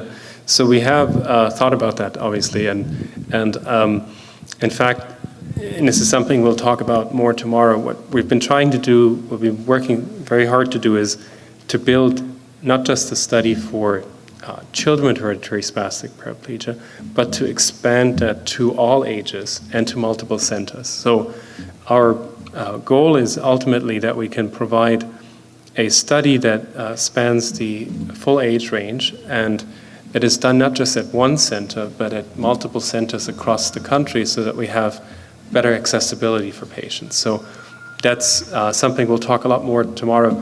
Speaking for our study, we're a pediatric team, but and that's why we have set this enrollment age limit of 30 years. But for anybody who's in the study, we would certainly continue past that age. Yes.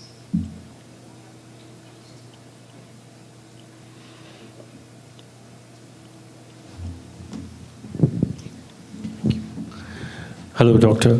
How different is genomic sequencing initiative study from the advanced genetic testing? Yep, it's a great question. So there are, at this point, very good clinically available genetic tests. So for hereditary spastic paraplegia, this most commonly consists of a so-called gene panel, which multiple laboratories, CLIA-certified laboratories, provide, and of a test called exome sequencing. What exome sequencing is a test that looks at the coding regions of the genome. Those are probably the most important parts of the genome, but they only make up about 1% of the whole information. So 99% we're not capturing with that test. And one goal of the study that I presented is, of course, to provide children and families with a diagnosis and diagnostic closure. But at the same time, we're also trying to answer the question that you're asking, which is, are these other tests, whole genome sequencing, for example, which covers 100% or 99% of the genetic information, are they really much better than whole exome sequencing? And I think we'll learn that the additional yield is probably not very high, but it matters to the individual family. So the test that we're doing at this time for the study is very technical, but it is short read whole genome sequencing, which is literally looking at 99% of the genetic information. This is an evolving field. So when we started this was cutting edge. And now we're learning that there are other techniques, such as long-read sequencing, that are even better.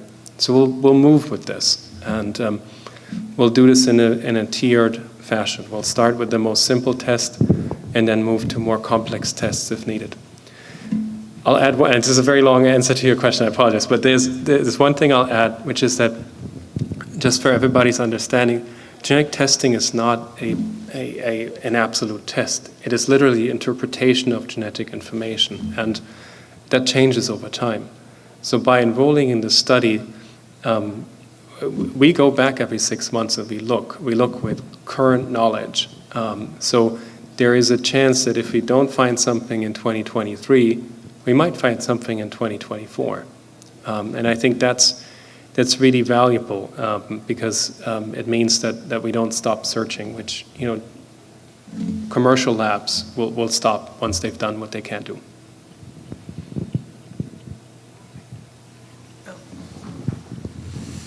Our son was diagnosed probably 15 years ago at NIH.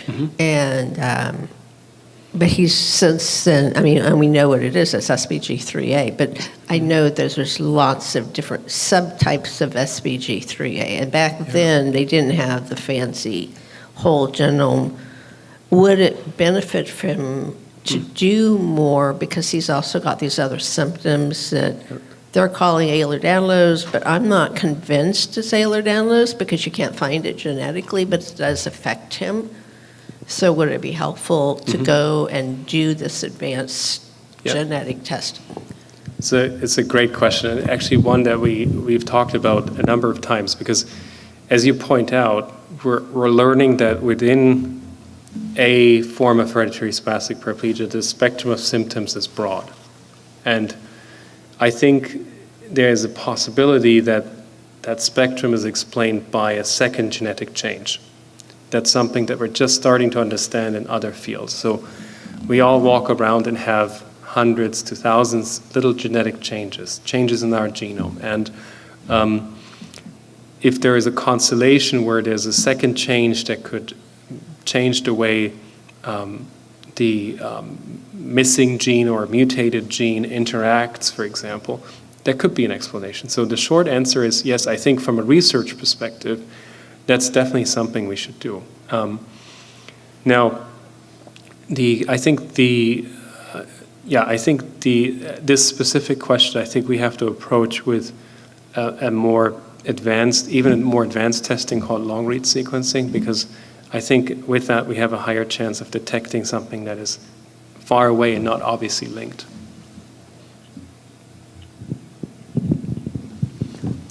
Dr. Fakhari, thank you for coming to this today. I just want to ask you a question. So when a child goes to your study, are they, after they go through this genome testing, are they also treated at Children's Hospital by you? Or it's a great question. What's the next step? Yeah, so we have to make a very clear distinction between research and clinical care. And everything I talked about so far is research, but we of course see children with hereditary spastic paraplegia. We see children with hereditary spastic paraplegia on a weekly basis, and there's of course an opportunity to come and see us in clinic. That clinic doesn't just consist of me, there's a whole team, and that's definitely an opportunity that we support that fully. Sometimes it's a little bit out of our control if it's for referrals out of state, etc., but we try to make it happen whenever we can. Okay. My next question is, for the treatment, for using baclofen, for example, my grandson who has HSP4, he has an aversion to heat now. I don't know if that's a product of the baclofen or if It's a great question. I'll say that we use baclofen a lot. And it's not something that I've seen consistently. That said, and this is not so much the case in my experience with SPG4, but in other forms of hereditary spastic paraplegia, it can be an intolerance to heat. I've heard this many, many, many times. So I think that's a possibility. Whether it's linked to the baclofen, I'm not sure. Hello, doctor. So I have a question about one of the papers that was recently awarded. One of the doctors got an award, Adolf Strumpel Prize, in 2021 from the European HSP Foundation. And in that paper, the study said that there was successful treatment in cell and mouse models for this drug called pivonidistat, and basically the title of the paper was Spastin treatment for HSP4. And then I think the paper also wrote that that drug could be possibly used in human models in the future. So have you heard about it, or is there any information around that? I'm not 100% sure about this paper and a specific compound, but I think what this brings up is a sort of a broader topic of how do we get to a treatment. And there are several different ways. Speaking for small molecules or drugs, like the one you're describing, I generally think of sort of two avenues. One is repurposing of an existing drug, and it sounds like I'm not familiar with the exact compound, but it sounds like it's a clinically available, or at least it's a developed compound. Yes, for other indications, it's already being for used. other indications. So that's repurposing. And then the second branch is finding a new compound, so developing one from scratch. And that often starts with large screens for compounds that can change a marker of the disease in cells. All of these approaches, I think, need to reach the level where they're tested for proof of concept in a mouse model, typically in vivo. And if that data is strong, then it's sort of a discussion about risks and benefits. There are no good pathways that allow us to do clinical trials. There are no good pathways that allow us to do clinical trials for repurposed compounds in these small populations, but if it's a compound that has a favorable risk-benefit profile, and it's already in clinical use and all the data is available, that would be a good situation to move forward into clinical testing. I have another question too.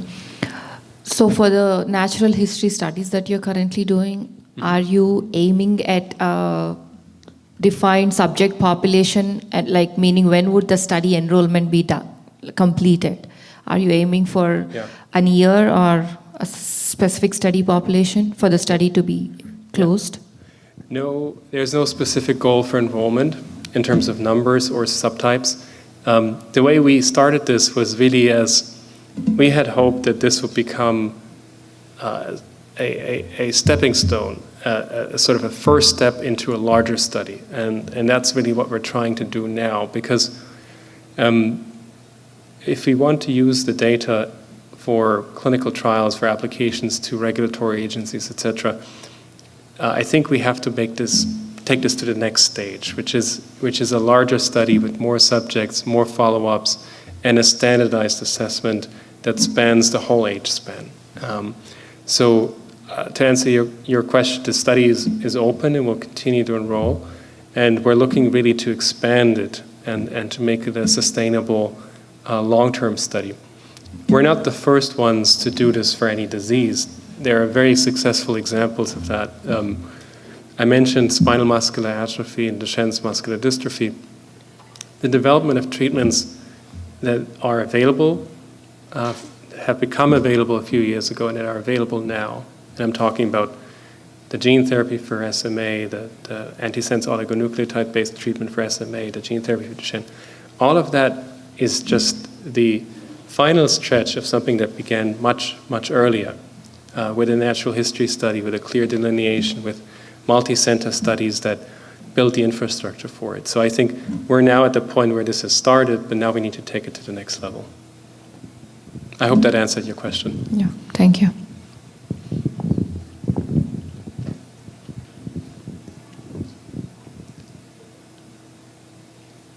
Anybody else? These are all great questions, and we're here to talk more. From our team, it's both myself and Amy who coordinates our studies, and please come find us, talk to us, send us an email if you have other questions, and we're here to meet with families individually if you want to enroll in research. And I think we'll be setting up on the third floor in one of the rooms on the third floor for individual visits. So please stop by if you're interested. Okay. Oh yes, sorry, I didn't see that. Yes. Is pectus excavatum related Yeah. to HSP? I haven't seen that frequently. No, I haven't. Okay. I haven't, no.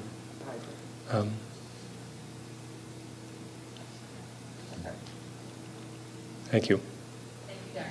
Thanks, everybody. Thank you. Thank you. Thanks.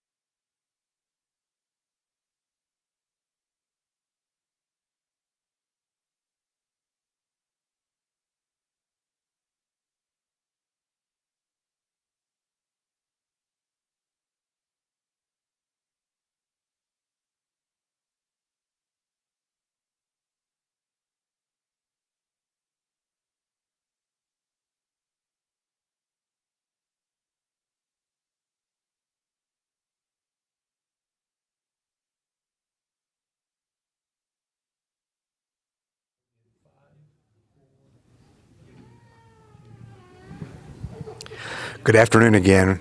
Here at the Spastic Paraplegia annual conference, getting a lot of good information. In a lot of times you have some unexpected things happen, and we have had that in this conference. We had, as I think maybe you know, one of our speakers who had an emergency at home and wasn't able to get here, so our agenda this afternoon has been changed just a little bit, and I'll talk to you more a little bit about that a little bit later on. But right now I have a great friend who I've gotten to know well over these past couple of years as we fight this war together, Chris. That friend is Chris Lorick. If you were able to watch this morning, you observed him and his partners talking about children's onset and some of the issues that they are dealing with. Chris, I just want to thank you all for being here, for helping us with that part of this very important agenda. You know, my family, as I've shared with you, there are 13 of us who've had HSP. But I think the youngest symptomatic circumstance was at about 27 years old. So we didn't have to think about and deal with all the issues that you guys, your families, have had to deal with the early onset. So we're thankful that you guys are willing to come here, take your time, and share with our audience, both virtually and here, what those issues are. I think it's really important for folks to hear and understand there's so many, as this industry and this research process grows, there are a number of different organizations out there, Spastic Paraplegia obviously being one of them, but there are others that are raising money for specific pieces of HSP research or PLS research. I think it's important for people to see and hear and know that we're not competing, that we're all working together for the same goal. And I just wanted to ask you to share a little bit more about your foundation and how you guys see partnering with us and others as we try to tackle this enormous bear in front of us. Yeah, no, thank you so much, Greg. Even before I get to that, I just want to, commend you for putting on yet another great event. We always love coming here. This is our second year coming to this, and it's just great to be able to connect with people individually. I think it's something that, during this time of COVID, and particularly when you're trying to find a community and sense of people that you can really connect with, there's no replacement for actually being here. And I can see that SPF continues to elevate their game in terms of what they're doing, and all the work that yourself and Norma, the entire board and the organization has put in. We're happy to be a part of it, and thank you for the opportunity to speak this morning. I think there's a lot of people out there that obviously are working, and the theme here is Gateway to Hope, to really find a cure. And so I think everyone finds their own path and journey into how to facilitate that success and that outcome. And I know we've partnered together a lot in the past, and even just my involvement in working and collaborating with this organization, we're working towards that. I think what we start to see is there's a lot of different objectives, and obviously people are trying to find what is that path and how do we make sure we've got the right attention from doctors as well as the right groups and subgroups. And we've identified that there are many different subgroups. So for example, we have this childhood onset, and we're starting to learn more about this de novo situation, which is very different and distinct from the adult onset population. And so, we have started our own foundation, and again, not to compete because we're working towards the same thing, to raise awareness for those childhood onset situations, and how do we collaborate with doctors like Dr. Ibrahim Fakhari and others, Dr. Bass, and many other institutions that are working closely with SPF and accelerate and advance that. So we see it as a strong partnership and something that we can continue to work on, and it allows us to facilitate some activities that might not otherwise occur in terms of being nimble and being able to work quickly to engage and find some of those opportunities. And maybe it comes that we seed fund certain things, right, and work together to find collaboration. But I think that's the great thing about this organization. It's such an institution in the whole mission that we kind of revolve around, and we're really standing on the shoulders of what this organization has done to date in making progress on that objective. Well, you guys have got, as you said, your own foundation for a specific purpose, child onset and families who have children that have those immediate needs. That's an important part of this process. So thank you guys for doing that. Chris, in the past 2 or 3 years, you guys have really intensified your time and effort in this area, trying to raise funds, trying to find doctors you can work with, put together networks. Do you see and feel an optimism about where we are and where we're collectively heading? I mean, how can you not see an optimism? I think we're all here and feeling that, and that's what's great about coming together. I'm astonished at how accessible the doctors are and how easy it is to engage and really learn about the research they're doing. And we see so much progress, not only with just spastic paraplegia, but with the medical field in general. And you can see advancements being made in gene therapy and other things like that. And so I think I said this earlier on today in our discussion, I really believe every day we're one day closer to a cure. And I think you have to have that in terms of, continuing on and having that hope. So I have a ton of optimism, and it's not just me expressing that. I feel that from the doctors as well. And I think everything that they're doing and suggesting believe that this is solvable. And with enough time, attention, and fundraising, I believe it's something we can accomplish, hopefully sooner than later. And collaboration is a word you just used, and it's an extremely important word. Not only are the groups of patients and families through these foundations collaborating together to make a difference quicker. I'm like you, I have been coming to these conventions since 2009, and I get excited every time I come because it does seem like the doctors and researchers are working more collaboratively than ever before, really focusing together on what the targets are and what are the proper ways to move to the next step. And that's what we need at every level of this process. We have to be working together, and it's exciting to see that. And Chris made another point that I want to touch on. If you've never been to one of these annual conferences, it's worth coming for a lot of reasons, but one of those reasons is these doctors are here on the ground, and it's not like they just get up and speak and you don't see them again. They're generally here for the entire conference. They're available for you to talk to in the hall, a private few moments. It's good to have those kind of discussions because you may learn something that you didn't know. You may decide that you need to make an appointment with one of these physicians and specialists that you had not met before.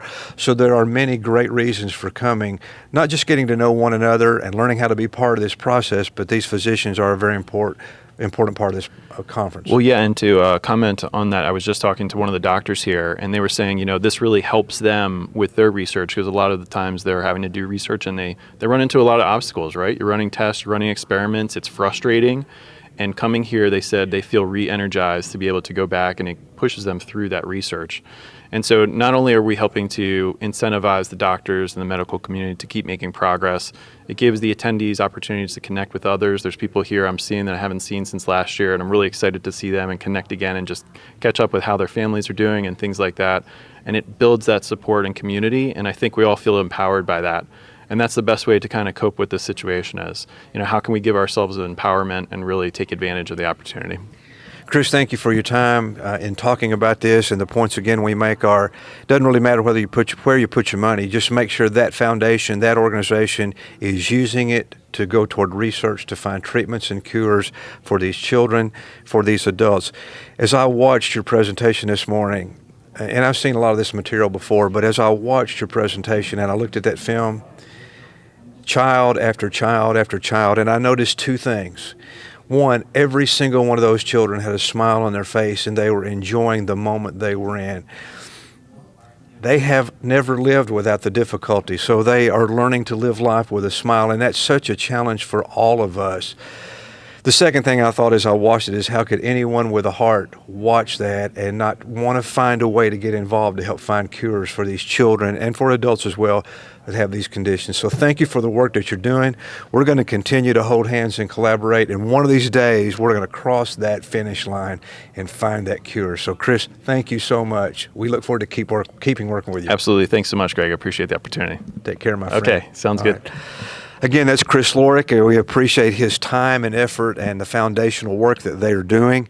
I'm going to bring on next. I have another guest we'd like to interview. As he comes, let me share with you what's going on this afternoon because of the change in schedule that we had to make. Right now, you've heard us talk most of the morning about the different committees and the work that they're doing.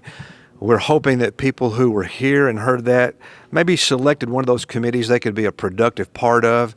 And those committees are meeting right now. And maybe some new members are learning how they can get involved in the SPF effort to help.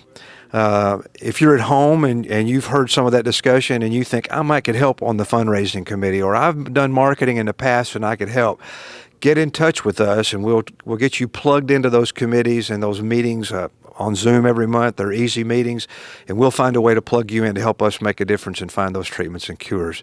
Vamsi, join me, sir. Thank you so much. My next guest is Mr. Vamsi Koduri, and Vamsi is he and his family, another group that we met for the first time last year in Nashville. And Vamsi, I want to ask you to share with this group in a moment about the book that you've written, The Pursuit of Triumph. But before he does that, I want to thank Vamsi. He has helped us provide this book in every package for every guest who came here. So everyone here is taking home a copy of this book that talks about your personal life and some of the challenges. And let me just stop there, ask you to share with us a little bit about you and your family and about this wonderful book. Thank you so much, Greg.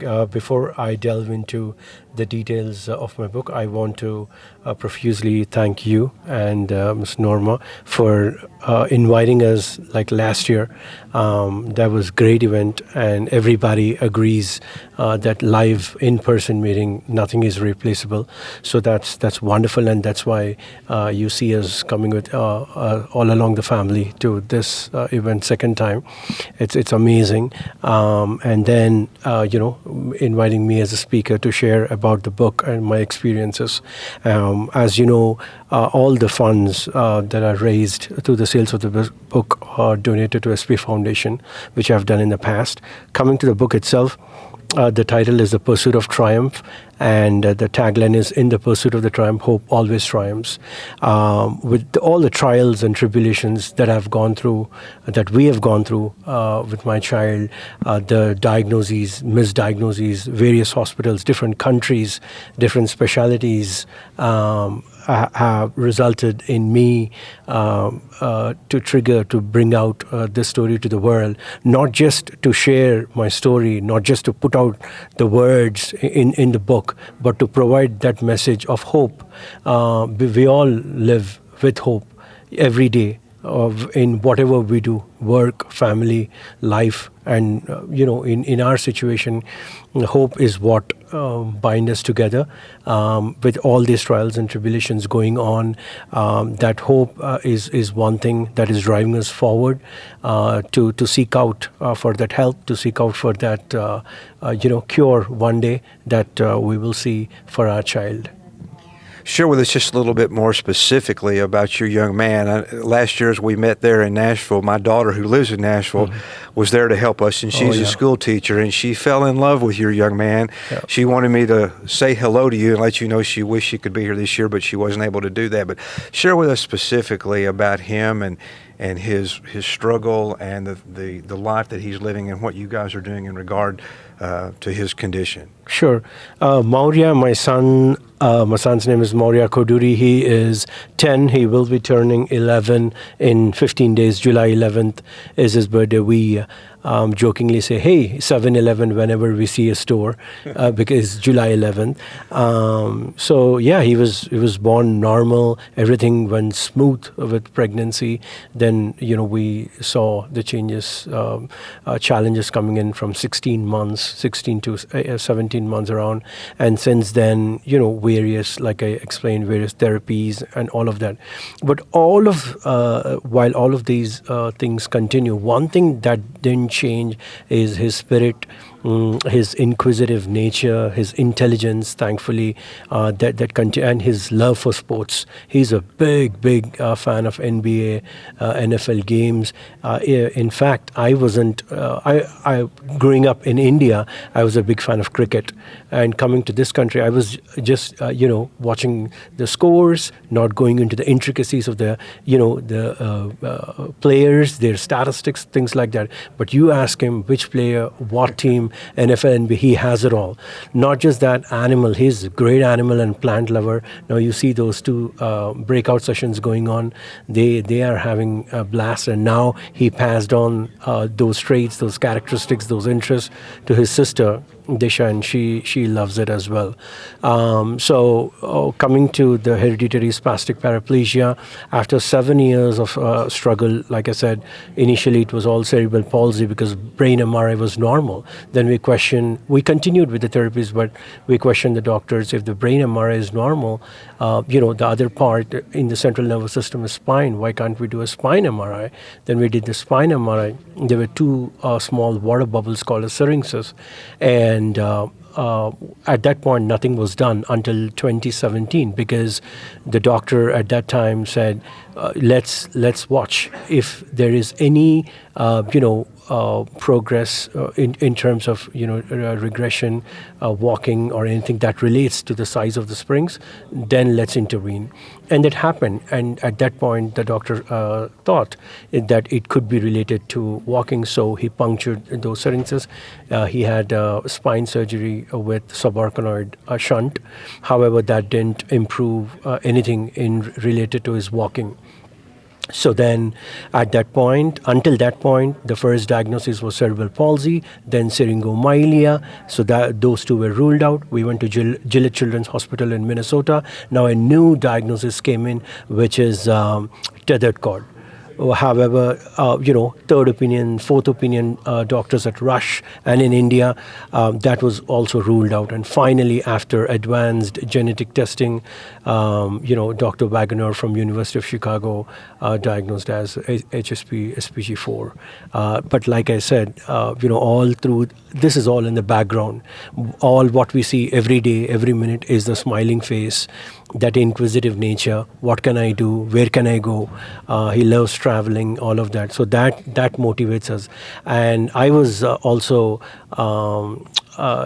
given with a challenge by fortune. I was diagnosed with acoustic neuroma in 2020. And that's exactly what it triggered. That everything came together as a full circle. Now I have to give back something to the world in the form of hope. So that's... Well, we want to thank you for what you've done in terms of the book and your contribution to the Spastic Paraplegia Foundation. But yeah, you have a number of professional roles that you play, and you've also used some of those, as I recall, to help raise funds for research for SPF. Share about that for a moment as well. Sure, I would love to. So years back, I wanted to become an actor back in India, and but I'm not from a big family, or I wanted to pursue it very seriously, but I couldn't because, coming from that middle class background, education is the priority. So I came here, did my master's and, job, all of that. But that passion for the filmmaking was always there. So what can I do? So then I started doing short films. And I did a number of short films. I'm also featured as a lead actor in one of the Indian movies. It's on Amazon. And when my child is having this problem, I started started making socially motivated movies, creating social awareness. And now, fundraising pieces come in. I'm offering within my community, friends and family, birthday parties, all of those events. Hey, you contribute to my fundraiser. I will give my services in the form of, short film, like a teaser for their birthday, not a full video, but a teaser filmmaking, and the photography, of course. So that's working out very well. And as you might have known, until last 3 years, myself and my wife, we together raised over $25,000 and contributed to SP Foundation. And we appreciate that so much. And again, that's just a great example of how someone is using his professional abilities and talents to do what he wants to do, needs to do, but also using it to help raise revenue and resources to help try to find treatments and cures for these diseases. Vamsy, thank you so much for your time. We love your family. You tell your young man, I don't know if he'll remember Marcy or not. I do. But she recalls that when he first got there last year, he was very shy, and after a little while, he just opened up, and they really had a connection. So you tell him she sends her hellos, and she misses him, and we'll look forward to seeing him again sometime in the future. Certainly, Greg. The first thing I asked your wife, Norma, when I met her yesterday is, where is your daughter and son-in-law? Because your daughter, Marcy, was with my son, and your son-in-law was with my daughter all the time. Okay. And that's how we were able to connect with a lot of people, and that is why we have that personal connection. SPF Foundation, what we are doing, what you guys are doing, especially Norma and you, is great, but having that connection with everybody and the family connection, engaging the kids is really pivotal, because if you don't engage kids, we can't be doing this. So thank you from the bottom of my heart. Well, thank you again, and we will look forward to seeing all of you again next year. Yep, in thank you Tampa. very much. Yep. Very good. Take Thank care. you, Vamsy. Yep. Appreciate your time. Okay. Just want to share with you guys, we're about to close things out for the day, but just want to share with you a little bit about what's going on now and what will happen tomorrow morning. When the current breakout sessions are over, if you've looked at your program, our people will be going to geographical rooms where they will meet people from their state and the states surrounding them. And why do we do that? Well, there really are two reasons. Number one, as you've heard so many people say, getting to know folks here is a very important part of what we do. And we want you to meet the folks who are here from your state and the surrounding states for that purpose. But also, we hope as you look at all the things that are happening here and we talk about raising revenue for research, that you might go home and figure out a way that you can work with some of these friends you just met for the first time to look at putting some kind of fundraising opportunity together, maybe a golf tournament, maybe a trivia night, maybe popcorn sales. Who knows what it might be, but what might work in your area. And nothing that you can contribute or raise is too small. It takes quarters and to make dollars and dollars to make bigger dollars, and we can use all of it in a productive way to make a difference for the future in terms of finding these treatments and cures. Tomorrow's going to be a great day. Today we have focused on patient needs and groupings and discussions. Tomorrow we move right into the scientific research kind of information that we're all interested in hearing about. Tomorrow morning's going to start again at 8 o'clock. You don't want to be late in the morning because we're going to have a very important announcement to share about some of the research work that we're looking toward in the very near future, and you don't want to miss that. So again, thank you for being with us today. We hope this has been positive on your end. We look forward to hearing from you about ways we maybe can improve this part of our process. But we look forward to seeing you tomorrow. So let me say good afternoon, have a great evening, and we will see you in the morning.